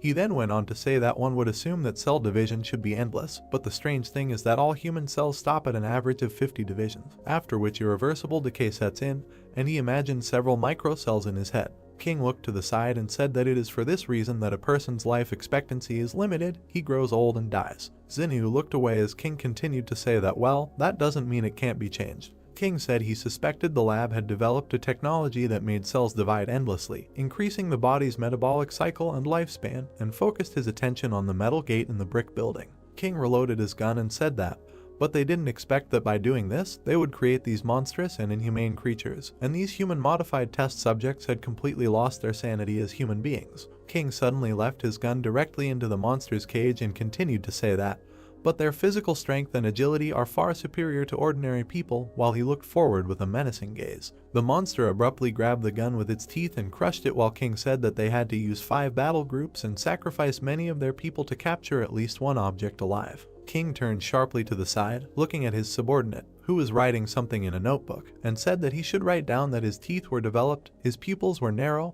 his habit of moving on all fours, he was no longer human. King closed his eyes and continued to say that it was suspected that he was the product of a genetic change, and it was assumed that this laboratory was a secret experimental facility of the Flame Source Company before the disaster. Zinyu looked to the side with a puzzled look and reasoned that the base was the source of the flame. King looked down as she speculated on whether the King Consortium could take over this technology. The monster, standing on 4 limbs, squeezed its jaw with enormous force, breaking the pistol into small pieces. King looked towards the soldier and said that he should shine a bright light on him, and he obeyed the order. The soldier raised his hand up and made a finger gesture to another soldier standing on top of the building. Then the soldier sharply turned the huge searchlight to the side. A bright light suddenly illuminated the monster in the cage and the people standing next to it.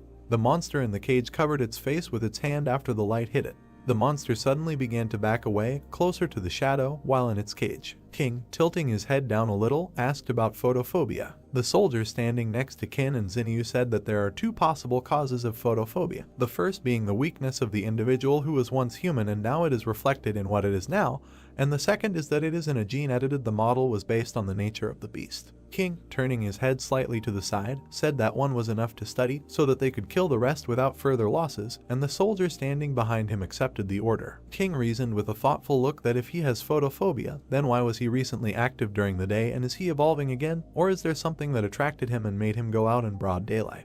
King conjured images of Xiao, Zhu, and Yang standing next to each other in his head and wondered if this could have something to do with the 3 of them. A huge number of soldiers stepped with their black boots directly onto the asphalt.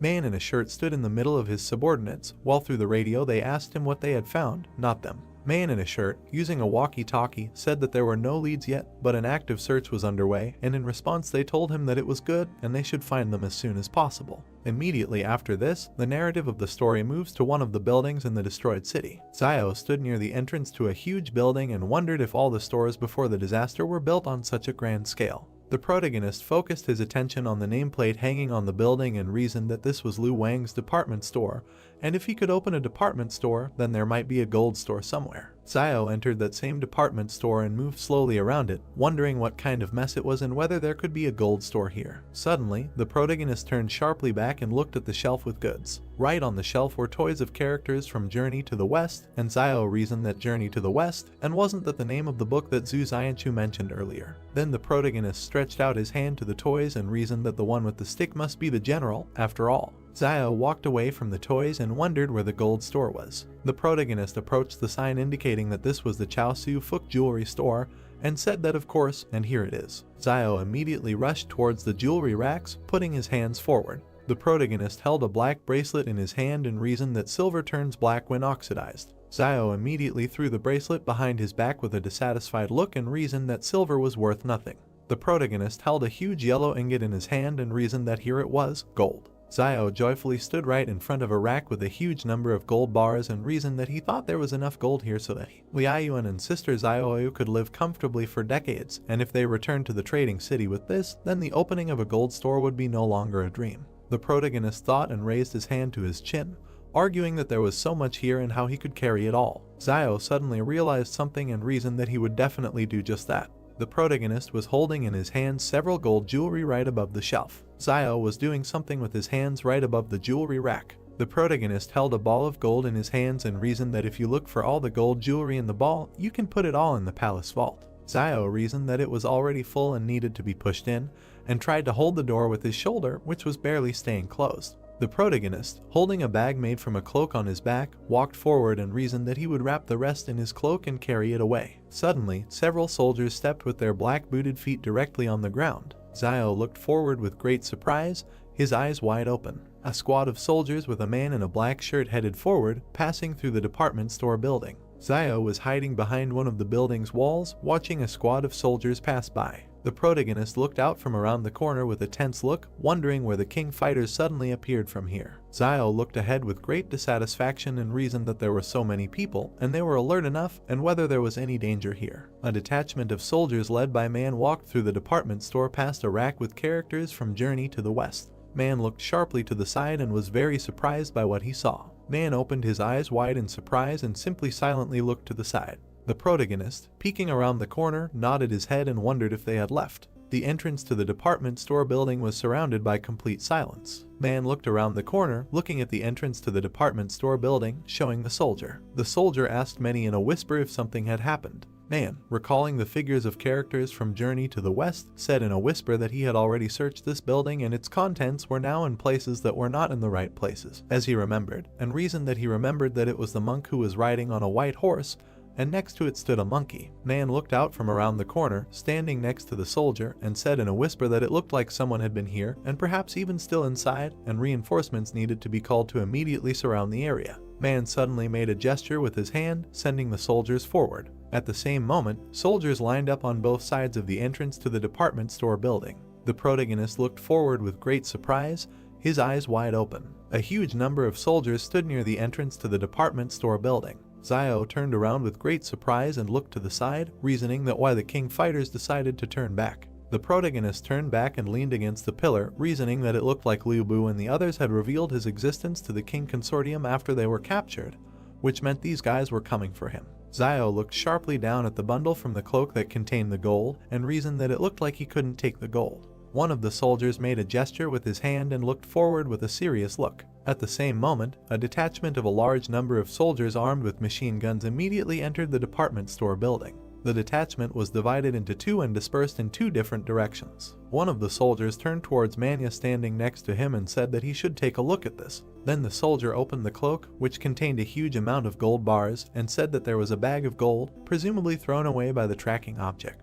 Man looked down, saying that he was interested in gold after coming all this way, and the person who could do this was probably the vagabond Ren Zaiasu. Suddenly the soldier sharply raised his head up and saw a silhouette in a cloak in the flight between the stairs. The soldier immediately radioed that the target had run to the second floor, standing next to the stairs. A huge number of soldiers at the same moment ran up the stairs, while the radio transmitted that the target had run to the third floor. Man stood near the stairs, looking at the soldiers who were climbing it and shouting that they should go ahead and not let him leave. Man stood still, raising his head up, reasoning that something was clearly wrong, and Ren Zaiasu foolishly decided to run upstairs. If he continued to run upstairs, he would simply end up surrounded by them on the roof. Man closed his eyes and thought, reasoning that he was very greedy for money, but abandoned it as soon as he found himself in a dangerous situation, and his decisive refusal of gold gives the impression that he is acting more decisively than recklessly. The protagonist slipped between flights of stairs with great speed. Zio ran very quickly straight up the stairs and reasoned that they had noticed him and would probably send someone to cordon off this entire building.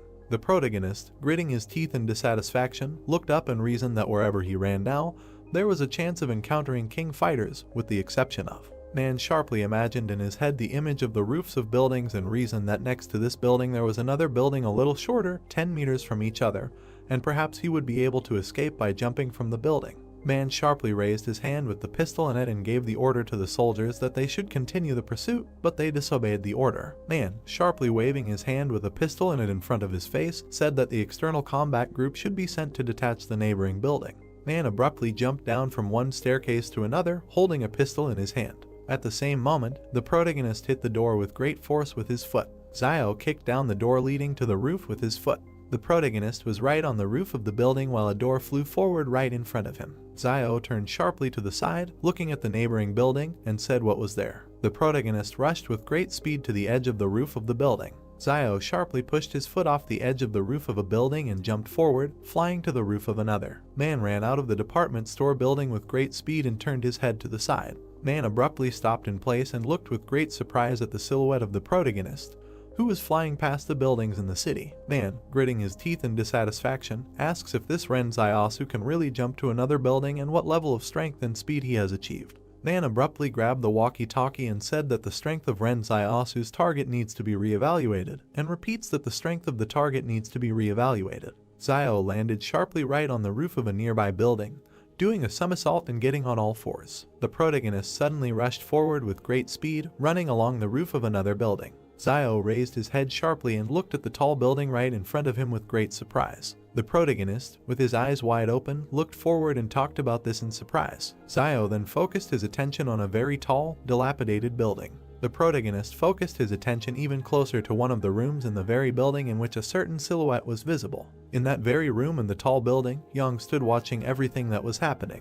Yang sharply adjusted the girl on her head with her hand. Suddenly, out of nowhere, a strange black and red trunk appeared right in her hands. She then stepped on the small step with her black booted foot. Yang stood still and aimed at the scope of her huge black and red rifle. She suddenly exhaled slowly and continued to aim one eye at the scope of her rifle. Yang stood in place, holding her black and red rifle with two hands and aimed at its scope. Zio continued to run along the roof of the building with great surprise, talking about young Xiaojin. The protagonist stopped abruptly on the roof of the building and looked sideways at the street of the destroyed city. Zio suddenly focused his attention directly on King and the people standing next to him who were near the cage, and reasoned that this means that young Xiaojin's goal was to come and kill this young man in a white suit. The protagonist froze abruptly in place, raising his head up and looking at the tall building on the side of him, and reasoned that she was so far from this man in a white suit. Zio looked to the side with a reasonable expression and thought that at such a distance to the target, the sniper needs to calculate many factors, such as wind direction, temperature,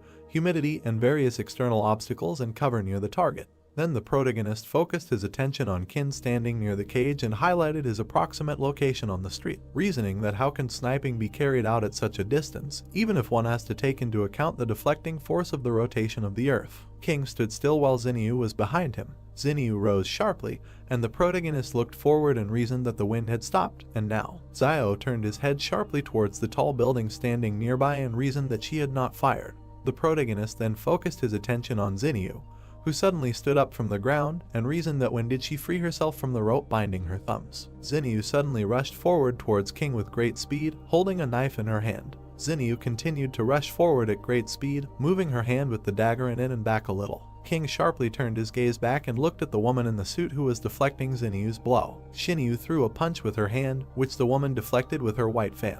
The woman in the suit would then lash out with her white fan, while Xinyu dodged it. Xinyu jumped back, landing on the ground as the woman in the suit collected her white fan. The woman in the suit suddenly took a blade out of her pocket and threw it forward with great fury. Xinyu landed on the ground with a huge look of fear on her face, holding a knife in her hand and looking at the blade flying towards her. Suddenly, a circle of purple energy appeared on the ground right under Xinyu's hand. Xinyu abruptly fell into a dark space through a circle of purple energy, while a knife flew into her place where she had just been. The woman in the suit watched as a flash of black and purple energy remained in Xinyu's place. The woman in the suit said with surprise on her face that she was a Superman, and King stood next to her, watching everything that was happening.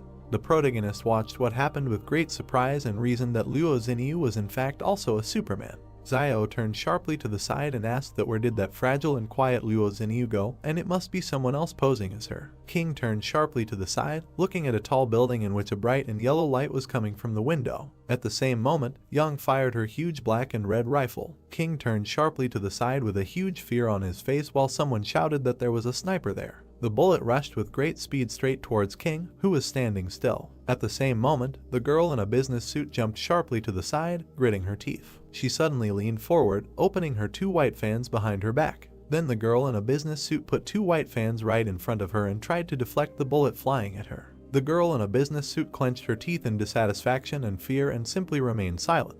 The bullet fired from Young's rifle slightly damaged the white fan. The bullet, flying forward at great speed, destroyed the white fan into small fragments. At the same moment, the girl in a business suit fell back while the same bullet hit her chest. King stood still and watched as that same bullet flew right through the body of a girl in a business suit. King looked down at the body of the girl, who was falling down and coughing up a huge amount of blood. King, turning to the side, straightening his cloak, said that what a pity. One of the soldiers sharply pulled the pin from the grenade and said that everyone should prepare for a smoke grenade. At the same moment, a smoke grenade fell straight to the ground, releasing a huge amount of smoke, and a certain voice shouted that it needed to be compacted. King stood in place while a huge amount of smoke surrounded him, and voices were heard in the area to look for a sniper position, and it was an abandoned building in the southeast. King abruptly pulled out a bullet from the destroyed asphalt with his hand. King held the bullet in his hand and looked at it with great seriousness and simply remained silent. King turned his gaze sharply to the side and thoughtfully reasoned that, surprisingly,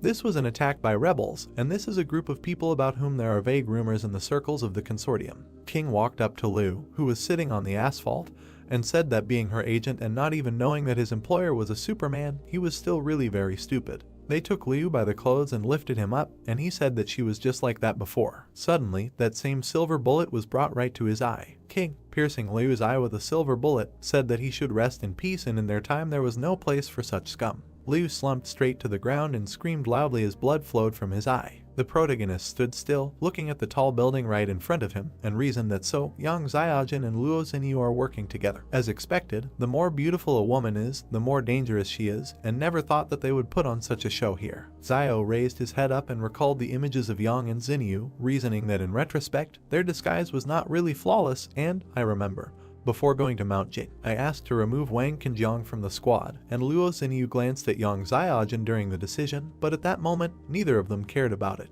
The protagonist then mentioned in his head the events of the past, how they sat together near the fire where the meat was cooked, and reasoned that later, when he shared the fish, Yang Xiaojin also called Luo Xinyu. Xiao recalled how Yang pointed her gun directly at Zhu and reasoned that there was also an incident where someone was pestering Luo Xin and Yang Xiaojin quickly intervened. But at the time he thought that she only helped because they both were girls, and who would have thought then that they had known each other for a long time. The protagonist looked ahead with a thoughtful look and reasoned that, but why exactly they wanted to kill King Zhen and why the Superman sacrificed himself to protect him. Yang pulled the bolt of her rifle and a silver bullet flew out. Then she sharply turned the muzzle of her rifle to the side and, holding it with both hands, aimed at the sight. The protagonist stood still and looked at the tall building in front of him with great surprise until a bright light flashed in one of the rooms. Xiao backed away with a huge look of fear on his face as a bullet flew between his legs and hit the roof. The protagonist turned sharply back, looking at the place where the bullet landed, and reasons that she was doing something incomprehensible and did not even try to shoot him, but was simply aiming at the roof. And maybe she did this on purpose to show that they are not at the same time in front of the King Consortium. But was it too much, or was it because he was angry with Luo Xinyu on the road and did not want to help her? Yang, holding a huge rifle in her hands, stood next to Xinyu approaching her.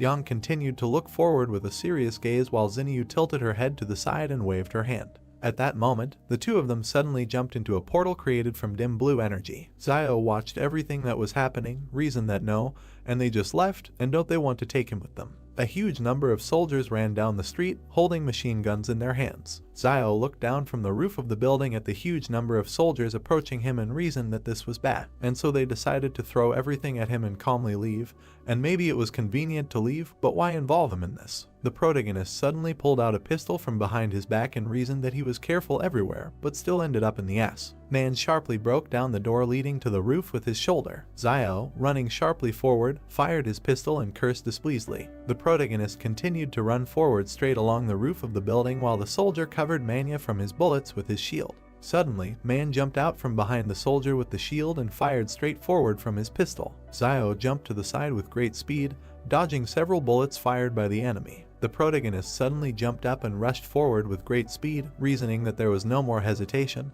He must run before all their troops arrived. Man aimed his pistol, clenched his teeth, and said that it was amazing how fast he could move.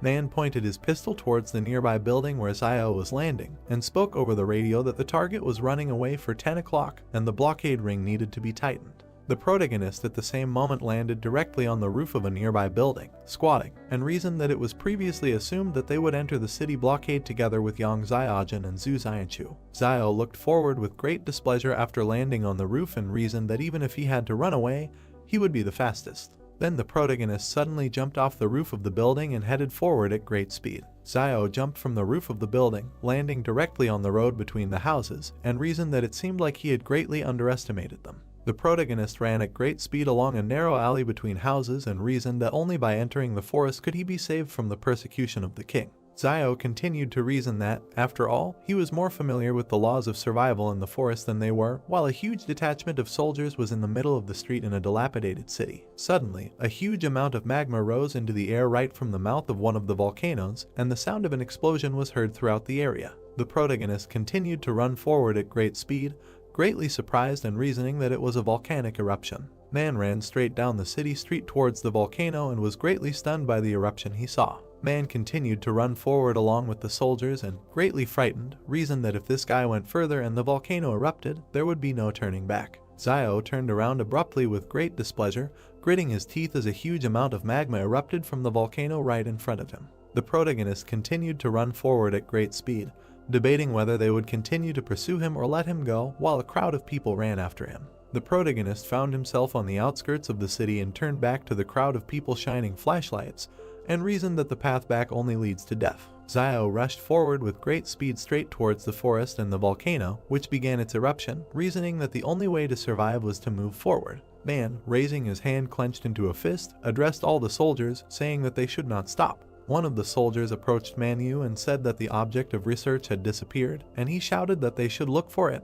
and they accepted his order. Man looked at his watch and said that the control time for the 100 meters is 3.92, and the strength is unknown, and as soon as they find him, they need to kill him on the spot. A huge number of soldiers with weapons and flashlights in their hands moved through the forest, while Man reasoned that no matter where he was hiding, even with a pistol in his hand, he would not be able to shoot so many people at the same time, and if only he appeared, they would turn him into a sieve. Xiao, hiding behind one of the trees from the bright light of the soldiers' lanterns, reasoned that with so many people searching at the same time, he did not think that they would start shooting indiscriminately. The protagonist, peeking out from behind a tree, looking at the soldiers who were looking for him, was very puzzled. Xiao, peeking out from behind a tree, reasoned that he would soon be found, and suddenly jumped out from behind it straight towards a huge number of soldiers and Manhwa. The protagonist slashed directly at several soldiers, lifting them into the air and landing directly on the ground while screams echoed throughout the area, and Man watched. Man raised his hand with the gun a little higher and asked what was the matter, while Xiao looked forward with a malicious grin. The protagonist jumped sharply, landing on a tree branch while the soldiers watched him,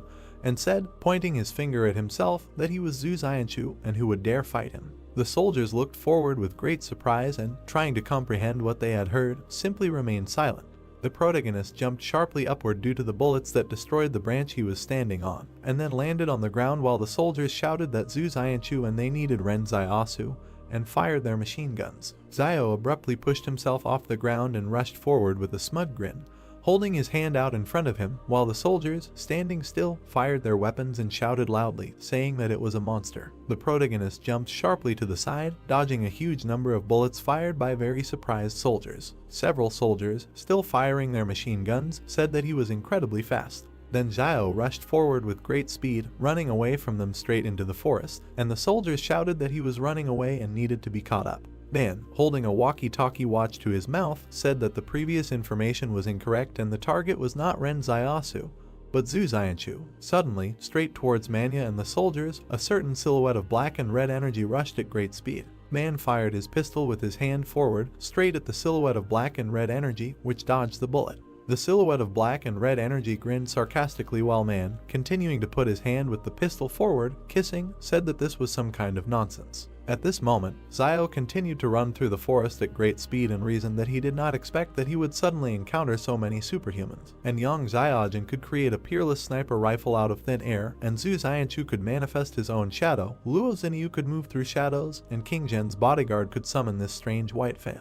The protagonist ran straight through the forest and continued to reason that everyone hides their abilities very well and does not show them until they have to. So it is better for him not to reveal his abilities, which is why he had to go by the name Zuzianshu. At this time, the shadow of black and red energy was dodging the bullets that the soldiers were firing, and Zio reasoned that now the shadow could be brought back and ordered it to return, and it immediately rushed forward with great speed. A shadow quickly passed between the soldiers, throwing them into the air as they screamed loudly in fear. The shadow grinned a little, running away from them, and immediately found itself right next to the protagonist, who was standing in the middle of the forest and looking to the side. Suddenly, the shadow did not seep into Zio's body, and he suddenly shuddered, greatly surprised by this. The protagonist leaned sharply on a tree and trembled violently in pain, reasoning that it turned out that I had a side effect, and it seems that this shadow cannot be used just like that, and the body also feels all the wounds that it received. Zio, closing one eye, looked to the side and reasoned that, however, in the end, he got rid of the king people, and first he should rest, and once they regained their strength, they would figure out how to avoid it.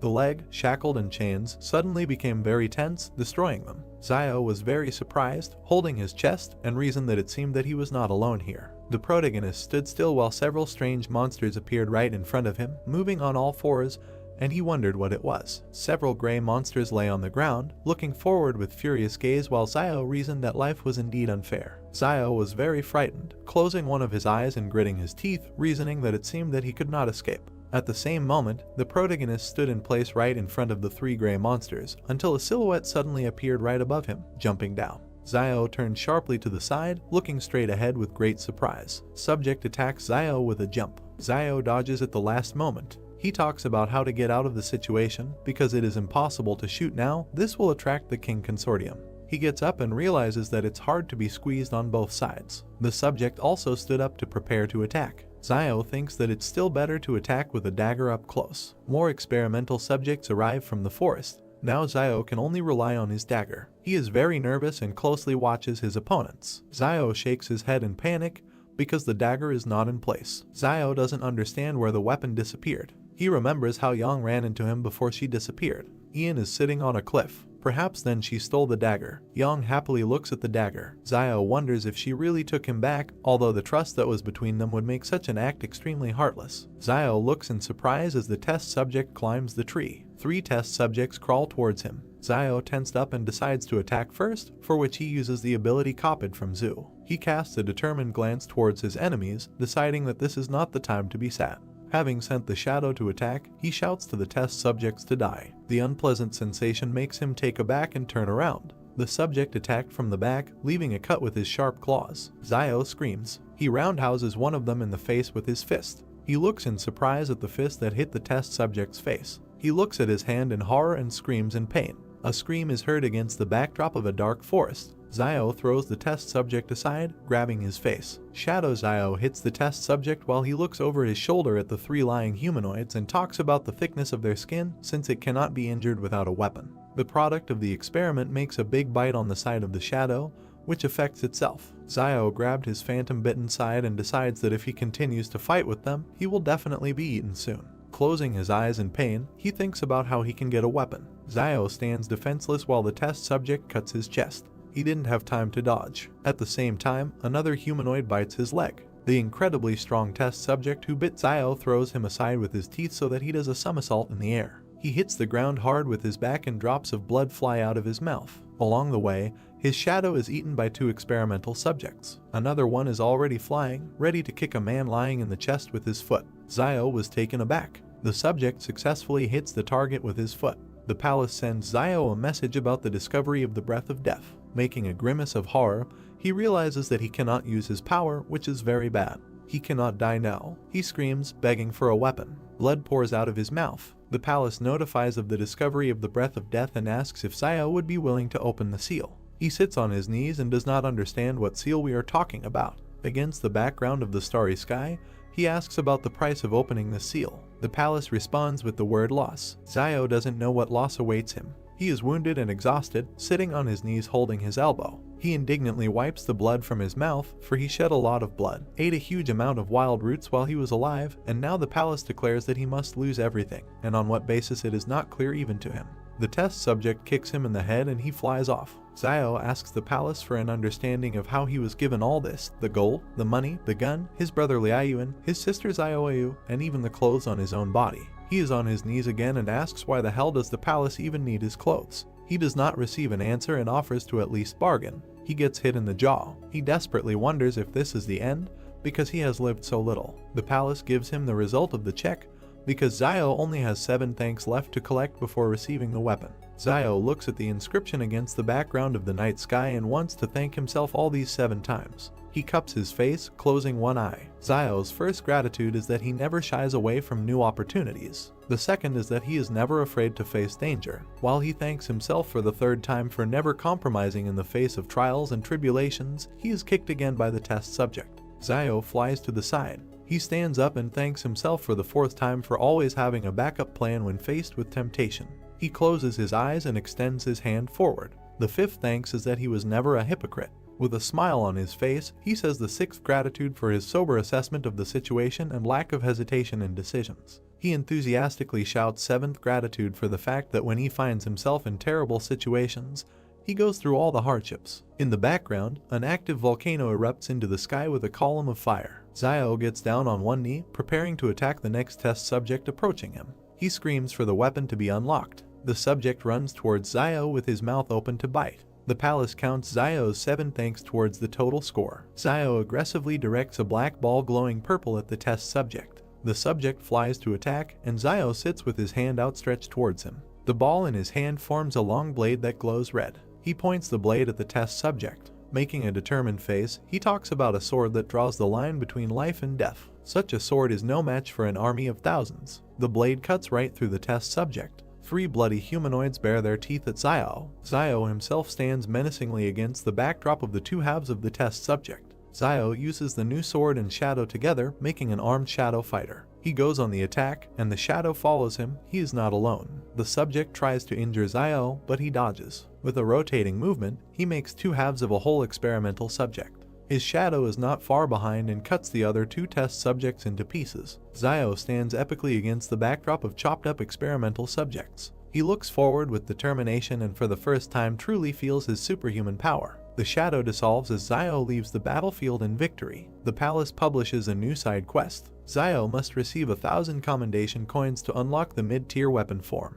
Zio is perplexed by such a huge number of thanks. An armed group of people runs out of the forest. The King Consortium discovers several dead test subjects in the forest. They are surprised by what they saw. The Consortium commander concludes from the shoe print that only one person dealt with the group of test subjects. He is warily perplexed as to whether one person is capable of defeating 4 experimental subjects. The power of this person must be greater than the power of their consortium.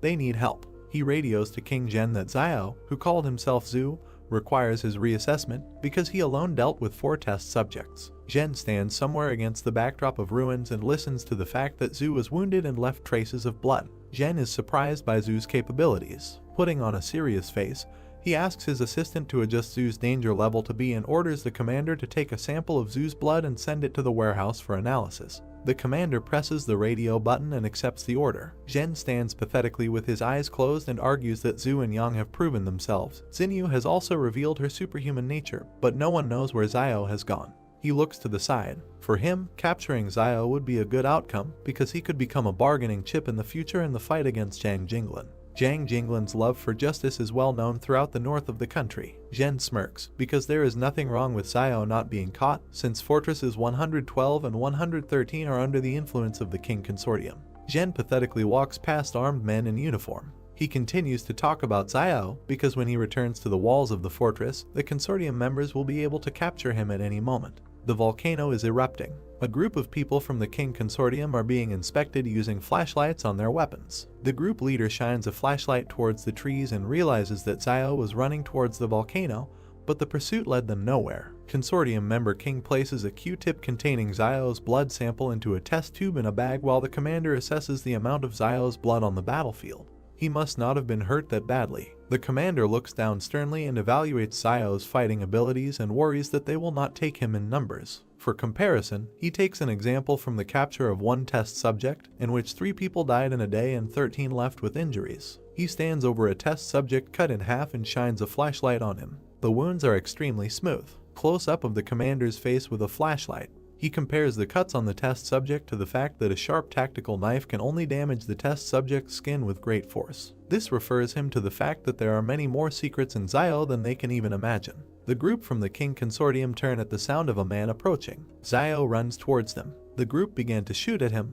While the commander wondered why Zio returned, he seemed to be running away. A terrified Zio yells at the group to look at what's behind him instead of aiming at him. He struggles to escape from a huge crowd of test subjects. The commander was taken aback because he thinks that this could only happen if Zio took and tore up the lair of the experimental subjects. Zio calls upon his shadow to carry him on its back and orders the group to flee, for if they continue to just stand there, they will all die. In the background, a large cloud of test subjects is approaching them. The group led by the commander is in shock. They decide to disobey Zio and open fire on him. He dodges shots with the help of a shadow and is perplexed that in such a situation they would still prefer to shoot at him. The shadow is getting ready to jump. Zio decides to let the monsters play with the consortium group, for that matter, and with the help of the shadow he jumps to escape from pursuit. He jumps over the squad, they dodge. The commander turns around and realizes that the crowd cannot be left unattended, because their rear may suffer, and even the city will be behind them. A huge crowd of experimental subjects bare their teeth, preparing to attack the squad. Some members of the group unsuccessfully dodged and were injured because of Zio. The commander sees this picture and curses in horror. He could not imagine that Zio would use such vile tactics to evade pursuit. He realizes that Zio is using the test subjects in order to contain the squad and get rid of persecution from both them and the test subjects. The commander with a menacing face looks at the crowd and does not understand where such a large number of experimental subjects came from, if the information said there were 100 individuals. Close up of the commander's face. He thinks that the source of the flame may have deliberately spread false information to deceive Jen, and most likely this happened after the source of the flame could not intersect with the King Consortium to resume the work of this laboratory. This is quite possible, because Jen killed many people from the source of the flame campaign over the past couple of years. He worriedly notifies the city via radio that a defensive line should be built. Team members follow orders to fire to support defenses on the ground. We need to gain time so that the city can prepare for the attack. Zio turns to look at the group going to the front line and thinks that maybe this is the difference between the consortium members and the private army. A close-up of the squad in combat readiness is shown. Zio is surprised by the dedication of the consortium soldiers, that they are willing to sacrifice their lives and safety in order to buy time for their comrades in the rear. The shadow drives him away from the carnage while he talks about Jen with his image in the background. He doesn't understand how this young man in white can lead such an army. The squad stands in formation and waits for the moment to attack. The test subjects are approaching. Gunshot does not take test subjects.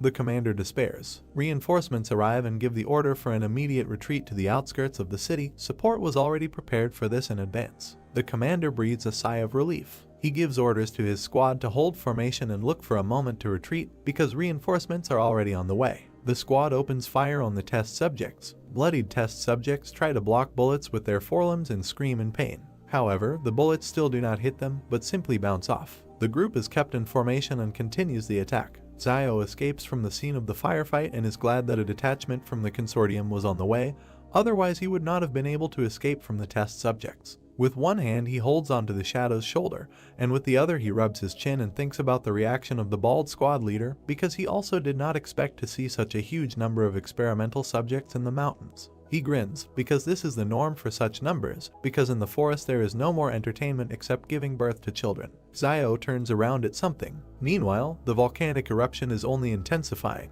A huge 5-fingered red limb with claws protrudes from the crater of the volcano. Zio was taken aback. He wonders how some creature could be hiding in the volcano and what kind of creatures in general can survive in lava. Jen stands pathetically against the background of the eruption and his white cloak flutters in the wind. A man in uniform and glasses behind him asks what the hell this is. Jen closes his eyes and sighs. He was very sorry that such things really existed, and because of this they would have to retreat immediately. Mission failed. He opens his eyes and turns to the guy with glasses, asking him to call his mediocre brother if this thing crawls out of the crater or if a large number of test subjects are forced south by the volcano, because Barrier 113 is in danger. The guy in uniform agrees. Jen orders everyone else to gather and prepare to retreat. The volcano emits another pillar of fire into the sky. Military trucks are urgently leaving the city. The consortium squad continues to exchange fire as the eruption intensifies with each passing moment.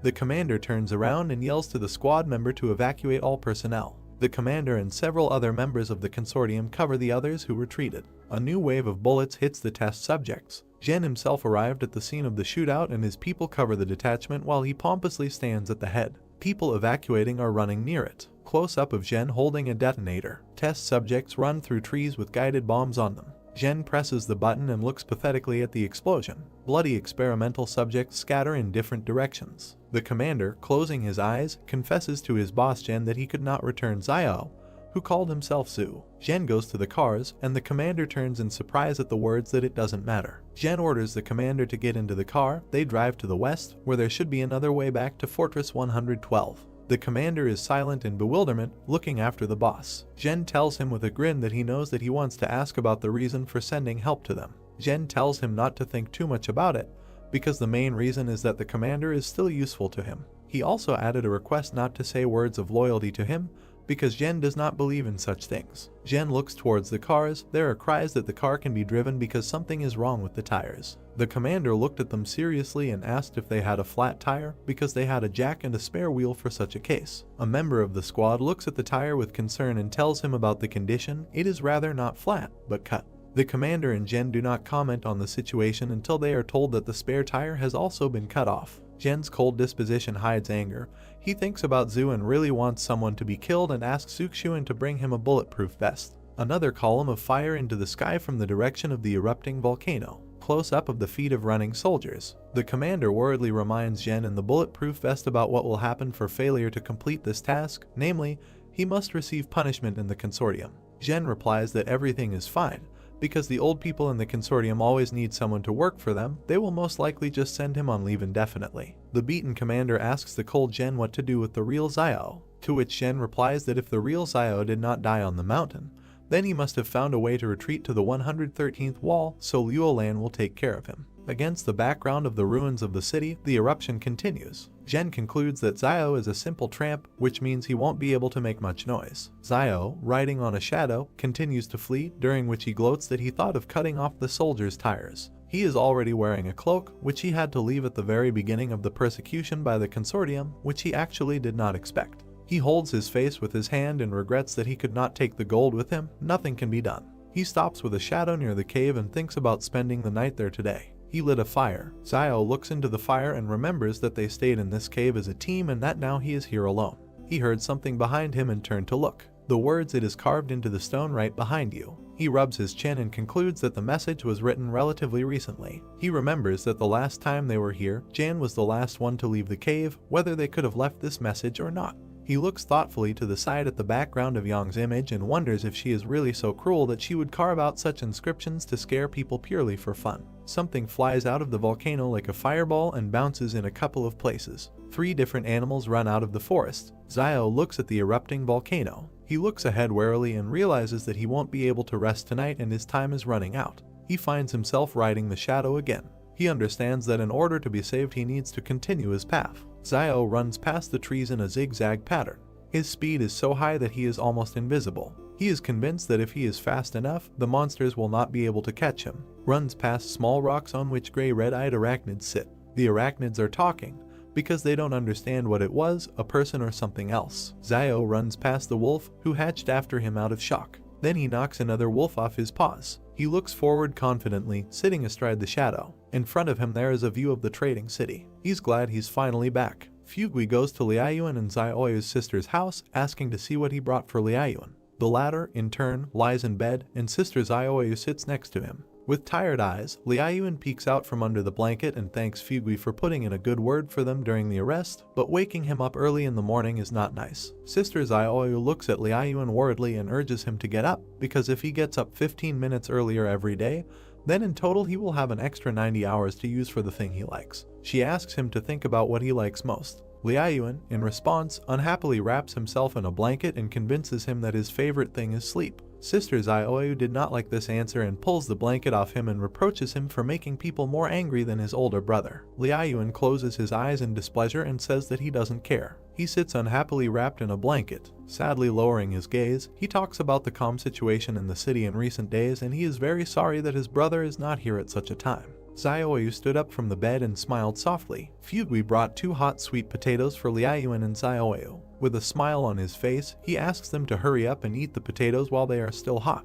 Liaoyuan, without getting out from under the blanket, looks at the potatoes and asks Fugui about the reason for his love for sweet potatoes, because he cooks them every day. With a thoughtful face, Fugui remembered his dysfunctional childhood behind the 107th wall and told Liaoyuan that there was a famine then and he had to leave the wall after his father and go here to reunite with his relatives. Smiling again, he continued to say that despite the famine, before it was not as dangerous there as it is now. The story about his love for potatoes was that one day he and his father dug up 2 sweet potatoes in the field and Dad baked them for Fugui to eat. Then it seemed to him that baked sweet potatoes were the best thing in the world. Liaoyuan looks at Fugui enthusiastically. A conversation with Xiao pops up in his memories. He asked his younger brother if he knew why people were happy. They both sat and looked at the night sky and Liaoyuan asked his brother the answer to this question. Frowning, Xiao told his brother that human happiness comes not from pleasure, but from pain, because when, at a moment of unbearable bitterness, you try something sweet, a desire arises to fight for your life. Liaoyuan looks at the softly smiling Xiao in surprise, and the latter continues that the sweet taste may not mean much to others, but for you at such a moment, this sweetness is the greatest joy. Liaoyuan and Xiaoyu started eating the potatoes. Fugui says that with Mr. Zhang gone, there are no more teachers left in their trading city. Liaoyuan enthusiastically says that this is not a problem, because when Xiao returns, he will teach. Fugui answered warily, spreading his fingers that he had heard rumors from factory workers near Jing Mountain. It seems that the Jing Mountain volcano has erupted and it is unknown how Xiao is doing. Liaoyuan closed his eyes and said confidently that his brother should be fine, a hint of concern in his eyes. He remembers that he wished everyone with his life for Xiao's safe return to the city, and since Liaoyuan is alive, then Xiao is completely fine. Fugui cheerfully raised his finger up and noted that Xiao should be alive, because as they say, a good man does not live long, but an unkind man prospers. Fugui looks around the street warily and states that the street has been very busy lately, which is most likely due to the fact that the fortress is not easy to rule the trading town, for which they bribe strangers to be their ears and eyes. People on the street look unfriendly. Fugui confirms this fact by saying that you should not offend them or pour out your soul to them. He still looks out the window and warns Liaoyuan and Xiaoyu to be careful these days if they want to leave the trading city. If anything happens, they should turn to Fugui and he will help them find their way, because in his opinion, all these people are here not because of the two of them, but because of Xiao. Xiaoyu asks Fugui in surprise why they need Xiao. Fugui nervously wipes his sweat with a towel and says that we are talking about Xiao and he could do anything to the team from the fortress, that's obvious. Liaoyuan and Xiaoyu were taken aback. Zhen, the commander, and a couple of other people move through the forest.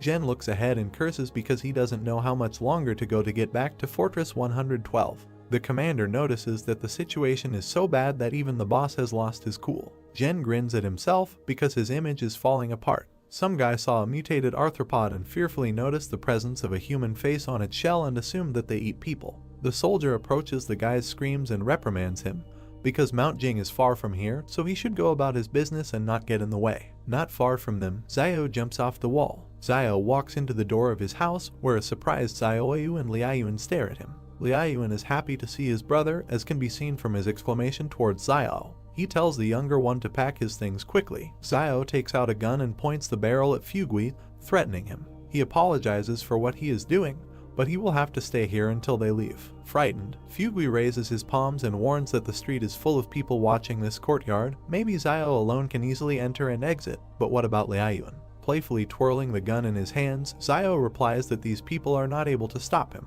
Fugui says that Mr. Zhang is nearby, then the people from the King Consortium will not be able to do anything to him. Xiao asks him about Teacher Zhang. Xiao crouches down and packs his things, answering Fugui that the reason for his imminent departure is not the King Consortium, but the monsters that are about to emerge from the Jing Mountains. Fugui fearfully asks him about the monsters. Xiao, who turned around worriedly, tells Fugui that he has heard about insects, the number of which is terribly large, but these same insects are only a small part of the danger that awaits them. The frightened Fugui grabbed Xiao's leg and interrogated him about what he saw in the mountains, after which he began to beg him to wait for Fugui, who needs to go and take his son with him. Surprised, Xiao asks Fugui about leaving, because his family business is located here, but he is still ready to leave the city with Xiao. Fugui tries to convince Xiao because he doesn't know what about everything else, but he believes in Xiao and believes that he can survive by following him.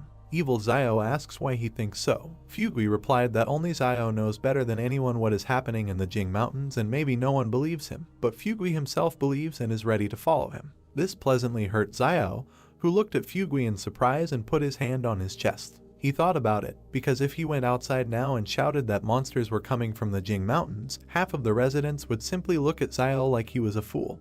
But Fugui was able to believe him. He continues to look at Fugui, who begs for his help and reasons, because to put it in perspective, Old Man Wang is not very capable and ruthless, but nevertheless, he is a little more tactful, and his ability to survive in these turbulent times is based on his ability to always quickly making better choices in the face of danger. Xiao clenched his fist thoughtfully and wondered if it was even possible to run away with Fugui, because although he was a profit-oriented businessman, he was not inherently bad.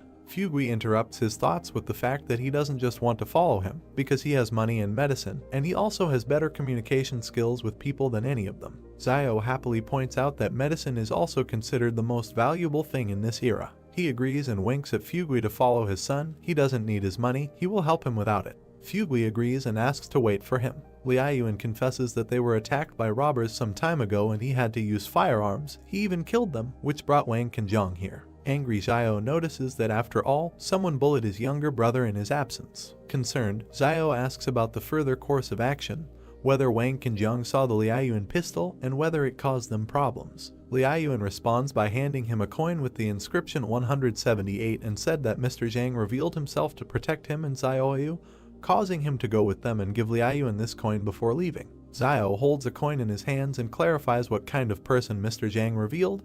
Did they say who he is? Liaoyuan raised his finger up and replied that Zhang had asked about this, but he did not answer, but only mentioned Fortress 178 and also said that if things went really badly, then Xiao could head to Sebe to find him there, but clarified that it's not worth going there just like that. Liaoyuan added that the northern lands are very harsh and that most likely Mr. Zhang is an important person there. Xiao clenched the coin in his fist and agreed to go to Sebe for Zhang if they were driven into a corner. Xiaoyu intervened in the dialogue, saying that the things had been collected because there was nothing special to collect. Xiao sees a full bag of cabbage behind a satisfied Xiaoyu. He was taken aback and realized that she had simply collected all the cabbages that Mr. Zhang had planted in the backyard of the school. Provocatively rubbing his chin, he noticed that this behavior was very similar to himself. Satisfied, Xiao points his finger at the cabbage, but Xiaoyu is not very happy with what is happening, because Xiao said that there is no need for cabbage. Xiaoyu can take bread with him, but cabbage is not needed because you can find wild vegetables on the road.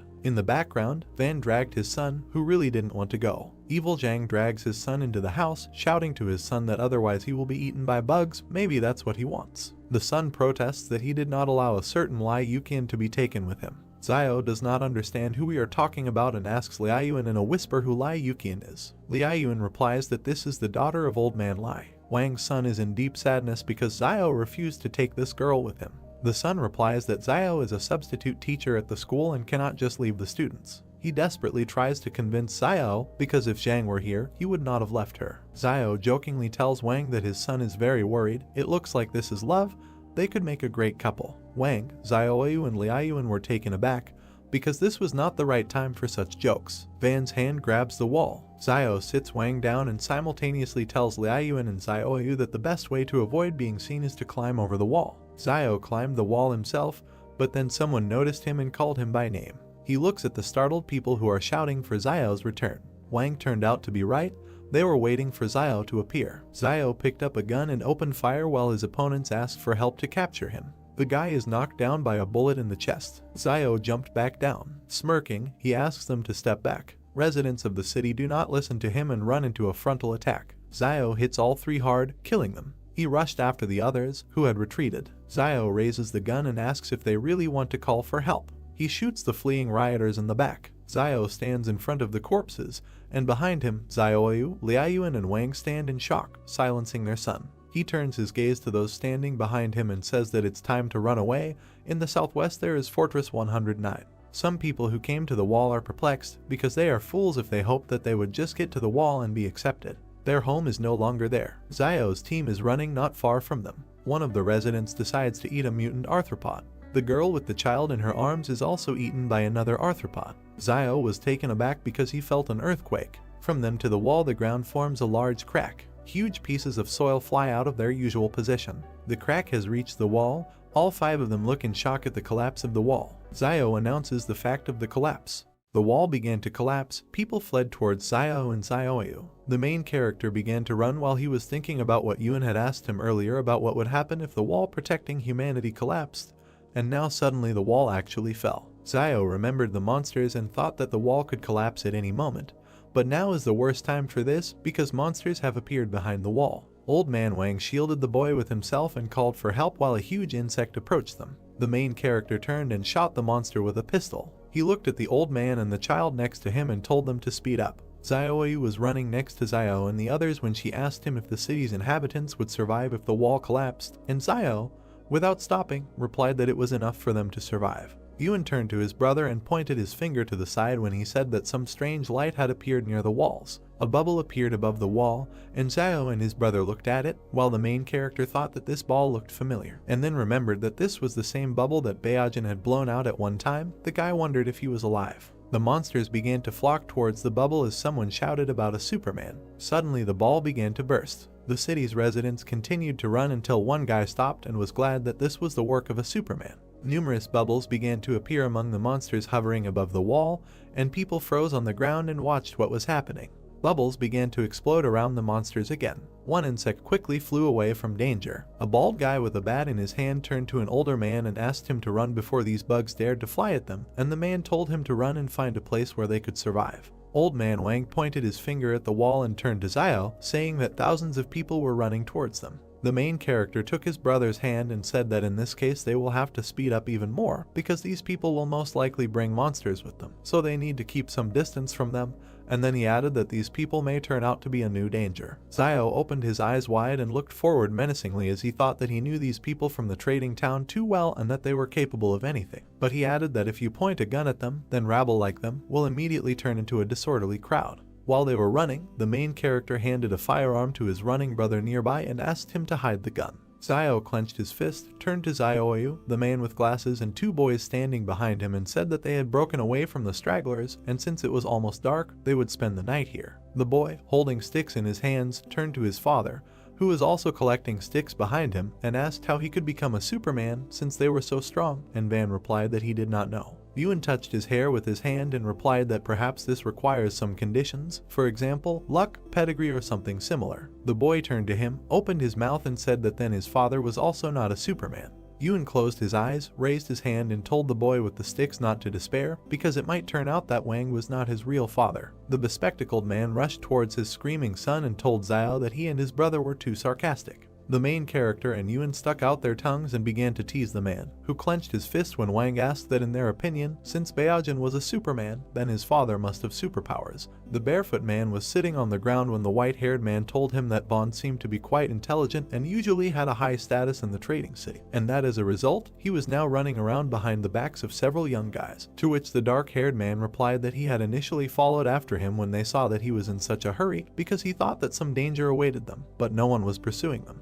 He then stood up, clenched his fists, and said that Wang probably carried a lot of money with him, since he had owned the store for many years, so he must have some property to escape, and the gray-haired man remembered Zioyu. Another man, sitting on the ground with his eyes closed, said that it was better to forget about it, because Zio and Yuan had weapons with them. The man with gray hair clenched his fist in front of him and asked him what he was afraid of, and how they could be afraid of guns since they didn't have much ammo. The men turned to the sides when the guy raised his finger to his face and asked which of them would go first. A crowd of people was on the plain near the forest. They jumped up when they heard a wolf howl. People began to run in one direction, shouting that they needed to leave and surprised that there really was danger, and someone exclaimed that they should have gone with Zio and cursed. The main character and his comrades were sitting by the fire. Yuan came up to him, looked at the food in the pot and said that it smelled very good, and the guy replied that he had just seen wild cilantro, which would improve the aroma of the food, so he would throw it in later. Van stood up and clasped his hands in front of him as he said that he doesn't eat cilantro because it smells like bugs and it makes him sick. Zio smiled and replied that he said that because he had never eaten bugs. The boy clenched his fist in front of him,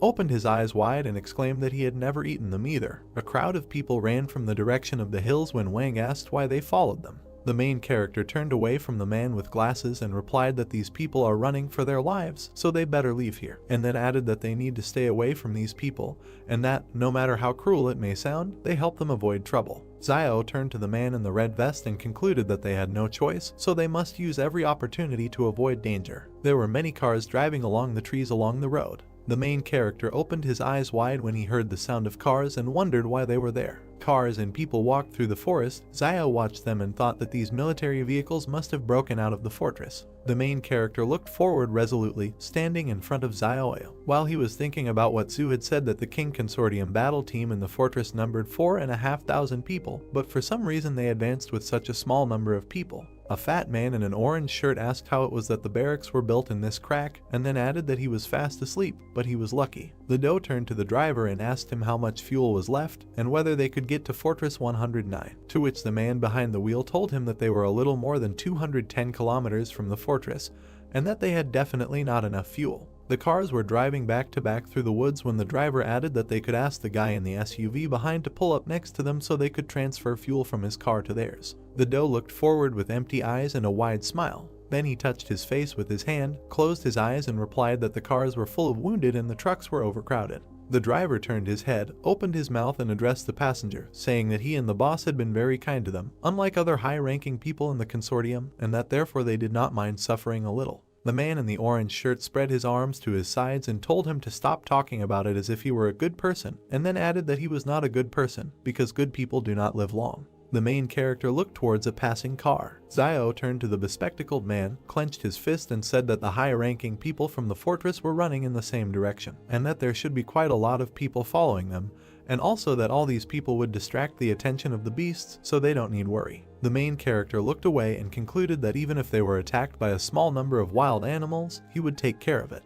Van opened his mouth slightly, but said nothing. Xiao and his comrades walked behind other city residents through the forest. The main character turned to the man with glasses when he addressed him and said that he did not know whether it was appropriate to ask about this. Wang opened his mouth, sweat appeared on his face, and asked where the rest of the people who went with Xiao to Jing Mountain were. The main character looked to the side and replied that when they left, there were 21 of them, but now most likely there are only 4 alive. Xiao exhaled when Wang reached his hand to his face and thought that if there were only 4 of them left, and the main character was one of the survivors, then perhaps he was one of the superhumans. Xiao opened his eyes and said that he couldn't say anything about what exactly was going on at Mount Jing, since there were a lot of mutated monsters there. Ban touched the main character's shoulder, turned to him and said that in any case, this time he was grateful to him, because if the guy had not gotten them out on time, they would not have gotten out, and then the man with glasses added that he didn't even know. How can I thank him for this? Xiao smiled and narrowed his eyes as he replied that for every drop of kindness received, he should return a stream of gratitude, and sweat appeared on the bespectacled man's face when he asked that they could all be polite to each other. The mountains and forest were illuminated by the starry sky. 5 travelers walked along the road along the trees. Xiao covered his younger brother with his hand. Someone pointed a gun at a man with glasses and said that he told him to give him all his food, to which the man replied that he was also hungry. The man held out a firearm in front of him and ordered the people behind to go and look for what they had on them.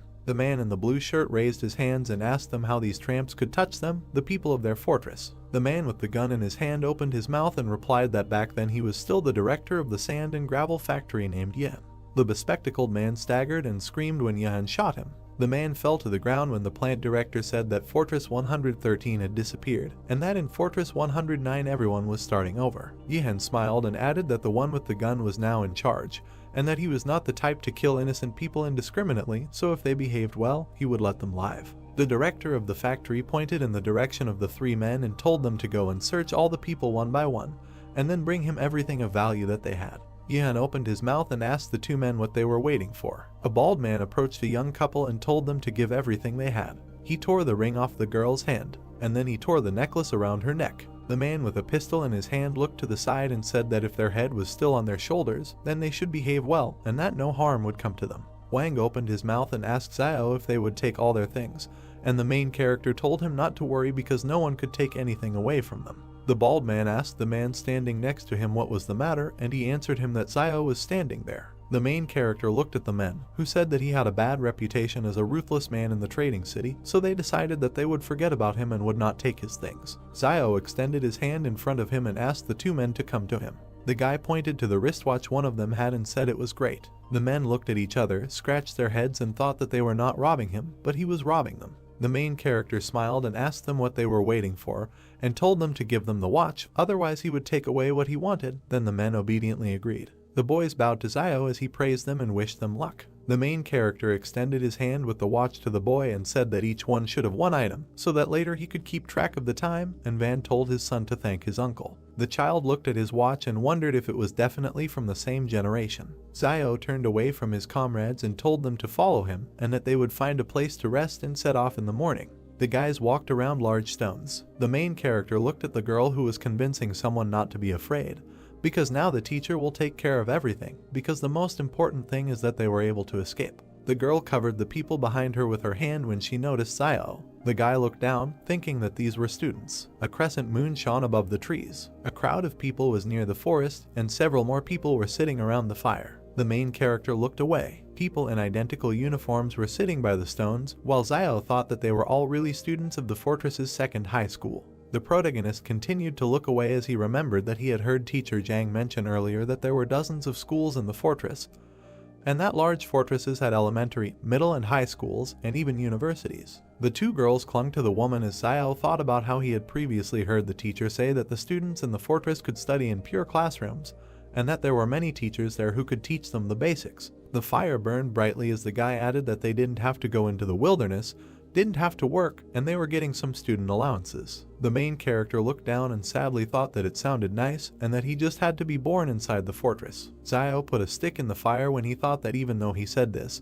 he doesn't know what happened to those little brats who were in school earlier and doesn't know how to receive gratitude in the trading city now. The protagonist suddenly opened his eyes when he realized that he had already collected thanks from himself when he unlocked his weapon. He remembered a dark room with a wooden door and decided that if he could thank himself, it meant that now he could easily complete the task. The guy imagined a sword with a black aura and thought that if the black blade is so strong at the initial level, then at the next level, when it is unlocked, it will become invincible. The main character closed his eyes and punched his chest as he began to thank himself for not killing anyone indiscriminately, for raising his brother so well, and for eating grapes and not spitting out the seeds. Yuan looked at his brother in disbelief, sweat appearing on his face. There was a dark aura in the gloomy room just as before when Zio decided that there was no reaction. The girl looked up at the dark-haired woman, addressed her as Teacher Jiang, and said that she was hungry. The woman closed her eyes and stroked the student's hair, saying that if they continued to walk further, they might be able to eat something, because people from Fortress 109 would come to their aid, and then added that if they could not stand it any longer, then the teacher will collect edible wild plants for them. Another student looked at Jiang and asked what they looked like, and the blonde guy added that they could go and collect wild plants to fill their bellies. People were sitting around the fire when the teacher asked the students if they could see them. Jiang hugged the girls, looked towards the guy and said that these people look confident enough that they will collect and eat what they collect later, and the student asked why don't they just ask them for help. Sweat appeared on the teacher's face as she said that now that the fortress is no longer there, they must understand that not everyone is obliged to help them, so they must help themselves. The two students looked at each other and agreed. Zio walked up to the main character and addressed him. The girl smiled, looked at him and said that in that group of students there are many beautiful girls who look his age, and that if at such a time he feeds the girl he likes the most well, she will definitely follow him. Zio touched his forehead with his hand and replied that there was no need to worry about this now, because he needed to deal with Fortress 109 first. And Zio said that if he changes his mind, then all he needs to do is tell her, and she will help him with his children in the future. Water boiled in the container. The main character sat down, holding a bunch of plants in his hands. Teacher Jiang looked to the side and told the nearby students to find the exact same plant he was holding.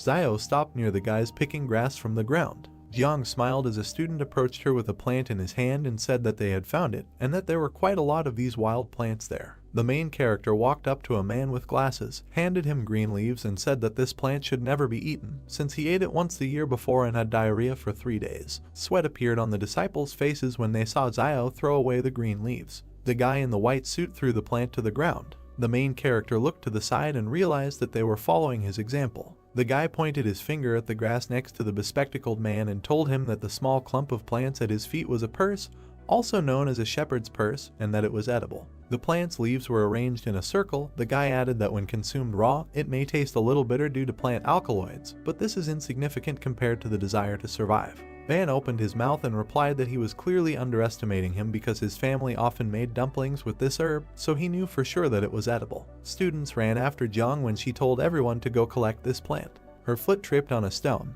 The girl fell to the ground. The guys helped her up while she said everything was fine. The dark-haired student opened his mouth and turned to Jiang with the words that she had helped them find water and food all this way, and that she did not have to do so much for them.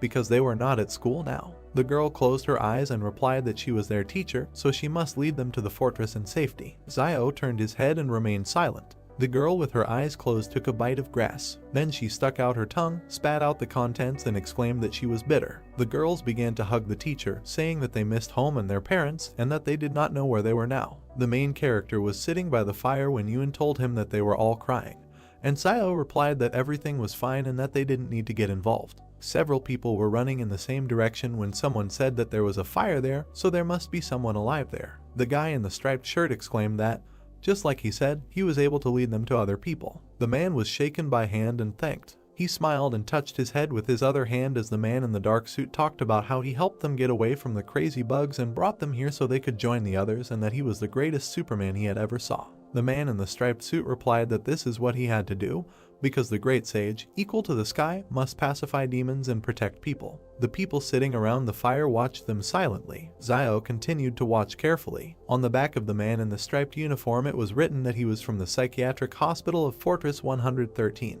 The main character looked forward emotionlessly and thought that the guy had a mental illness. The men standing behind their savior were talking about how he was an escapee from a mental hospital and not one of those whom the King Consortium had captured some time ago, and that he was still a superhuman who could summon a stick and become physically very strong. People surrounded the guy in the striped uniform and kept talking about how he claimed to be the reincarnation of a great sage equal to the sky and that they didn't know if it was true or not. The smiling patient was observed by Yuan and Xiao, who thought that if he were not a Superman, then people would really just consider him a patient who escaped from a mental hospital and that he saved everyone, but they are still only half believe what he says. The blonde guy turned around and opened his eyes wide. They reflected the main character and his brother. The guy in the striped suit started pushing people around and telling them to make way for him. Yuan turned to his brother and asked him if he knew him, to which Xiao exclaimed that he did not know. The fugitive from the psychiatric hospital smiled sweetly at the main character. He then folded his hands in front of him and addressed Xiao, calling him master. The main character opened his eyes and mouth wide. The guy in the striped uniform waved to the people behind and said that he had found a master whom he was taking to the west for the sacred scriptures. 4 people opened their mouths and looked in one direction in disbelief. Wang turned towards Xiao and laughed loudly until he cried. The guy raised his index finger, called the man with glasses Beiji, and asked what he was laughing at. The patient smiled and turned to the son of the man in the red vest named Wu Jing. The man in striped clothing hugged them and exclaimed that they were all gathered here to go west for the holy scriptures. Xiao, Yuan and Xiaoyu looked ahead blankly and asked the man again. An inscription appeared that sometimes life takes an unexpected turn. A hand touched the shoulder of a patient in a psychiatric hospital. Wudi turned to Xiao and asked what he could do for him, and the protagonist replied that he should clarify that he was not his master and was not going to go to the west for the scriptures. The man crossed his arms over his chest and asked the guy which direction he was going now, and Xiao replied that they were heading towards Fortress 109, which is located in the southwest. The man clenched his fist in front of him and said that the southwest was just in the west, and that perhaps he did not realize it yet, but he was already on the way to receiving the scriptures in the west. Xiao held out an open palm in front of him and repeated that he was indeed not his master, and that Wang was not Beiji, just like his son Dallin was not Wu Jing. Yudi waved his hand and exclaimed that it didn't matter, and the man with glasses grabbed his head and asked about how it didn't matter. A man with a gun appeared behind the blonde man, began to threaten Zhang and told them that he had not seen them before, so they should hand over everything valuable that they had. The man with thick eyebrows opened his mouth wide. Wudi pointed a stick at him and called him by name Zuanfeng. The man put his finger on the trigger. Yudi grabbed the stick with both hands and hit the man on the head. Yihan raised his head and spat out blood. There was a flash near the pistol and he fired. The main character opened his mouth and eyes wide. Wang and Dallin also opened their mouths and bulged their eyes. Yudi twirled a stick in front of him and said that he could not pierce this golden staff with a bullet. Yuan touched his brother's hand and said that the bullet did not hit the golden staff and that Wudi was bleeding from his chest. The guy looked down and cursed. Yudi stood with a stick in his hand and was bleeding. A man with blonde hair was lying on the ground. Yihan opened his mouth and looked to the side. The guy in the striped uniform gritted his teeth and said that the legend says that the bronze head and iron hands of the great sage equal to the sky are invulnerable to swords and spears. Yudi opened his mouth wide and spread his arms out to the sides when he asked about how a small bullet could have wounded him. Meanwhile, the bullet fell to the ground. Yihan put the pistol in front of him and called the guy a Superman. The guy jumped, swung at the man and said that he would receive a blow from his golden staff. Blood sprayed from the man's mouth. The man fell to the ground. It bounced off the surface several times and landed near a crowd of people. Yudi put his hand on his belt, opened his mouth and said that this is called destroying the demon, eliminating evil and promoting good. The guy in the striped clothes gave a thumbs up and exclaimed that he was good. Woody turned to Xiao, and Yin was still lying on the ground. His eyes were empty and blood was flowing from his mouth. People started looking at each other and smiling. Many refugees stood in front of Yudi, some bowed and thanked him, and he asked why they were doing this. The guy touched the main character's shoulder and told people to thank his master. The guy and the girl looked at each other and remained silent. People stood in several rows, bowed together and expressed gratitude. A system notification appeared indicating that Xiao had received 10 commendations from refugees. He looked forward resolutely, surprised that he had received so many gratitude coins at once, and thought that usually he had to work hard to get them, but now he did it without difficulty. The main character touched Yudi's hand, called him his student and asked if his wound hurt, and then offered him his medicine for external wounds. Xiaoyu, Yuan, Wang and Dallin looked ahead blankly, thinking that going west to get the scriptures was foolhardy. Xiao put out his hand, smiled and asked the man with glasses to bring his older brother something to eat. Van clenched his fists and exclaimed that he himself is Beiji. Everyone was sitting around the fire when the main character turned to Yudi and advised him to eat more slowly, despite the fact that he was very hungry. The guy closed his eyes and thanked Xiao and Beiji, who were sitting next to him, when another gratitude notification was displayed, and the main character thought that this relationship between master and student seems very good. Woody touched the back of his head with his hand and told his master that he was still hungry, and Xiao thought that he was a good fighter, but he eats a lot. The main character closed his eyes and asked Yudi if he knew what alms were. The guy replied that he knew. The master looked the student in the eyes and said that he was sending him to some people to ask them to prepare some lean rice and then return. He pointed his finger at some people sitting on the ground and said that they had all helped the man with the gun in robberies before, and that now they most likely had a lot of things left. Yudi put his palm to his forehead. The guy jumped high and told Xiao that he was going. The main character turned his head, smiled and said that this man was quite funny. The hand took the food. Xiao took a small bite while he thought about how recently, more and more, it seems that everyone's unusual abilities are more or less related to spiritual power. He remembered the lieutenant and thought that there was a direct relationship between the shadow's combat power and his spiritual power. Xiao looked at Woody and decided that he expressed this even more obviously, since he imagined himself to be a great sage equal to heaven. His golden staff had actually appeared, and he himself was gradually approaching an inhuman state in his physical qualities. Sitting by the fire, the main character looked sternly ahead and thought about his spiritual strength, but realized that there was no clear answer yet. Feet walked on the ground. Jiang touched her hair with her hand and asked Xiao if she could take some fire. Jiang timidly asked to exchange some fire for their dry firewood. The guy looked up and agreed. The girl leaned towards the fire and thanked him. The hero received thanks from her and the tramps. They leave, saying that they now have fire. The guy thought sadly that for people who have no experience of surviving in the wild, it is very difficult to survive in such conditions. Woody with bags of food hands Xiao a bar. He replied that he is not hungry, he got it himself,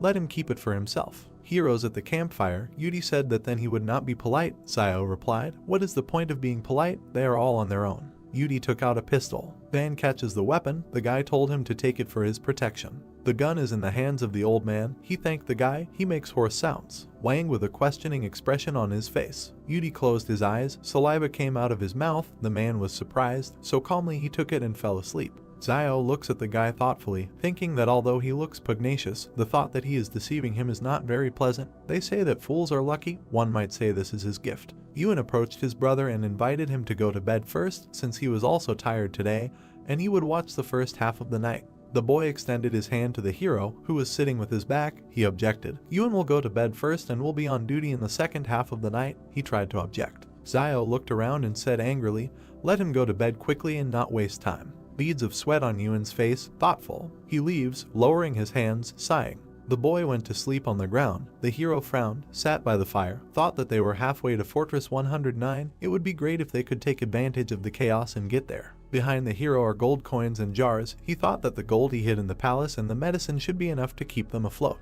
In the background are the shadows of people in front of the fortress. The guy thought that if they couldn't get inside, it would be worth settling in a trading town outside of Fortress 109. Yudi stretched, surprised that the hero was not yet sleeping. He scratched the back of his head. Xiao asked, he fell asleep not long ago, why did he wake up? He laughed, it seems he doesn't know yet. Next to the guy is a monkey in traditional clothes. He explained that since he learned that he is the reincarnation of a great sage equal to heaven, he sleeps 3 to 4 hours a day, and this is enough for him, as if he slept as usual all night. Xiao was confused whether this was even possible. They were sitting by the fire. The hero bowed his head, asked how old he was. The guy clarified how many thousands of years old, and said that no one knows how many reincarnations he experienced in past lives. With a dissatisfied grimace, Zio clarified that he was talking about this life, thinking how difficult it is not to send him away in conversation. Beauty raised his hands, yawned, replied that he was 22 years old. The hero thought that he was 5 years younger than him and somehow became his master. These are those same legendary young men. Zio raised his hand and asked, so he was taken to a mental hospital by private troops. The guy raised his fist and replied that no, he was sent there a few years ago. They did not believe that he was the reincarnation of a great sage equal to heaven. But some time ago, no one knows what happened, but suddenly he was transferred to a new hospital. They took blood and things like that. Zio asked if he knew Baojin. Yudi put his hand on his chest, leaned over, and asked if this was the bubble blower. He knew him. He was lying in the next room. He raised his index finger and added that before that, there was another patient, who then disappeared somewhere. The hero raised his fist to his chin and thought Woody really came from a mental hospital and lived next to Baojin. Zio thought that the people in the fortress were dissecting such people, but now it looks like they are just taking some blood from them. He froze in surprise. According to Yudi, there were originally 3 superhumans imprisoned together, but one disappeared. He was worried about where the third had gone. Zio glanced gloomily at the guy and asked if he had any plans for the future. He rose from his seat, clenched his fist, proudly said that he would accompany the master to the west. The hero asked what if he did not want to go to the west. The guy shuddered, his face changed, stuttering. He asked if he didn't want to. He got down on all fours, dropped the stick, said in frustration that all these years he had been thinking about this day and night. This is what kept him from sleeping peacefully at night. He wanted to find his master and go to the west together to get the sacred scriptures, to pacify demons and eliminate violence along the way. But now his master said he did not want to go west. He crawled to the hero, grabbed the half of his robe and said that he had to go. Zio pursed his lips, looked down, thought, just look at this face, it looks like I'll have to go there. It won't hurt to learn about the West. Teacher Zhang also mentioned this. Yudi looked at the guy. He took him by the hand and asked if he knew where this Western paradise was. He replied that he didn't know. The guy turned away, raised his fists, and thought with a grin, if he doesn't know, that's good. Woody raised his hands contentedly when Zio told him not to worry and leave the rest to his master. Trees with green crown, rays of sun. The hero looks at the refugees, they cough. Zio's thoughtful look. Ewan, with a backpack on his back, looked back and noticed that his brother had woken up. A serious face, looking at a man choking from coughing. The hero thought what was wrong with everyone. Did the long journey and lack of sleep provoke the flu? No, something is wrong. The guy looked at his comrades and said that they needed to hurry. An infection zone had formed here, and if they did not leave quickly, they could also become infected. Wang raised his hands in fear and asked, is the infection zone? Then of course we need to go. The hero and his team leave. The old man hurries everyone forward. Woody extended his palm to the departing Zio and said that it is better to save a person's life than to build 7 floors for the monastery. They cannot leave them. The guy looked around and replied that Western Paradise was right ahead. Yudi stands with his hands down. The group leaves. He added that he is going there for the scriptures, but he can stay here if he wants. Yudi raised his head and clenched his fist. Raising an eyebrow, he thought with regret that accompanying the master to the west for the scriptures was the most important thing at the moment. He looked at the refugees. He closed his eyes and exhaled. He ran after the others and shouted for them to wait for him. He caught up with the hero, said with a smile that he had thought about everything. Now the most important thing is to accompany him to the west. Zio said that he was doing well and was glad that he had finally decided. The girl with the bob approached Jiang and asked why don't they stay and help everyone. Zio turned his head. Jiang looked at those leaving. She seriously said that no, first they need to save at least themselves. Perhaps now the teacher is not teaching them quite correctly, but they must follow her. She follows the group and told the guys not to lag behind and to be sure to collect wild greens if they see them along the way. The girl with the bob brought her index fingers together and said, it's so terrible. The teacher replied that even if it's difficult to eat, they should eat it. Jiang and her guys follow the hero's company. The refugees look at them. A crowd of people among the trees. Zio wondered why they came so far and did not encounter a single wolf. It is reasonable to assume that they as a group do not pose any threat to them. Maybe they are scared off by a large crowd of people. He frowned, thinking that he couldn't reveal his superhuman abilities until it was necessary, but who knows what the 109th fortress does to superhumans. Ewan grabbed his brother's robe, pointed with his finger, and noticed a car in front. With a stern look, Zio looks at the cars in the distance. Aren't these the King Consortium cars? Are they really so unreliable?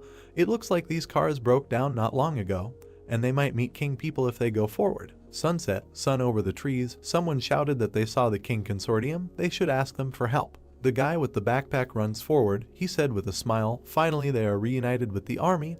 They are saved. Zio clenched his fists. Yuan looked at him questioningly. The guy told them to wait and not go there. At the car's land and his soldiers, Zio wondered why this fat man was moving so slowly. The soldiers were sitting on the ground, talking, but he was surprised that he did not leave the wounded soldier to go on his own. The doe, with a cigar in his teeth, raised an eyebrow. The man stood up. The hero thought that this fat man was funny and put the seat cover on himself when he got out of the car. Refugees stand in front of the army with clenched fists. The doe shuddered and shouted that they should quickly take away all the weapons, if they had them, so that these refugees would not make a noise in their camp. The soldiers load their weapons.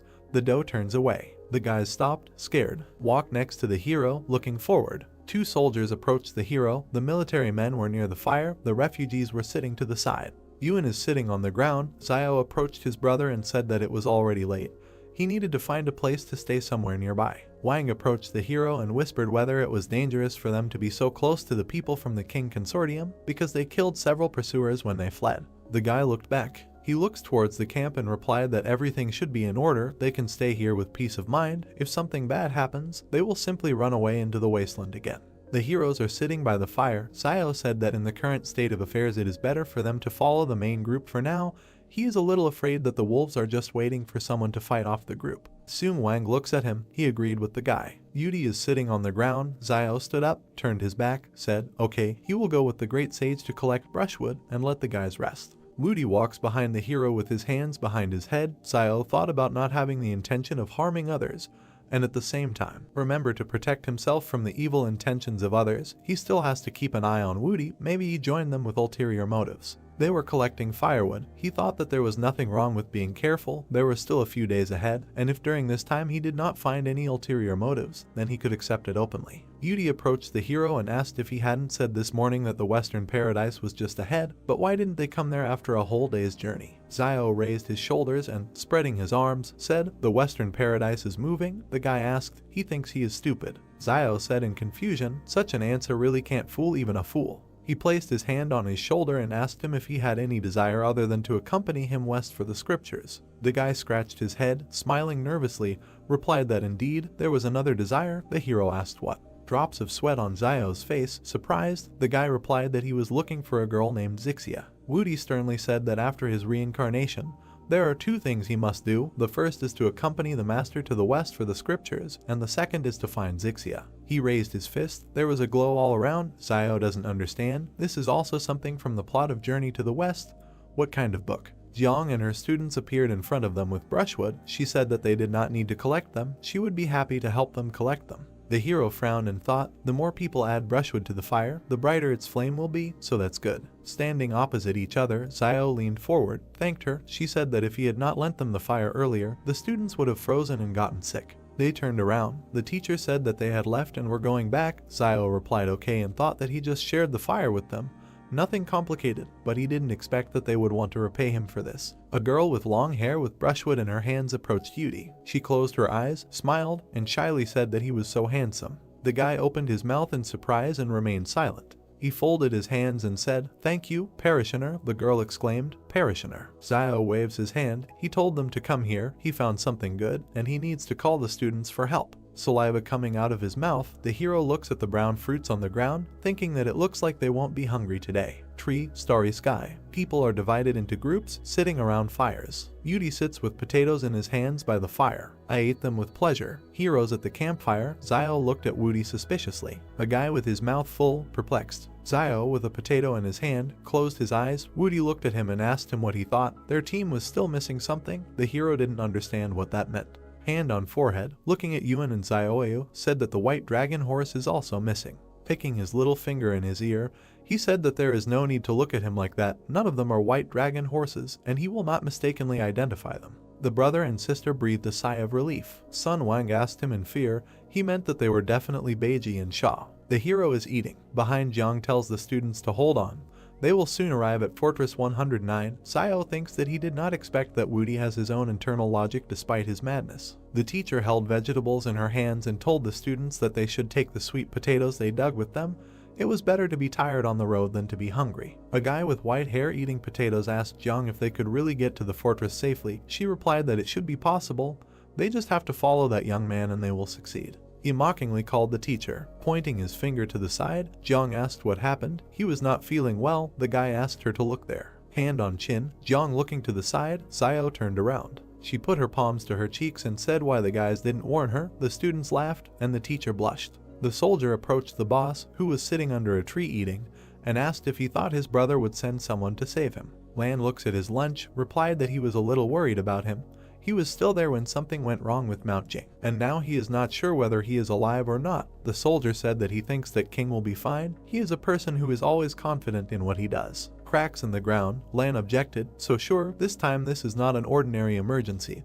This earthquake and volcanic eruption are a natural disaster and anything can happen. Food on a stick, Lan looks to the side, said, they are so close to Fortress 112, if something went wrong with their fortress, he is afraid that 112 will also collapse. He is afraid that his brother will face a very severe punishment within the consortium, since the consortium lost 2 fortresses at once. The soldier put his hand on his chest and said, but it's not their fault, any fortress would not withstand it. A drop of sweat on his temple, Lan said thoughtfully, in the past, his brother made too many enemies in the consortium. Sitting with his back explained, since he killed so many people from other consortiums a while ago, the consortium will be worried that he will be difficult to control and they will ask him to clear his head for a while. But this is all temporary, since they still need that Zheng to do his job, because others will not do it as well as him. A month in the sky, the man added that they would not be as ruthless as him. A bald man approached a guy in a white suit with a blue tie, told the boss that the consortium bureau wanted him to answer the phone. The guy asked him to tell them that he didn't have time. The man with the phone to his ear said that he understood and would definitely convey it.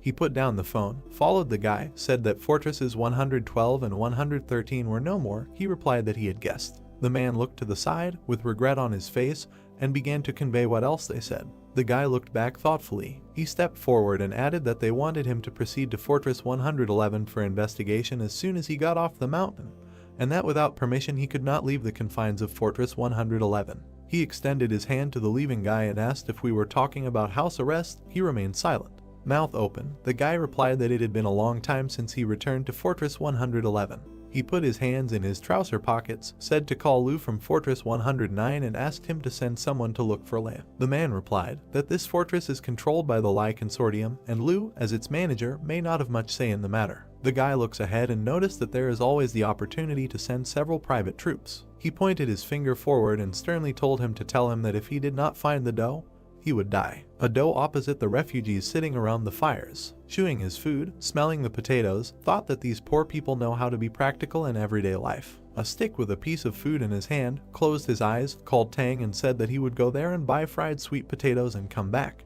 Beads of sweat on his face, Tan raised his palms and asked if they couldn't just take some from them. The doe jumped up, hit him on the head and shouted that he wouldn't bat an eyelid if he had to kill someone from the flame source, but rob a bunch of refugees out of their sweet potatoes. Would he still be human if word got out about it? Trees, moon in the sky, Lan pointed his finger forward and shouted for him to run and buy it at 50 times the normal price and not disgrace the king. They don't take advantage of others. The boss is at the fire. Tang leaves. Lan called out to him and told him to take a few people so that they couldn't sneak up. Tan looked back, a drop of sweat on his cheek, and replied, okay. The doe looks at the departing soldiers. He closed his eyes, lowered his head, exhaled, thought that he considered himself a worthy representative of his generation, but he never thought that he would be reduced to begging for food from refugees. Warms his hands by the fire. Tang and the soldiers returned to him. There are potatoes lying on the cloth. Doe is moving his finger and counting. He looked at the wounded sitting on the side and counted them. Tang holds the potatoes. Looking at the boss with a smile, Lan said, 1/2 per person. No one should eat more, and the wounded can eat one whole. He also asked Tang to bake it.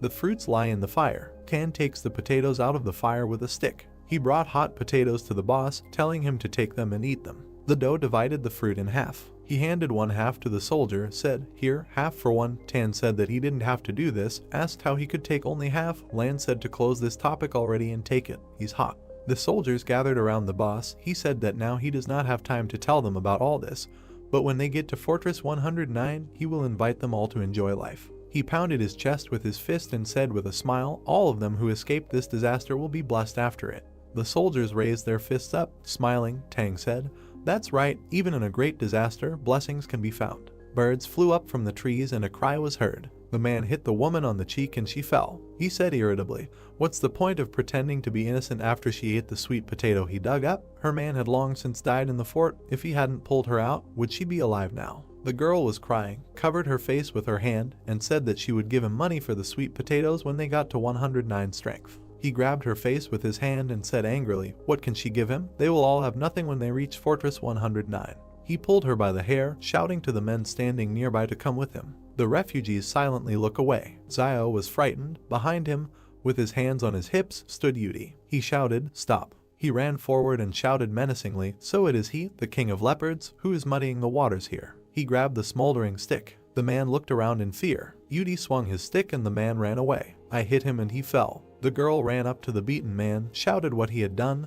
Let them get out of here. Hand to temple, the guy is perplexed, pursing his lips. Having lowered his hands and head, he returns to the heroes sitting by the fire. He sat down on a log and lowered his head into his hands. Zio looked at him gloomily and thought, this man is really funny. He put his hand on his shoulder, the guy raised his head. Zio thought that he was just making up a magical name for anyone he wanted to beat. He was a great sage equal to heaven. So he had to fight demons. He asked what if in the future he faced hundreds of enemies one after another, and he doesn't have enough names of demons. Heroes in traditional clothes, Woody with a rod crouched in front of Zio, replied that everything is fine, the names of the demons can be repeated. The hero kicked him, asked if he was faking or stupid, what happened to the promise not to make mistakes in personalities. Plant in hand, resting his head on his hand, asked Zio why he thought that woman told him to get away when he defeated the Leopard King. Yudi rests his head on his hand, a tired look. The hero looks at him, he thought, because human nature is so complex that some people are better off not being saved. He didn't want to talk to him about it. He seems to be fine without it. Van sat down next to Yudi and said, he's just still too curious. He can save himself a lot of problems if he uses words in his life that are not theirs and none of his business. The guy opened his mouth slightly and asked in surprise what he meant. Van smiled and said why should he do something and interfere if it doesn't concern him in any way. Yudi hit the old man on the head with a stem and said, Bore, it's none of your business. The heroes watching this laughed. Night, the wind fans the flames of the fire. A paw with claws and shackles. Zio looked around in fear. The heroes look into the dark forest. Ewan asked his brother what that sound was. He replied that he needed to run, get out of here now. Monsters in chains are running towards them from the forest. Many monsters with angry eyes began to crawl towards the people. The whole group began to look at Zio, who pointed his finger at them to run away into the forest. The protagonist's gaze was filled with confidence and aggression. The monsters began jumping on people, grabbing them and trying to kill them. Everyone was very scared. Birds were flying in the sky. The night itself was restless. The stomping of people began to be heard quickly. Everyone ran as fast as they could. The group quickly ran to meet some people who began to look at them. The two men looked at the group. One was calmly silent, and the second was pointing a weapon at them, gritting his teeth. Zio began to scream in fear and try to calm the men, telling them not to shoot and to run too. The man began to tell his assistant not to shoot and to follow them, so that they would first listen and then move away as far as possible. The main character began to grit his teeth angrily, saying that if the guy had opened a weapon, there would have been much more losses and it would be better to run away with the troops now, since at least they have firearms and this is better than revealing their abilities. One of the soldiers was wounded in the leg and held on to the second, slowly limping. The troops quickly ran behind the group, shouting for everyone to move. The soldiers and the group began to stand opposite the monsters. The monsters began to open their mouths wide and look at people with red, bloody eyes. The main man began to scream in fear about what kind of monster he was and who he was. The monsters began to jump on people with anger. The child began to hold on to his father, crying and screaming. His dad tried to calm him down, but he couldn't do it. Meanwhile, Zio confidently watched the monsters. The main character began to look at everyone who stood behind him and say that the screams behind them were getting closer and the test subjects could now catch up with them. Zio began to look askance at all the people, telling them that they could no longer retreat and that first they needed to look at King's reaction. The main man began to look at Zio in fear, telling his assistant to take a team of people and go with the wounded, and when they get to Fortress 109, they might ask him to come and help. The assistant began to grit his teeth, telling his boss that he would not leave him. The man grabbed the weapon from the assistant and pointed it at everyone and began telling them to behave without arbitrariness and just get out of this situation alive. The boss began to raise his gun with a smile on his face, telling everyone else to follow him and finish them all off as he would fight them. The assistant began to look at the soldiers with anger, asking what they were waiting for and that they needed to protect the boss and then leave. The army began to confidently tell the assistant that they would do it. The soldiers began to grab the boss by the arms and carry him away. The man began to shout to be let go and that Shiluolan had never been a deserter. One of their soldiers began to hold the box, telling him to carry the thing into the box. The soldiers' hands began to open the box. Two guys held weapons in their hands, who took their box and with a smile on their faces began to be glad that they took it with them.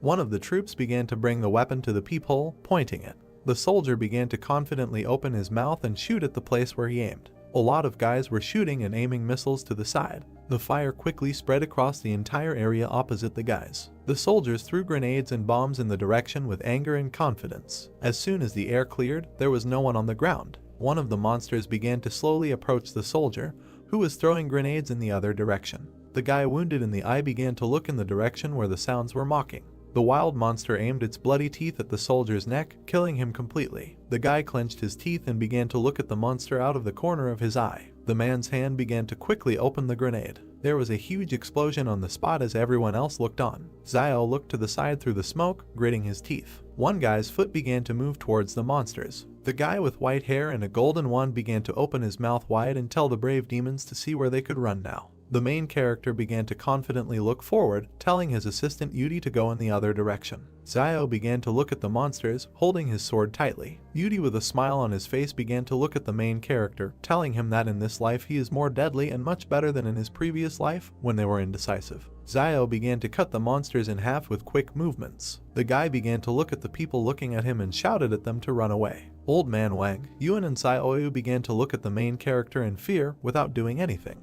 Xiao began to glare at the people, shouting at them to run away. Yuan began to hold the girl by the hand, taking her away from Xiao. Wang rushed after them, looked at the guy with fear. The brother began to look askance at the main character, saying that now they would only interfere with them. Xiao stood looking at the monsters and called out to Wudi, who was next to him. The main character and his assistant immediately rushed towards the monsters, quickly running towards them. Xiao killed the monsters with deft movements, leaving behind a cloud of dust. The guy began to look to the side, watching something. With his golden wand, Yudi began to hit the very heart of the monsters who were trying to jump on the guy. The guy jumped high into the sky, pointing his weapon at the monsters who were looking at him. Yudi began to quickly swing his stick, killing several monsters at once. The guy stood confidently on the bodies of the monsters, putting his weapon behind his neck. Xiao stood there in shock and looked at Wudi, saying that it was unexpected that this guy's strength was much higher than Xiao himself thought. The guy began to point his finger at himself and, with a smile on his face, tell the monsters that from now on they would call him, but Yudi did not have time to say. Xiao kicked the guy, telling him not to waste time. The main character and his assistant began to run towards the people. Yuan began to look at Xiao, asking if he was okay. The main character answered his brother that he was fine. Xiao began to fearfully look into the depths of the forest, where they were shouting and calling for help. The main character and the others ran towards the sound and saw an overturned car. The boss began screaming from the window, closing his eyes and asking to be pulled out. Yudi hit the car with quick movements, opening the door. The guy stood near the car and told the boss that now 2 of his soldiers were gone. The man stood on his knees, saying nothing. Xiao began to take the boss by the hand, telling him to move and follow him. Law began gritting his teeth and closing his eyes to tell the main character that he could not leave, even though they saved him. The depths of the forest were black and scary. Xiao began to run away from the soldiers who were fighting and, grabbing the man with him, began to tell him that they had to run away as a pack of wolves were coming towards them. The army covered their ears and shot at the monsters, tried to kill them, but could not as they survived. The monsters opened their mouths wide and looked at the soldiers. People began to watch as a flock of monsters headed deep into the forest. The soldiers opened their mouths in fear, not knowing what to do. Xiao looked askance at the monsters, wondering if these test subjects were afraid of them. The main character began to hold Wudi's shoulder and tell him to call Wang Fugui and the others. The guy hesitantly scratched his head, asking Xiao who Wang Fugui was. The main character smiled at the guy and said that this was Ba Jai, who should be told to wait for them there and not come back, because if something strange happens, they should continue to run for their lives. Xiao didn't understand why Yudi doesn't understand anything unless you mention names from history. Law began to look at his soldiers, who were wounded and lying in a pool of blood. The boss and Xiao quickly began to head towards the wounded. One of the soldiers held his stomach and showed his hand to Law, saying that he should not be here since the monsters might return soon. The main character watched as the boss squatted down next to the guy and asked if he had anything to tell him. The guy began to look at Law with a smile on his face, telling him that he said that he would give them a tour of this beautiful world. As soon as they get to the 109th fortress, the guy began to say that he is afraid. Now they will not be able to go with boss and Law needs to have a blast himself. The boss began to smile, covering his eyes from tears and telling the soldier that he was afraid he would die from exhaustion in the 109th fortress. Law began to laugh loudly with his lying assistant. The soldier's hand began to squeeze the boss's hand. The guy held the wound on his stomach and told Law with a smile that they had no regrets. The boss looked at his assistant with a sad look full of tears, nodding slowly. Xiao began to slowly approach Luo and the soldier and talk about how some of them don't have to die. The main character began to stretch out the boss's hand, which contained the jars. The guy began to say that his medicine is the best, which is suitable for external injuries and therefore you don't have to worry that they will die. But Xiao began to say that he doesn't just cure. Law began to look with interest at the jars in the guy's hands. The main character began to tell the boss that in exchange for this medicine they should bring them all to Fortress 109 and provide them with a legal place of residence. Law smiled and laughed, saying that it was a very familiar feeling. Lo began to open his mouth and eyes wide, telling Xiao that he was a miracle healer. The main character imagined in his head how he would hit Law on the head for saying such words. The boss began to smile sweetly and, looking at Xiao, said that given their relationship, if the main character saves their lives, he will be able to drag as many people as he wants into the barrier. Xiao did not understand what kind of relationship the boss was talking about.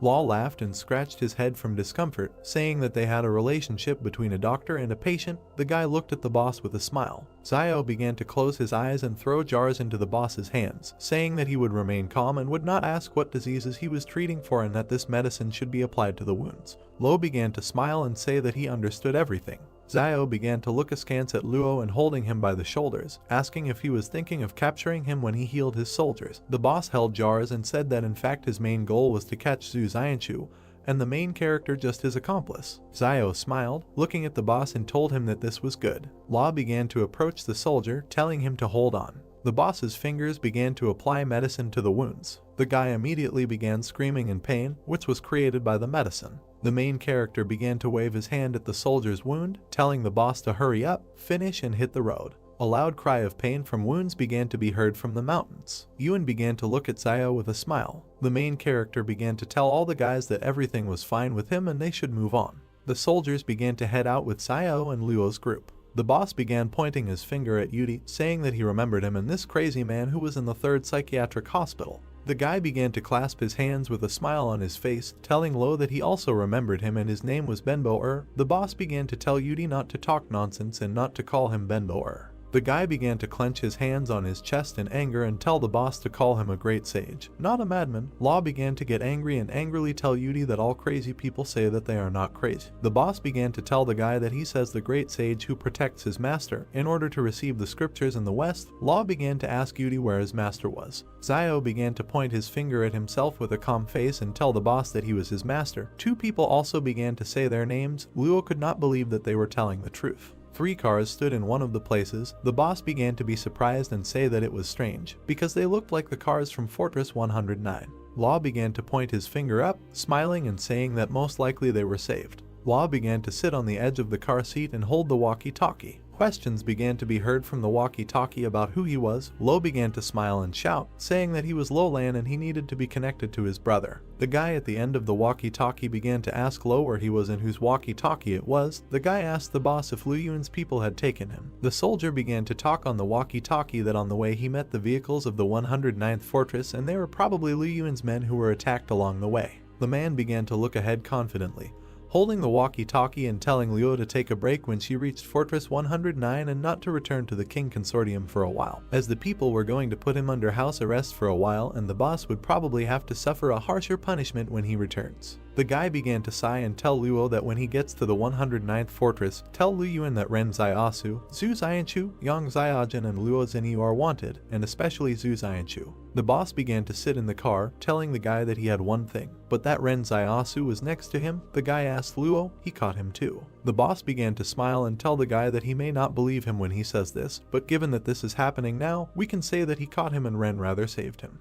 The guy began to look ahead, telling the boss to tell the guy that the matter between the King Consortium and him was closed and the guy also owed him for saving his life. Law began to look at the people, telling the guy that they just wanted to go to the 109th Fortress and become legal residents there. Xiao sighed with relief and said that this day had come and from now on they would be the legal residents of the 109th Fortress. Xiao stood next to Luo, who was holding a walkie-talkie. The main character began to look thoughtfully to the side, thinking about where the body would go if they were attacked halfway. Xiao began to look at the ground, realizing that the blood had already dried and judging by the color, it could suggest that half a day had passed since the battle. There was something lying near the guy's feet. Xiao began to look at the fur in his hands, realizing that it was wolf. The guy began to stand near the rock. Xiao looked down carefully, noticing something. A wolf began to emerge from the cave. The main character decided that it was the Wolf King.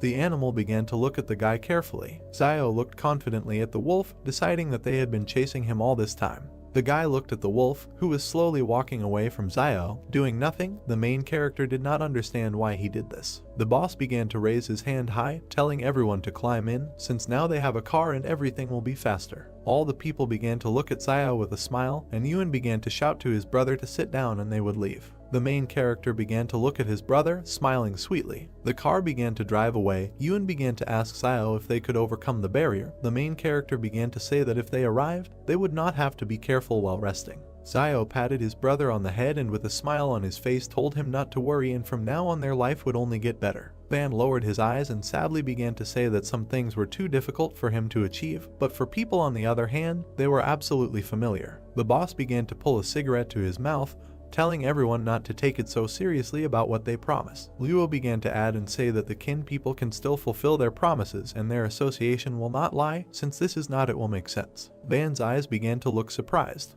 The man began to smile and tell Luo that Ziosu saved his life. The boss began to ask Wang if this was true. Wang began to smile and talk about how it was not enough to simply overcome the barrier, and if anyone heard about this, they would think that the kin association was stingy. The gentleman began to look thoughtfully to the side, realizing that when he left the city with Ziosu, he had already told him what it was worth, so the time had come to prove it. Wang began to look askance at Luo, telling him that he had never shone, so it was difficult for him to participate in negotiations with Luolan, and the guy might even laugh in his face because Van had no pride. The gentleman began to look into the distance, filled with determination and telling himself that there was nothing terrible in this and that he was a grateful person and that his life had been saved. He would do everything in his power to help him. The boss began to look at the man with confusion, holding a cigarette and telling him not to be greedy. Wang began to come too close to Luo that he was very scared. Wang put his finger in the boss's face, telling him that the kin association has a lot of property in the 109th barrier and it would not be a problem for Luo to give them a store. The boss became scared to say that his life is not worth the store. The man began to look at the boss with surprise and incomprehension, not knowing what to tell him. Wang began to pat Luo's shoulders, asking him about what his brother said that he owed Ziosu a favor. The boss did not understand what the guy was trying to say. The guy began to smile and looking at Law, asking him if this service was worth the store. Law smoked a cigarette and, looking at the guy, said that it was all worth it. Wang thought about something and realized that it was rumored that Luolan treated his brother better than himself. The boss's hand began to put away the cigarette, telling Wang that he would prepare a good store for him, but from that moment on, all debts between the kin alliance and you were closed. The guy began to smile slyly, looking at the boss and asking him how much the lives of his people were worth. Zio began to watch as Luo touched Wang's head and told him that he couldn't ask for everything at once and that first he would prepare the best store for him in the most suitable place. Wang smiled sweetly, telling the man that he knew when to stop. The main character began to look in surprise at Yudi, who had a golden headband on his head. The guy began to ask him where he got it. Zio had not seen this headband before and it could be that he again imagined it as a golden cane, because all the powers of Yudi up close are formed thanks to the imagination. The guy started shaking his hands and smilingly saying that Buddha gave it to him. Woody began to come close to Zio, asking him if he remembered the strengthening spell. The guy began to look frightened, saying that he remembered, although in fact he did not. The main character began to sit in special clothes, repeating the same phrases many times. Woody began to squeeze his ears and shout at Zio to stop it. The main character frightenedly asked the guy what was wrong. Van, with incomprehension, began to tell the main character that this headband was a gift from the Buddha and nothing could be done about it and he could not take it back. Zio began to fearfully ask Wang what it meant. What he had just done was also a gift from the Buddha. Wang began to tell the guy with a calm face that no one knew about it. Ewan smiled, looking at his brother, telling everyone that there was a city ahead. The car began to drive up to a high tower on which the 109th city was written.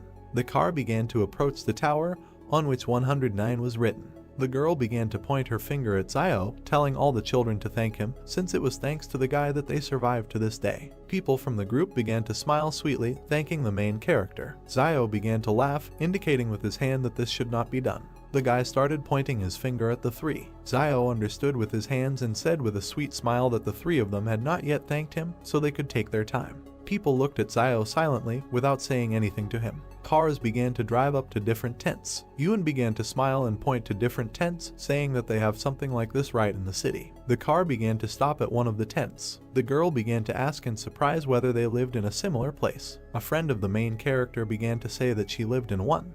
but it was better there and Xiao was a substitute teacher in their city. The girl began to say that if the barrier still worked, he would become their new teacher. Alone, the girls couldn't believe that Xiao could become a teacher. The car's wheels began to turn off. Law jumped off the car and started shouting that they were there. The boss began to angrily ask everyone about where Liu Yuan was, since he urgently needed him. People began to ask each other who Liu Yuan was, while Lo watched this angrily. The boss began to shout and point his finger at the man, telling the administrator of this city to quickly come to him. All the people began to look at the angry Law in fear. Xiao stood behind the boss, telling him that they had arrived from Barrier 113 and this was Liulan from the film consortium, and all this should be reported to their administrator. The people began to look at the main character in fear and tell him to wait a minute. The girl began to look into the distance, thinking that Liulan must have promised that Liang, Wang Fugui, Wang Dalon and Wen Wudi would fall into the barrier, but he began to mention Jiang Wu and the disciples. Everyone understood that if things remained like this, they will become refugees, but now Liulan can support them, so if everyone from the car falls into the 109 barrier, no one will say a word. The girl decided that they can only hope that Liu Yuan will not check Liulan. Xiao looked at Law, who was smoking a cigarette angrily. The tower doors began to open. The man began to meet Law halfway, smiling sweetly and saying that he had heard a lot about him. The boss began to tuck his hands in his chest with contempt, asking the guy if this was true. The man began to head towards the boss, telling him that as soon as he received news from King's boss, he immediately came out to say hello, and if they had not lost contact with him, the man would not have met them. Law angrily walked around the man and, without even approaching him, began telling his group to follow him. The man began to call everyone away and shout to wait. Frightened, he began to ask Law who these people were in the car and whether they needed to be checked. The boss began to slap the man in the face with hostility, asking how he could check his people. Dan began to look at Law in surprise, saying that this man was the administrator of Barrier 109 and how dare the boss just pick him up and hit him. Xiao and Yuan did not understand what was happening. The boss began to look at the man with anger, asking him that he had forgotten who he was. The guy looked to the side. There was a red imprint from Law's hand on his cheek. The man began to stutter and tell the boss that he had not forgotten and then began to show the way. Law began to tell King not to forget who he was. People got out of the car, looking at the territory. Yuan began to tell Xiao that the roads in this barrier were very clean. Tall houses, plants that Yuan praised. The brother began to point his finger at the clearing to the main character. One of the girls began to look at the garden with admiration, saying that people usually come here after eating and in the evening you can see dancing aunties here, and if one of them has a radio, she will definitely attract all the attention. Two people fed each other cutely. Yuan began to talk about how dad and daughter feed each other cutely. Xiao began to notice and surprised that they were kissing. People began to kiss sweetly without seeing anyone. The girl made a sly look, saying that this was not a father and daughter. The boss began to look askance at people, telling them that he would take them to the grocery store as promised. The whole group of people began to look at the boss in surprise and incomprehension. Then waved his hand at everyone, shouting to hurry after Law. People began to approach some place. Yuan held Xiao's hand in fear and began to ask him why people were looking so angry and maybe they should return to the city. The main character began to look at his brother, telling him to stop, and if his brother didn't like it, he could take him away from here. The boss's feet began to step on the tiles. Law, with a smile on his face and a cigarette in his mouth, began asking everyone how they liked it, saying that there was no such place anywhere else and that there was a real gold mine here. Ban began to bow to the boss, thanking him from the bottom of his heart. Lo began to tell people that they now have a yard and houses in the back, so this is enough for everyone, and then the boss began to say that now they are even. The gentleman began to thank Xiao for helping them get into the barrier. The main character began to tell Wang that there was no need for thanks since they needed to equip this store. Ban began to tell the guy with a smile on his face that this was his store since he risked his life for it. The man began to touch the guy's hands, telling him that he could work there as a cashier without asking for a lot of money. The man told Xiao that he would have a slightly higher salary. The main character smiled sweetly, saying that he agreed. Van was surprised to not believe that the guy agreed so quickly. Xiao began to come closer to Wang's ear, telling him that 30% of the profit from the store was his, so the money from his antibiotics also belonged to him. Dan didn't know what to answer the guy out of surprise. The gentleman began to smile at the main character, saying that he would try his best. Someone began to watch them. Xiao began to understand this out of the corner of his eye. The guy quickly began to look to the side, spreading the tent, but did not see anyone and decided that he had imagined it. Xiao stands in front of the woman, asking her what she plans to do. The girl looked at one point with fear, continuing to remain silent.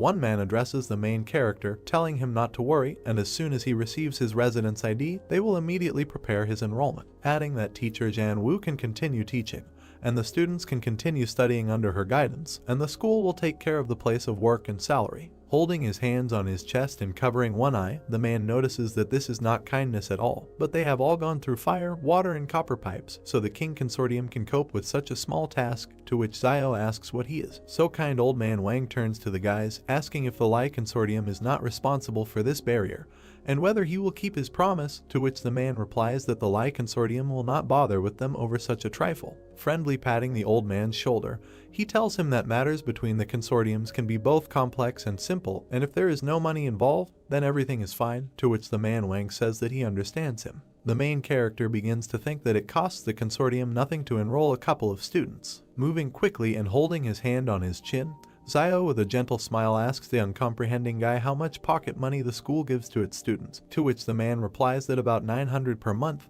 and it all depends on the barrier, because the student receives as much as needed to survive for a month. Suddenly, someone grabs Yuan by the shoulders. Xiao, towering over his blushing brother, says with a smile that he and Yuan also want to go to school, and money is not a problem, because they just want to study. Holding the other characters, hugging them on his shoulders in front of the shocked man, Xiao reveals that not only he, but also Wang Fugui, Wang Dalong, little sister Xiaoyu, and Chen Wudi, all six want to visit the school, to which the man asks him that Wang Fugui is already over 40 years old and he will also go to school. Tired, touching his head with his hand, the man says that they will forget everything, and the main character, Yang Li Yuan and Wang Dalong, are age appropriate, so they will come up with something. The little boys start crying and opening their mouths wide, saying that they don't want to. The guy, menacingly folding his hands on his chest, scares them away, asking in response that they think that they have the right to vote in this situation. The man quickly places his hand on top of the guy. He, standing friendly with Xiao, pointing to his heart with his other hand, turns to him, telling him not to rejoice too early, and he doesn't owe anything to the King Consortium yet,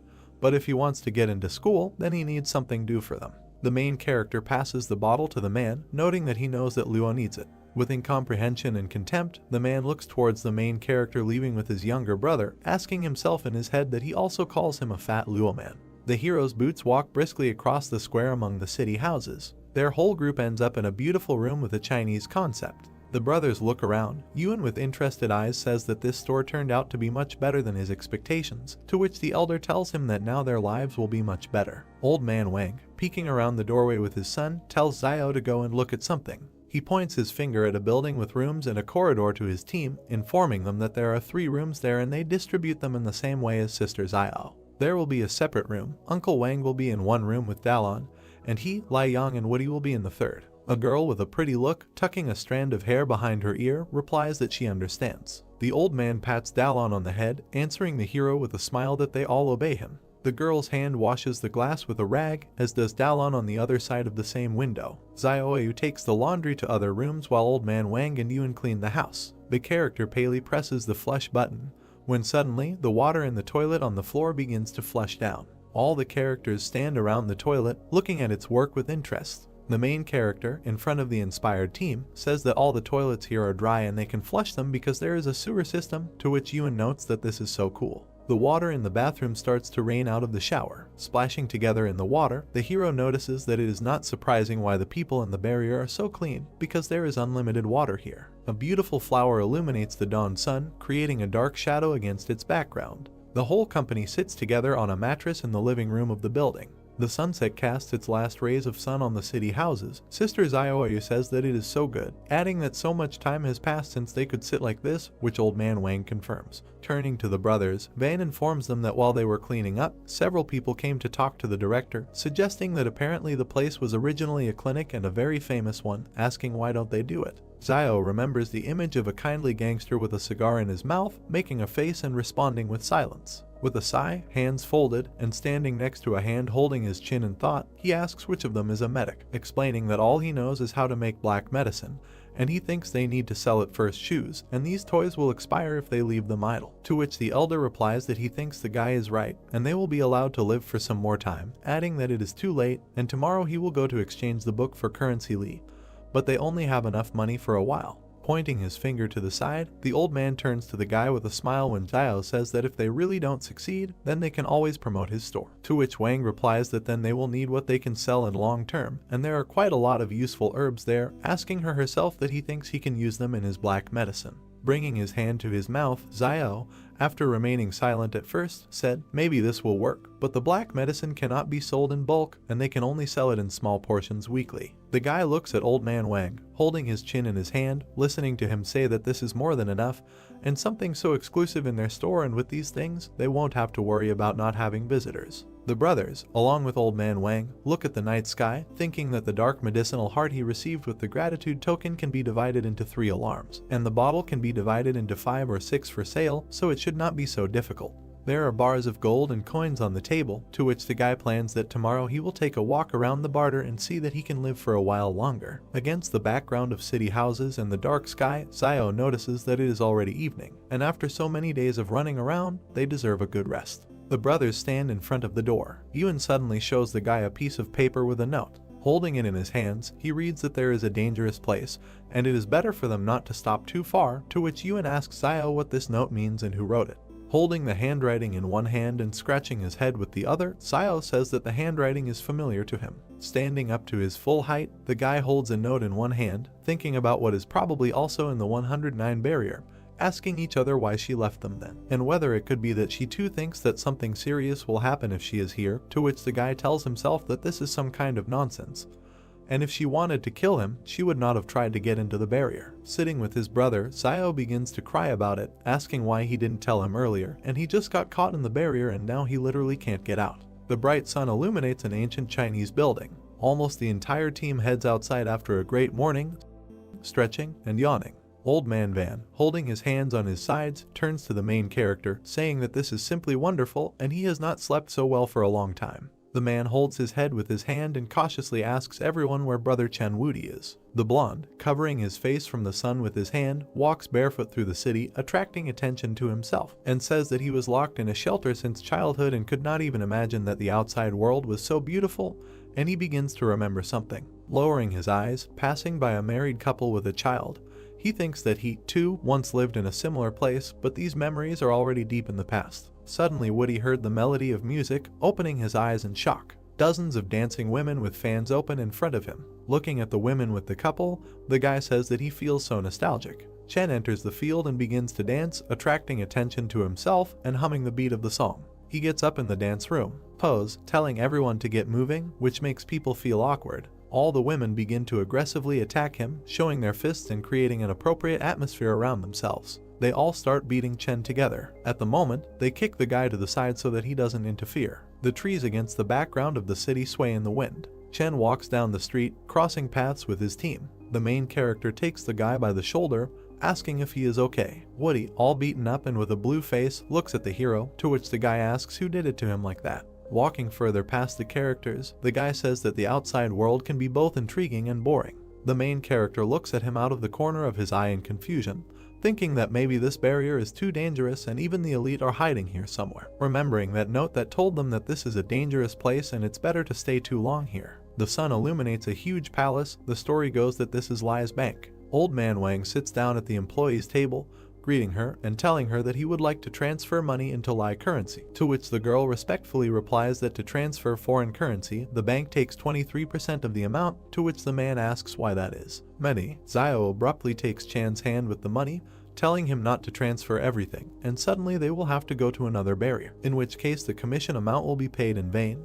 But the man asks again about going to another barrier. Holding and counting the money, the man hesitantly says it's good that he understood him. The whole squad is walking down the street. Wang begins to tell Xiao that he mentioned that he wants to go to another barrier, asking where he still wants to go. The hero kindly answers the old man that he is not saying that they will definitely move, and they still have enough money and they need some currency and they can save the rest for now. Xiao looks forward seriously, thinking that even if they have no idea where they will be heading next in the near future, he has a feeling that they will have to leave this place and enter a barrier unknown to them again. The heroes look at the view of the city buildings. A bus passes by Xiao and he says it's Route 666, asking if it's public transport. Xiao points his hand to the team at the bus, asking what this means, that they can also ride on it, to which Old Man Wang says that this is absolutely true, and he has heard a lot about it, because when the people of the barrier told him about it, he told them about it first. I didn't believe it.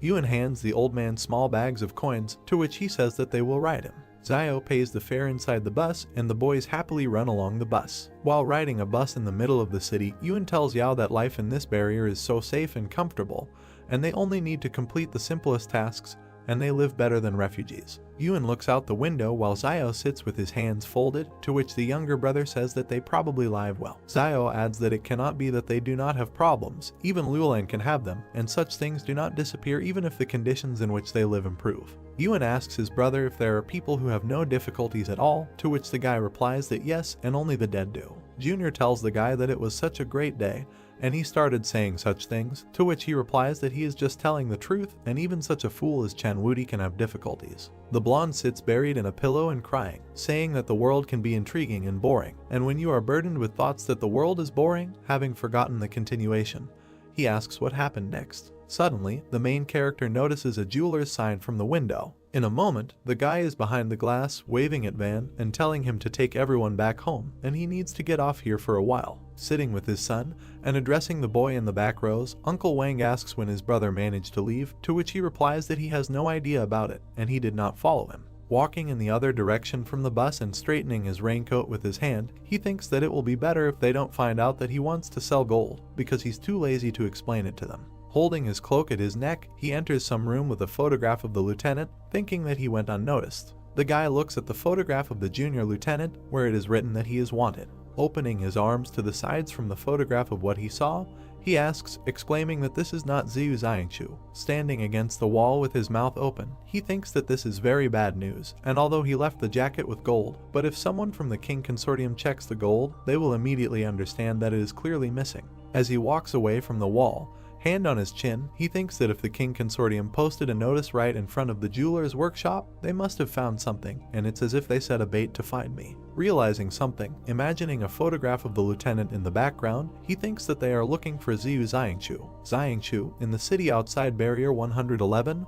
walks through the area. He looks forward with open eyes, holding his stomach with his hand, saying that he has finally reached the 111th barrier. Remembering how he ate mushrooms by the fire and walked hungry through the forest, he closes his eyes, thinking about how good it is that he is a Superman and his constitution is different, so a small amount of poison and wild vegetables is not able to kill him. The lieutenant, pointing his finger at the eggs on the plate, asks the guy, greeting him, asking if there is anything to eat and he can pay. Late in the evening, Xiangchu summons a shadow with his magic and sits on it. He, sitting on the back of a shadow, runs from side to side with great speed. A whirlwind of dust flies forward among the trees. King, sitting in the car, looks angrily to the side, thinking that it is good that outside Mount Jing he met people from the consortium, otherwise it is unknown how long the road to the 111th fortress would have been. The man notices how the shadow of the main character runs in front of his car behind the one driving in front. Gritting her teeth, King looks ahead warily, asking about the black shadow, and assuming that it is Zhu Xiangchu. The lieutenant's shadow on the back of his double runs further into the forest. The man hits the body of the car from the inside with his hand with all his might. Getting even more irritated, he thinks that because of this Zhu Xiangchu, he is forced to flee, while he himself is galloping through the wasteland, and he is heading towards the 109th fortress, and no matter how he hides, he cannot escape from him. Evil King addresses the bald guard, ordering him to contact Luolan, and if Zhu Xiangchu appears near the 109th fortress, then he must be caught, to which the man responds positively. As the cars approach the old castle, King orders everyone that okay, they need to enter the fortress first. With his hands folded on his chest, he seriously looks out the car window, continuing to think that no matter how Zhu Xiangchu jumps, he is just an insignificant Superman, and the old people from the consortium are a real problem. Imagining the images of the consortium members against the background of his serious expression, he thinks that the shadows inside him are changing one after another, and only those faces are really the core of the King family, which the old people care so much about. Making his gaze even more hostile, he tells himself in his head that, as they say in the King Consortium, violence is only a means of maintaining order, and it cannot be order itself, adding that in a word, a shadow remains a shadow and cannot be on the surface. As he drives through the square among the houses, he thinks that he is now the center of attention for confronting the source of the flames, and it is normal that the old people want to suppress his resolve, since it looks like he will be under house arrest for a while. The car slows down, slowly kicking up dust under the wheels. The bald guard speaks to the man, informing him that they are going to go to the operations department tomorrow, and they will probably all be separated and assigned to other military units, to which their boss calmly responds positively, but the guard asks him again what can, he wants to tell them something else. Holding onto the chair in front, the guard with a grimace asks King why he doesn't get out of the car and say a few words to the soldiers, explaining that they could go with him into the wasteland, because there are many of them. They have weapons and they can do whatever he wants, to which he replies that so many people were waiting to go home to their wives and children that he ended up telling them to go back to the wasteland and try to survive there. The man with confidence in his eyes tells him that everyone would agree. Opening the door, a man with a serious look orders them to stop talking and they need to go out. The man gets out of the car when dozens of soldiers appear in front of him. Looking straight at them, he makes an appeal to them so that they show their best side in the new units and so that they do not disgrace him. Standing in front of the soldiers with machine guns and their commander, they all unanimously say the word yes. Getting back into the car, he orders everyone to jump in their cars and go home. The fortress building stands against the background of the night starry sky. The car flies quickly along the city avenue. King approaches the door of one house, finding himself already on the threshold. The man gradually takes off his shirt. Water begins to flow from the shower and gives off steam. Standing under the hot shower, King thinks that he can finally take a shower and relax a little. Wetting his long hair and raising his head up with his eyes closed, he continues to think that some were burning with impatience, and as soon as he entered the fortress, the soldiers under his command immediately began to distribute. As he puts a towel on his lower body and steps out of the hot shower, he says that all his men are brave and battle-hardened, and now that there is a chance to divide these troops, it is clear that no one will want to miss this opportunity. He calmly puts his shirt back on. King exits the building with security in his white suit. A security guard in uniform blocks the gentleman's passage with his hand, telling him that he cannot leave the house and he better not make their job difficult. The guy looks at the guard with arrogance, saying that the old people said that it was forbidden to leave the fortress, asking that when they said that it was forbidden to even leave the house, and did someone really give the wrong decree? He passes by the men, telling them not to worry, and he is just about to go listen to the singing, asking who in this fortress does not know that he, King Zhen, likes to listen to others sing. A man in armor runs in front of King, blocking his path, explaining that they are simply following orders. The man's eyes clenched with anger. Suddenly, a bullet flies into the ground in front of the entrance, causing the guards to go into shock. A man passing by explains that everything is fine and no one will cause them problems. The guard bows to King as he leaves the house, thanking him for his mercy. Looking after the departing King, the men whisper that there used to be rumors that King Zhen had trump cards with him, and he could not think that this would turn out to be true. To which the other asks his comrade that yes, but didn't the consortius remove him? And someone else follows the person who lost power. King brings a small glass to his mouth, listening to someone read the words that Sancha Station, the intersection of roads to the north leave and come from the south. He sits on a chair, pouring more alcohol into his glass, continuing to listen to the story that in the morning important carriages crowded here, and at dusk, lo and behold, sadly drove back. Looking at the dressed up people with makeup and ancient Chinese robes, King thinks that the actors on this stage have changed again. Captivated by his gaze, he continues to listen to the poem, thinking that he is the only one who has not changed. While viewing the poem from afar, a servant approaches the man, informing him that the consortium has business with him and they invite him to discuss it at a meeting. Turning with a menacing face to the servant, he replies that he should say that he will not come. The bright sun illuminates the houses of the city. Zio walks down the street among other people, thinking that he won't be able to sell the gold, and he will probably be watched. Raising his hand to his face, closing his eyes, he begins to think that it looks like they'll have to take over the store after all, and they won't be able to live on the subsidy provided by the school, and commendation coins are harder to come by in their day than money, and they can't always sell black medicine. Old Man Wang and the guy opposite are smiling at each other, which Zio noticed standing behind them. He looks ahead gloomily, wondering what this Wang Fugui is doing again. The guy sees how the old man in his hand with a smile hands the guy a black jar, to which the main character immediately realizes that this is black medicine. Depressedly entering the gate, he thinks that he is such a promising young man, and does he really need to sell drugs? The main character lies with his cheek on the table, while a man runs into him, addressing him as a doctor, and asking him to tell him what's wrong with him, and he constantly has discomfort in his stomach, to which the guy tells him that he is pregnant. The man's face turned into the most shocked and surprised, which made him even turn blue. He begins to shout at him, opening his mouth, asking again about the pregnancy, swearing, asking the hero that he doesn't hear that he is a man. And he also has a doctor's sign hanging. Since he may not care about the condition of the Lula, what does the guy says that it turns out that he is not pregnant? The enraged man points his finger at the tired hero with anger, asking him if he even knows who he is, and how he dares to talk to him like that. To which the guy asks without interest who he is, and the man introduces himself as Yanlin Feng is from the western region, and let him come and ask around. Suddenly the protagonist's face lights up with joy, and he receives a notification that he has received a new task to cure a patient. Zio happily shakes hands with the disgruntled man, telling him to tell him what's bothering him, to which Yan says he has an upset stomach and pain. The guy throws antibiotics into the man's hand, adding that it's gastritis, and he just needs to take the medicine and everything will be fine, to which the man asks if this is true, and the guy answers positively, thinking about it. That it's as if he cares whether it's true or not, because he just wants to complete the task. The hero turns away from the man with a villainous smile, to which he responds positively, adding that he will return home and try. The notification states that the task has been completed and a basic skill copy scroll has been received. Yan turns to the main character, asking him if he needs to exclude something from his diet, to which Zio emotionlessly replies that he should exclude bitter melon. The man looks at the guy with confusion, asking why not. Zio responds with irritation because it doesn't taste good, causing the man maximum misunderstanding. The man leaves the building when suddenly Old Man Wang flies towards Zio, carrying a scroll in his hands in front of him. The old man shows a piece of paper with a seal, asking the hero to look at it.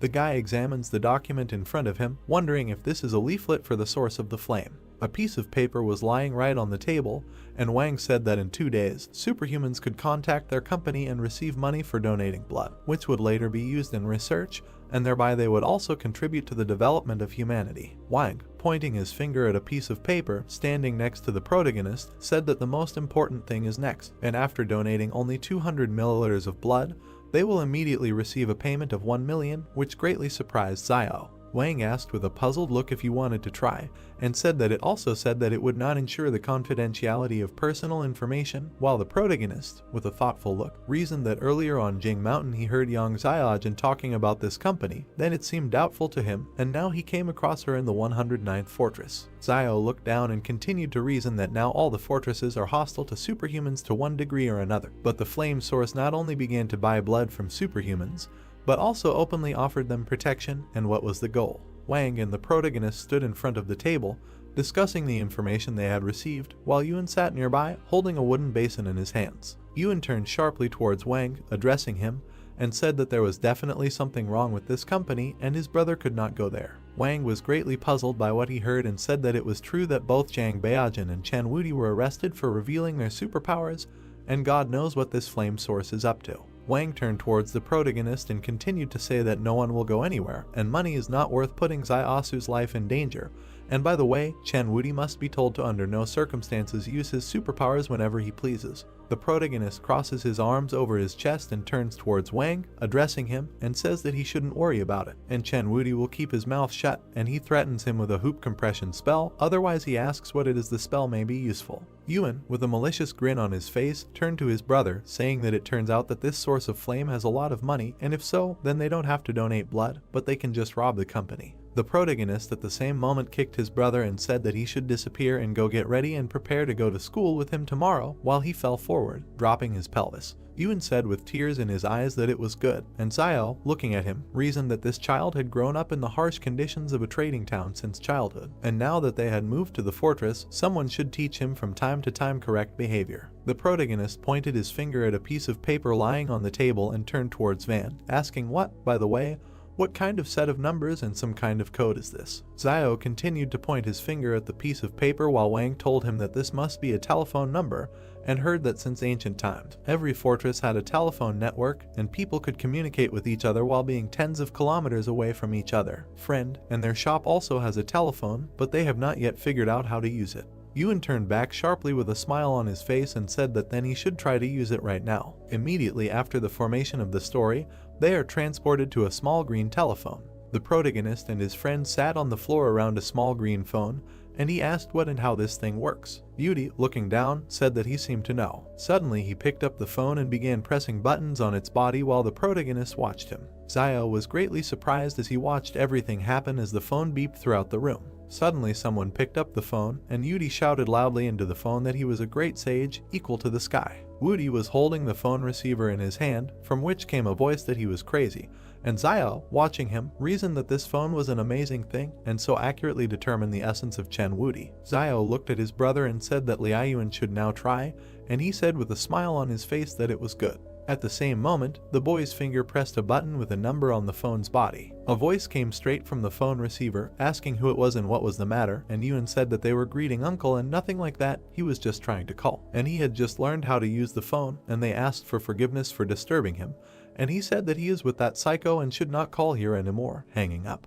Yuan, holding the phone receiver in his hand, turned towards his brother, saying that this phone is an amazing thing, and it feels as if the person on the other side is right in front of you. And Xiao, crossing his arms over his chest, said that he would not you need to call, and it's not good to bother other people. Suddenly, a small green phone lying on the floor rang sharply. Yuan, like everyone else, looked down with great surprise and, turning to his brother, said that he should answer the call. The protagonist picked up the phone and greeted the interlocutor, and on the other side they told him that they just found out that he has a store, and how things are going lately.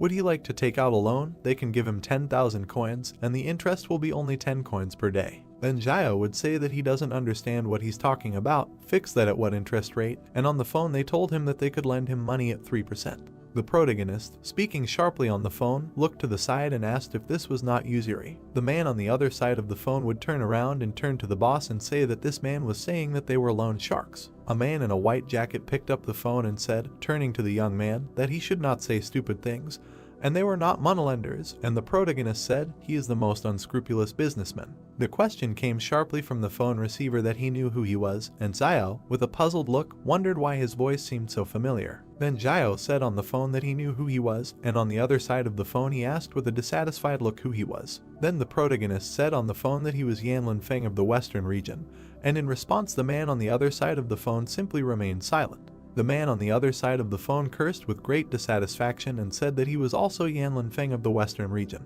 Xiao then slammed the phone directly onto the floor, bringing his hand to his face. The protagonist, with great misunderstanding, holding his hand to his face, reasoned that it is not surprising that the voice sounded familiar, and not everyone is ready to call themselves, and if there are those who want to, then, damn it, everyone turns out to be Yanlin Feng. Suddenly, Wang put his hand on Xiao's shoulder and said that one should actually maintain a relationship with a local authority like him, and it seems that this Yanlin Feng is doing some kind of shady business. He has subordinates, and wherever there were, it wouldn't hurt to know such people, but he said that yes, and if he comes for treatment again, you need to talk to him more. Van leaned straight to the protagonist and said that about the black medicine, and during the day he distributed it to passers-by and believes that after tonight many will know about its properties, but he simply listened to him in silence. Xiao held out a small piece of paper towards Wang, saying that by the way, he should go and buy a few things tomorrow, and here is the list, and just have to remember that under no circumstances should he take them from one place. Wang said okay and took the list from Xiao's hand, who reasoned that once everything was bought, they would be able to make a bomb. And fortunately, he copied young Xiaojin's bomb-making skill, and it would come in handy at the crucial moment to leave path to escape.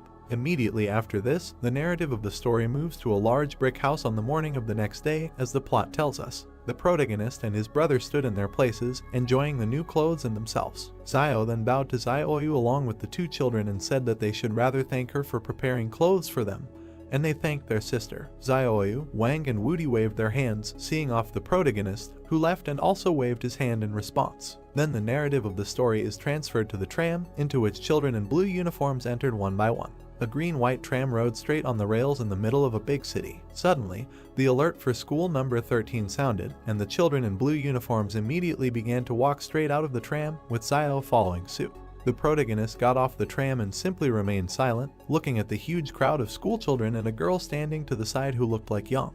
Yang stood against the wall, blowing a bubblegum bubble and crossing her arms over her chest. Xiao saw a girl he knew, approached her and said that he didn't think he could meet her here. Then the protagonist, smiling, asked that maybe she could return the dagger to him. Yang stood near the wall and simply remained silent in response, and several schoolchildren looking in her direction asked if this was not the new kid from their class. Yang looked sharply to the side with her menacing and dissatisfied gaze. Several schoolchildren approached Yang, and one of them asked why she was standing there. Yang sharply pointed her finger at the protagonist, who was very surprised, and said that he wanted to rob her. At this moment, Xiao shuddered sharply in surprise and fear, standing still. Xiao raised his hands up and said that they knew each other, while two boys stood next to him, and schoolchildren came up to him and asked that if so, what was her name. Then the protagonist, without hesitation, said that her name was Yang Xiaojin. Hearing this, one of the schoolchildren with an arrogant look says that he is also pretending to know, and she is actually Ren Xiaosu. Xiao, greatly surprised by what he heard, opened his mouth wide and asked what Ren Xiaosu was,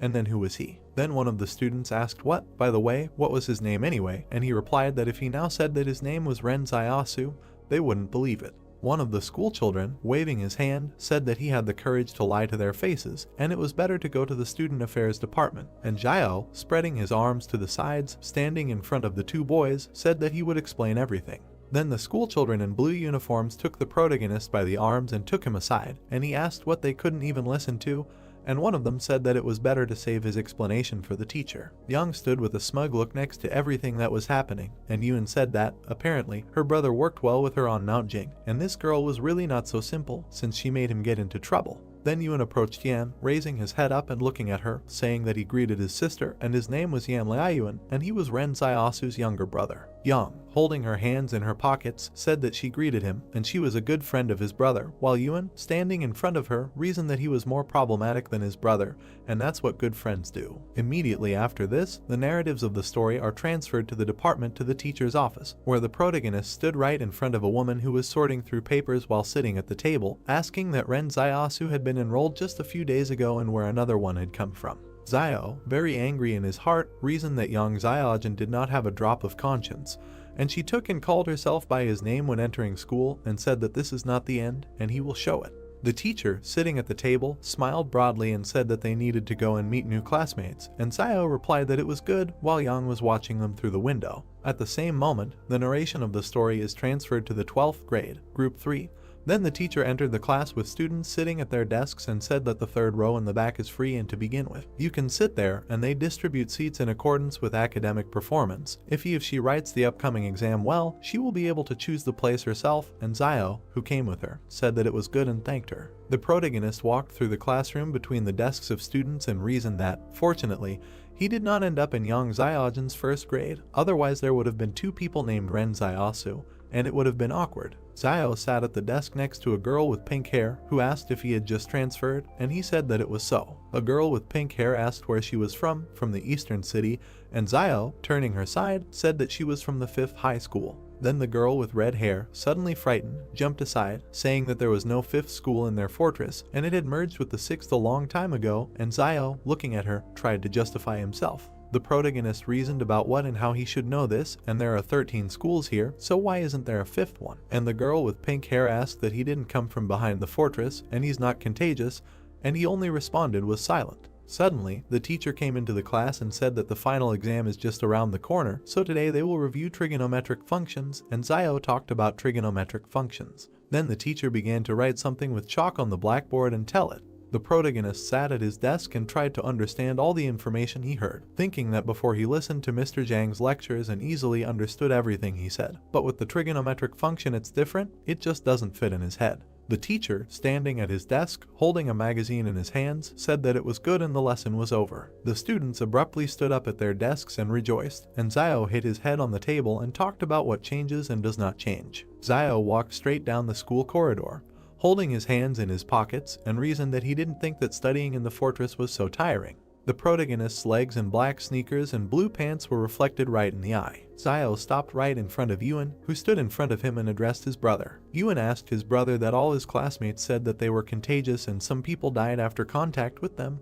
and whether this was true. And the protagonist answered that, of course not, while seagulls flew across the bright sky, and he asked what then why do they say that, and this is slander. Then Zio, standing with his brother on the roof, asked if it is considered slander if 10 people say that they are bad, and Yuan asked why not, while he asks what then does it count if 100 people say so. Yuan, lowering his head down, said that it was so, and the protagonist, looking at him, asked what, and if 10,000. Zio approached his brother and said that it turns out that this is not slander, but the truth, and Yuan turned to his brother with a dissatisfied look. Then he, lowering his head down, said that, unlike him, he did not understand a lot, but even the words of millions of people cannot be called truth while he thinks otherwise. Zio stroked his brother's head and said that he was right. Yang suddenly came to their rooftop, holding her hands in her pockets, and stopped in the middle. Zio, looking in her direction, standing next to his brother, asked why she had come. At the same moment, Yuan pulled the protagonist's hand, and he looked back in his direction while Yang stood right in front of them. Yuan abruptly walked away and said that they should chat, and he would go to the toilet, while Zio, standing in front of Yang, turned to the little one and said that this was some kind of betrayal. Suddenly, the door to the roof slammed shut, leaving Zio and Yang alone.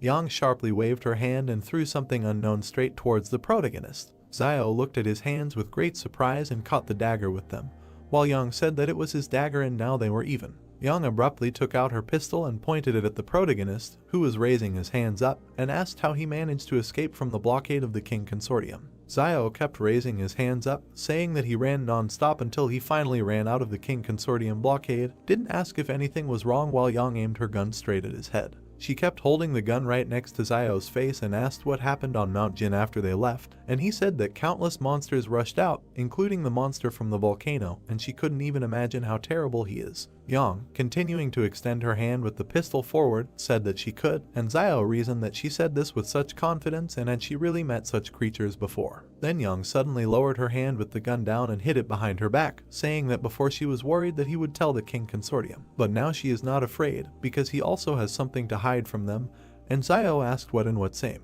Yang said that when she and Luo Xinyu returned the same way they came, they discovered that all this time the wolf pack was at the end of the gorge, and imagined how the two of them stood right in front of several wolves between two mountains. Yang continued to say that if it weren't for Luo Xinyu's abilities, she was afraid that they would have had to take a detour, and recalled how she activated a portal of purple energy. They rushed towards him. Yang, looking ahead, said that she had counted the time it took him to return, and he definitely returned before the 113th fortress was destroyed, and it was simply impossible for a strong person to escape at such speed, let alone slip through a pack of wolves. She then said that, therefore, he was also a man, while the protagonist, standing in his place, simply remained silent from fear. Xiao sharply raised his finger up and said that he did not see the wolf pack on the way back, he just ran in a straight line through the gorge, and besides, those flying creatures moved slowly. Yang covered her ears with her hands, saying that she couldn't hear anything, while the protagonist was very surprised by this, standing in front of her. Yang threatened him with her finger and said that she did not threaten him, she only said this so that he would understand that everyone has their own secrets, and therefore there is no need to do something that will hurt both of them, and Xiao reasoned that she means that as long as he doesn't report to the King clan, no one will bother him. Then the protagonist abruptly walked next to her and said that they had agreed. Xiao suddenly stopped in place, clenched his hand into a fist, and, turning back, said that he heard her mention the flame source on Mount Jin, and asked if she knew why they were buying the blood of people with superpowers, and Yang. Standing still, she said that the 109 fortress was in greater danger than he could imagine, and there was no need to mindlessly contact the source of flame and donate your blood to them, and that's all she could tell him. The protagonist went through what dangers, and besides the source of flame, there are other secret organizations here, and Yang left him, saying that he does not have much time to be interested in this, and he underestimates the degree to which the people of the fortress reject refugees, and he simply silently followed her with his gaze. Suddenly, Xiao raised his head and looked higher at the nearby rooftop where Xinyu was standing. The protagonist reasoned that Luo Xinyu was also here, and she raised her hand up, making a gesture. Xiao turns towards Yang, who is standing next to him, and asks that this is how they know why supernatural beings appear. Yang, adjusting her cap, said that in the process of evolution, humanity has weakened its physical capabilities, and, as he said on Mount Jing, that Mr. Zhang Jinglin from the 178th fortress said that this is the price of the wisdom of researchers, but if you pay the price, then, of course, there will be a great result, and Xiao listened to her carefully. The protagonist, looking to the side, asked what she even meant. Yang, turning her back to him, adjusting her cap, said that when disasters happen, it is the strength of spirit that becomes humanity's first weapon in the face of danger. Xiao then looked straight at Yang standing in front of him with great surprise. Immediately after this, the basis of the story is transferred to the night of the same day, when Xiao, along with two children, walked along a city street at night towards a crowd of people. Wang stood against the wall and wrote something on paper, and Yuan asked his brother why things in the store suddenly went uphill. Wang abruptly turned around with the other people and called Xiao boss, saying that he had returned. Then they found themselves inside the store, and the protagonist, turning back, asked why there were so many people here, and Van, leaning towards him, said that the men tried and immediately advertised the black medicine, and the rumors worked. All these people came on purpose behind him, and he reasoned that how could this be? Wang, holding a pen and a piece of paper with a confused look, said that they, young and strong guys, do not know the pain of middle-aged and elderly men, and they are all fellow sufferers, while Xiao and two children stood next to him. Xiao suddenly stretched out his hand and said that it was still not possible to sell too much, and he had to tell them that they would only sell 1 dose per week, and they couldn't do any more. Van said with a smug face that besides, their medicine had no side effects, and what he was afraid of was that if they could sell more, they would become the largest health product store in the fortress. Yuan, pointing his finger forward, turned to Uncle Fugui and said that they could win without volume.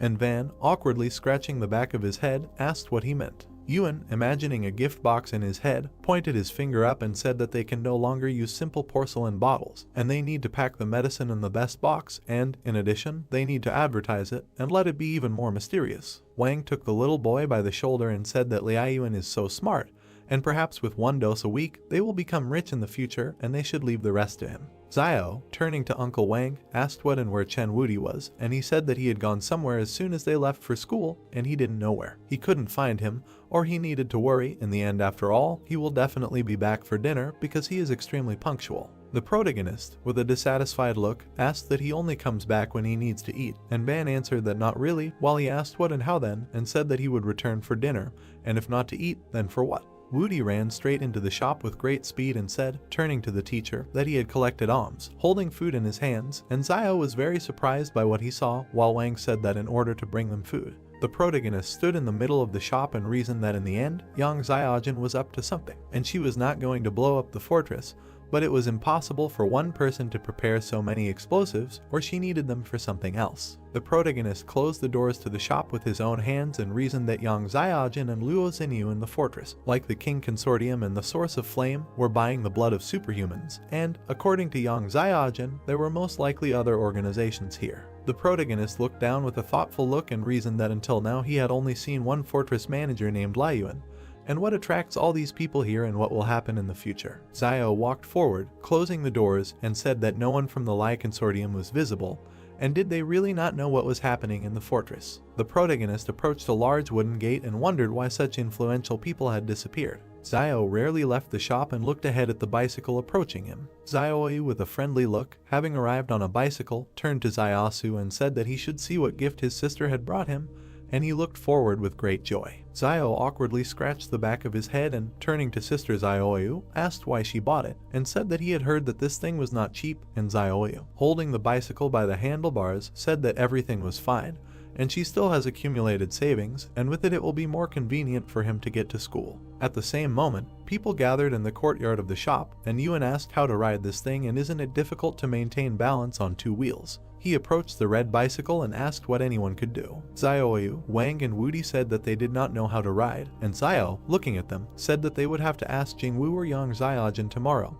They should know. Immediately after this narration, the story moves to the next day to a huge brick school. Right in the 12th grade of the 3rd group, students in blue uniforms sat at their desks and communicated with each other. Suddenly Xiao entered the class and wondered why they had become silent so abruptly and were hiding something, and all the students in the class looked to the side with great fear. The protagonist walked through the class past the students and reasoned that okay, it doesn't matter, and the main thing is that he feels equal to everyone. Xiao sat at his desk, pushing back his chair, and reasoned that he went to school to study and not to please everyone, and, taking the textbook in his hand, continued to reason that it was better to prepare for the lesson, and the exact sciences he doesn't understand, but you can master geography. Xiao flipped through the pages of the textbook with his hand and reasoned that this textbook was somehow incorrect, and it only talked about the surroundings of the 109th fortress and a little about economic geography. The gym protagonist read a geography textbook and reasoned that it was because they didn't have enough information about the world outside the fortress, and just as the Lai Consortium would never share its topographic maps with the King Consortium, the other consortiums would be wary of each other. Xiao looked down when suddenly a system notification window appeared next to him with a task to help a classmate.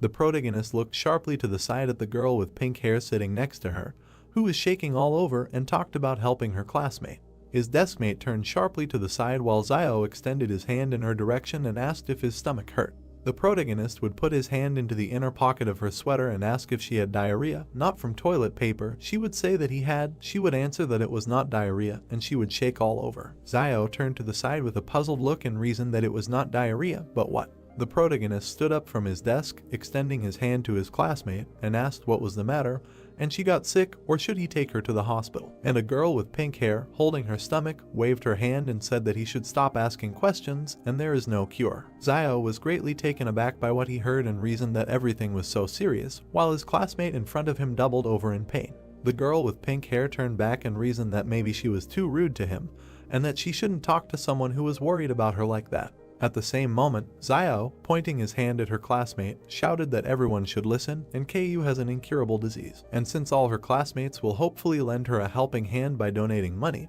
and she was very dumbfounded by what she heard. All the students in the class turned sharply back towards Keiyu and looked at her with great surprise. Keiyu was very surprised by what was happening and reasoned that there was some kind of incurable disease and she was just having her period, and he had gone completely crazy. Immediately after this, the system notification window notified that the task had been completed and that the reward was a scroll of perfect skill learning, and the protagonist, surrounded by black energy. Imagine Zinnia and reasoned that the task had been completed and the skill level had been perfected. It was cool. And if he copied Luo Zinniu's skill, passing through the shadow, one would become invincible, and then one could get anywhere without any problems. Then Xiao waved Yang away with his hand and reasoned that Yang Xiaojin had too many skills that were perfect and sometimes even meaningless, and if he got something like children's songs again, he would go crazy. Suddenly, a teacher came into the classroom and all the students stood up, and he said that Ren Xiaosu should go out for a while, and he, with great surprise, pointed at himself, asking if he was. Then the teacher would turn around sharply and say that it was so. The protagonist immediately obeyed his words and walked past the desks of his students, leaving the classroom.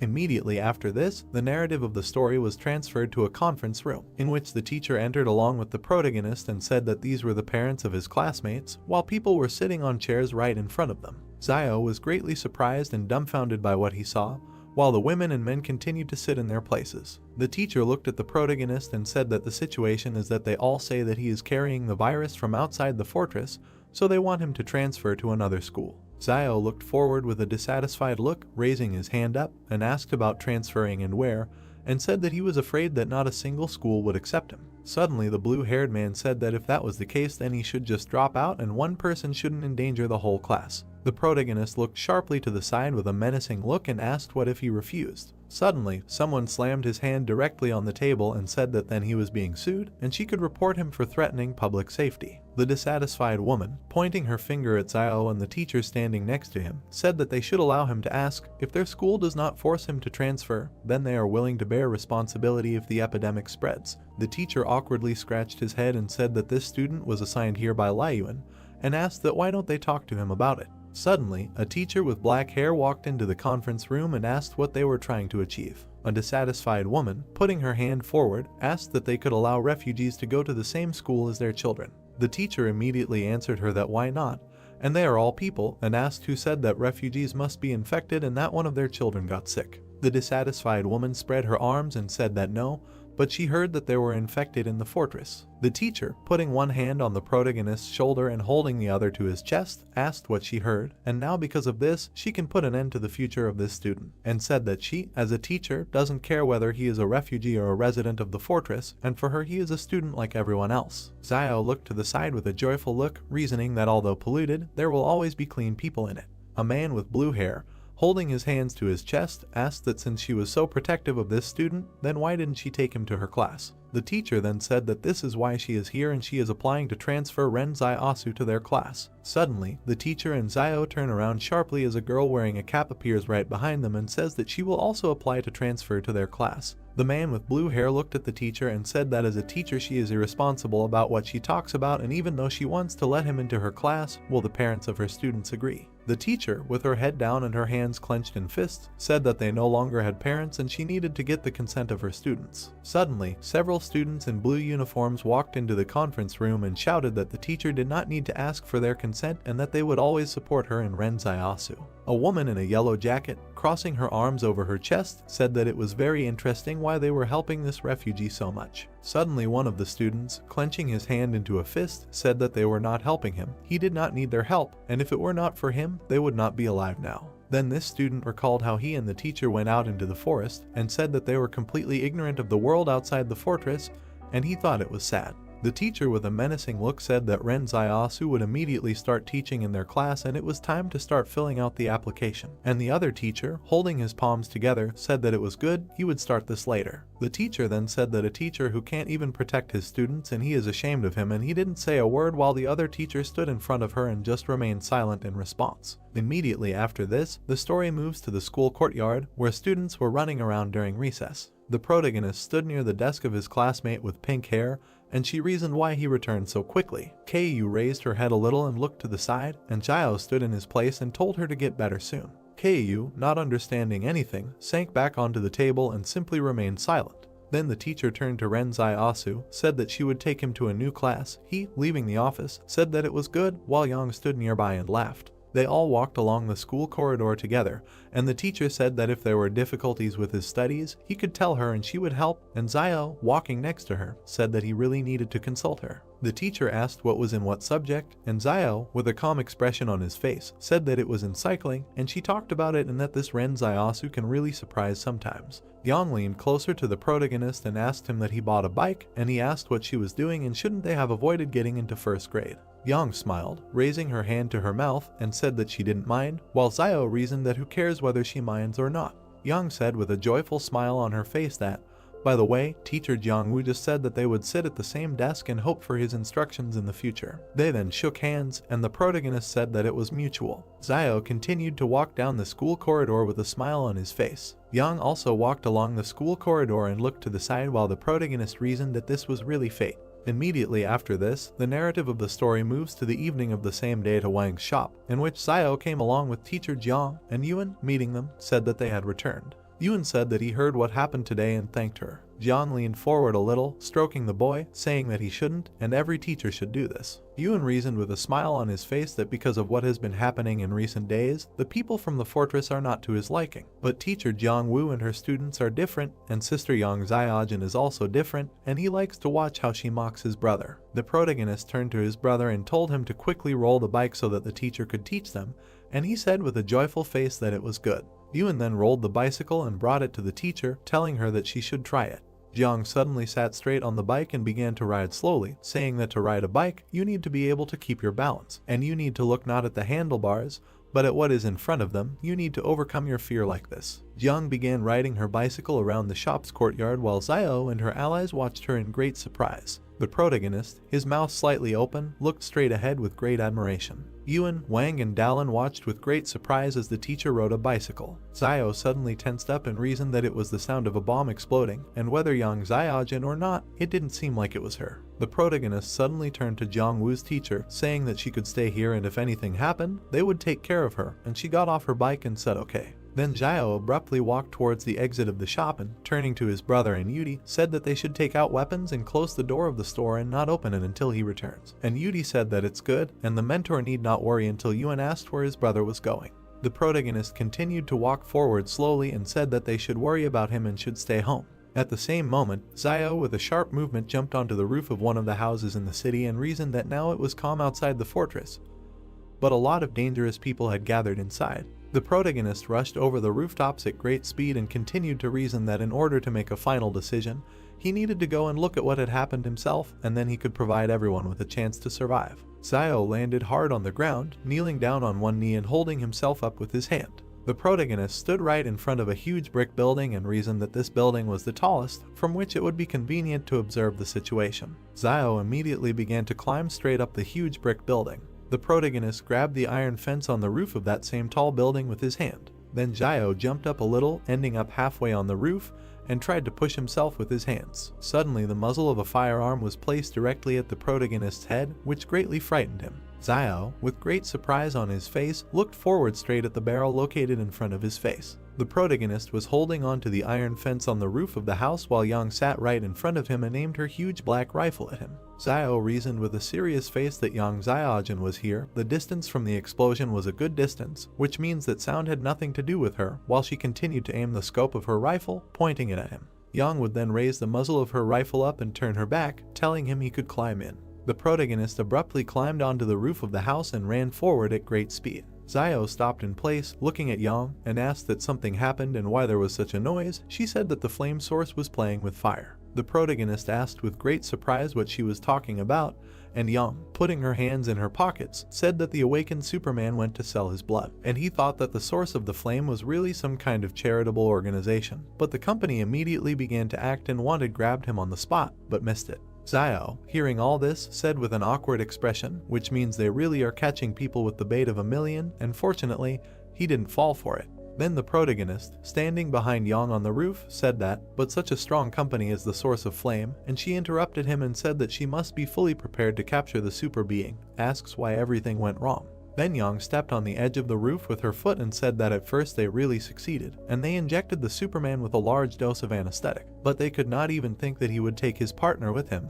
and before going to the source of flame for money, they agreed that if one gets into trouble, the other will help him. The protagonist, lowering his head a little, said that it turns out that even the Superman was prepared, and then the company failed, and isn't now a great opportunity to profit from them. Young turned to the sides, holding her hands in her pockets, and said that one should not underestimate the source of flame, and the Dawn Army is under their command, and it is extremely strong, even if only 5 of them remain, and imagined images of the members of these organizations in her head. Yang, still standing on the roof of the house, said that the only reason why these 2 have lasted until now is that Fat Man Luo from the King Consortium is also plotting. And Jiao, standing nearby, asked about Luo Lan, is there any reasons why he doesn't get along with the source of flame. Yang recalled how King led a soldier by the arm, and said that the company used a similar trick to kidnap the soldier King Zhen while he was on vacation. Although he later returned the soldier, but since then, the King Consortium has been at enmity with the flame source. The protagonist, awkwardly scratching his cheek, asked whether the struggle between consortia was always so fierce. Xiao, looking at Yang standing next to him, asked that then why their target is King Zhen, and they obviously don't get along with the flame source, isn't the enemy of their enemy their friend? Yang looked sharply to the side and, closing her eyes, said that the enemy is the enemy, and they are not playing at being allies, and Sayo, looking at her, reasoned that it seems that the organization in which Yang Xiaojin is located has very clear goals or principles and fears that anyone who affects their interests will end up on the list of secret victims. Yang sharply emitted red energy from her hand, and out of nowhere a huge black-red gun was taken out, says that he is probably curious. Both the source of flame and King Zhen are trying to dominate something that they are completely unable to control. Yang sharply began to aim at the scope of her rifle and said that whether it was success or failure, in any case, disaster must be expected. Xiao looked at Yang, who was aiming at the sight of his rifle, and reasoned that it turns out that the goal of the Yang Xiaojin organization is love and peace. Then the protagonist looked down sharply and simply silently watched what was happening. An explosion suddenly occurred right below on the road, and people said that they should quickly go there, while the protagonist, watching this, said that why was the Lai Consortium hesitating, and the 109th fortress was their territory. Yang continued to aim down the scope of her rifle and said that right now they have something more important that needs protection, they don't care about what doesn't threaten that thing.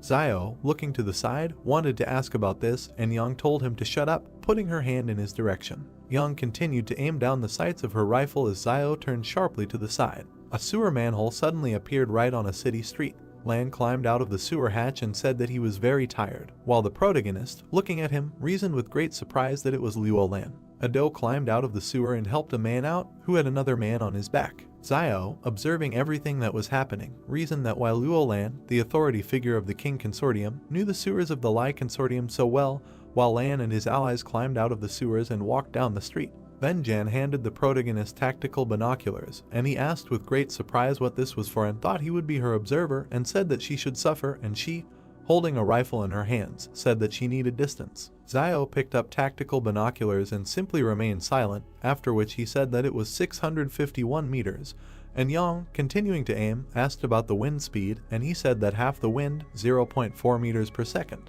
Xiao, lowering the binoculars down a little, asked that he was going to kill Luo Lan. Yang suddenly fired her rifle and blew up something standing right in front of Lan and his allies. Yang lowered her rifle with a smile on her face, and the protagonist looked forward with great surprise. Lan clenched his fist in displeasure and asked who the hell did this and dared to shoot from an ambush at his car. And the soldier with the man on his back addressed the boss, saying that he should calm down, and this would surely attract the attention of the Lai Consortium people. The doe began to run with great speed along with his allies along the street and said that this was true, they needed to run quickly, and they could not be discovered. The doe ran up to the next descent into the sewer, opening the hatch together with his allies, and said that faster, we need to come here. The doe and his subordinates climbed into the sewer and closed the hatch behind them, going down. The doe looked out of the sewer, looking around, after which she abruptly closed the hatch. The protagonist asked that she came out at such a time only to blow up Luo Lan's car, and Yang, standing next to him, asked that isn't it funny. Xiao was very surprised by what he heard and asked what and where it was funny, calling her crazy, and Yang waved her hand, wishing him luck, turning back. The protagonist looked after her with great surprise as she went into the portal of energy and asked what again. Suddenly, an unknown voice said that there was a sniper on the bank building, and right on the building where the protagonist was, there was a sign saying what kind of bank Lee was. Xiao turned sharply to the side and cried, laughed and said that this was very funny. Then the protagonist ran at great speed along the roof of the house and continued to cry, saying that if he did not get out of here, he would be surrounded by Lee's consortium. Xiao jumped sharply from the roof of the building and flew forward, jumping down, and asked why it was he who was deceived every time. the protagonist would land directly on the ground while in the courtyard of the shop and say that, fortunately, he quickly escaped, and if they caught him, it would be the end. Ewan asked his brother if he was injured and what happened in general, while the teacher and the rest of the protagonist's allies stood behind him. Xiao, wiping the sweat from his forehead, said that everything is fine, and the source of flame had a conflict with superhumans, and this company really has bad intentions, and some superhuman came to them to sell his blood, and as a result he fell into a trap, which they prepared in advance. The protagonist stood up and addressed teacher Jiang, saying that the danger here should not affect them, and he would ask Chen Wudi to accompany her, and she was very frightened by everything she heard. Suddenly, someone knocked with his hand right on the door of the shop, and Xiao turned sharply at this sound. Do knocked on the door and said that they should open the door quickly, while his subordinate stood next to him with a man on his back. The Do turned back. The main character covered himself with his hands. Xiao looked at the boss and asked why he smelled so bad. The Do walked by and replied that he had a bad fall, let him take out his medicine. He has a wounded person here, and the main character asked how she was hurt. They were not involved in the explosion. The boss turned and shouted at him not to talk nonsense, they just accidentally fell. The main character opened the door and asked that they came on foot, where their car was. The Do looked displeased and replied that she was undergoing a technical inspection, and the main character asked what that meant. Lan turned to him and replied that cars need to be checked and repaired from time to time, and Xiao withdrew his hand and noted that he had never driven a car. The boss opened his mouth slightly and said not to tell anyone about tonight, otherwise he would tell everyone that Chen Wudi was a Superman, and Xiao replied that he need not worry. Lan smiled and asked why he was all wet, and Xiao replied that he was learning to ride a bike in the backyard. The main character pointed with his hand and noted that teacher Jiangwu had come specifically to teach him. The Do put his hand to his chin and asked that she had come to teach them how to ride a bicycle, to which he received the answer that that was exactly the case. They had never ridden before, and the boss added that she was great, she should be praised for helping those lagging behind. The Do put his hands on his hips and noted that he needed to see how badly she was hurt. The main character and the girl sat the wounded woman down. Lan put his hand to his chest and asked not to touch it, and then thought that when this Superman wakes up, he will need to use his gift of persuasion, then he, too, will have such a Superman as a bodyguard. Lan smiled and added in his head that if only this Superman could be even more powerful than Chen Wudi. The girl opened her mouth. Then she looked at the girl and noticed that this woman looked about 27 years old. Lan opened his mouth and noticed that she was indeed a woman, and the gray-haired guy noticed that she looked like Bialongo. The boss turned sharply and shouted that if he doesn't know how to make connections, let him not take it, and the gray-haired one replied that he was mistaken, she is older than Bialongma. The Do smiled and noticed that it was not good. He was also going to guess his age, and then thought that everything was still tolerable. If he suddenly went with him to get the scriptures again, there would be a place to cry. Xiao scratched the back of his head and asked him to help grind the medicine. Otherwise he was uncomfortable, and Xiao replied that he could leave it to her. The girl smiled and noted that she would apply the medicine, so let her turn away. The protagonist's brother looked away. The girl jumped up and asked who they were. The Do smiled and remarked that he was the one who saved her from the source of the flame, and then noted in his head that he did not look like the person who was able to save her from the source of the flame, but it was him. The girl began to stagger. Xiao put out her hand and noted that she had not yet been cured, there was no need to move. The girl turned and noticed that her brother was still in the hands of the source of the flame. The Do opened his mouth and noticed in his head that another Superman, her brother, another Superman, turned out to be her bra. It's not surprising that she wants to save him so much. The dark-haired guy opened his mouth and noticed that her brother was probably already dead. Then he narrowed his eyes and added that she was running for her life with him on her back, and when they were separated from the blow, they only managed to take her, and the source of the flame clearly did not need him alive. The main character remembered the girl and thought that when he heard the name of the company Flame Source before, he thought that it meant the flame source for the survival of mankind. He did not know that this company is willing to do anything to get the blood of superhumans. Then Yang is a good person if it goes against them. Although the complexity of human nature far exceeds the definition of good or bad, one cannot simply define a person by the signs of good or bad, it is too biased. Xiao opened his mouth and asked that it was the fat man who saved her from the source of the flame, and Lion replied that he could be sure that this would not affect them and he would not allow him to cure diseases and save people for nothing. Tang Zhu would send him 30,000 yuan at dawn. The boss spread his arms and added that she could join them.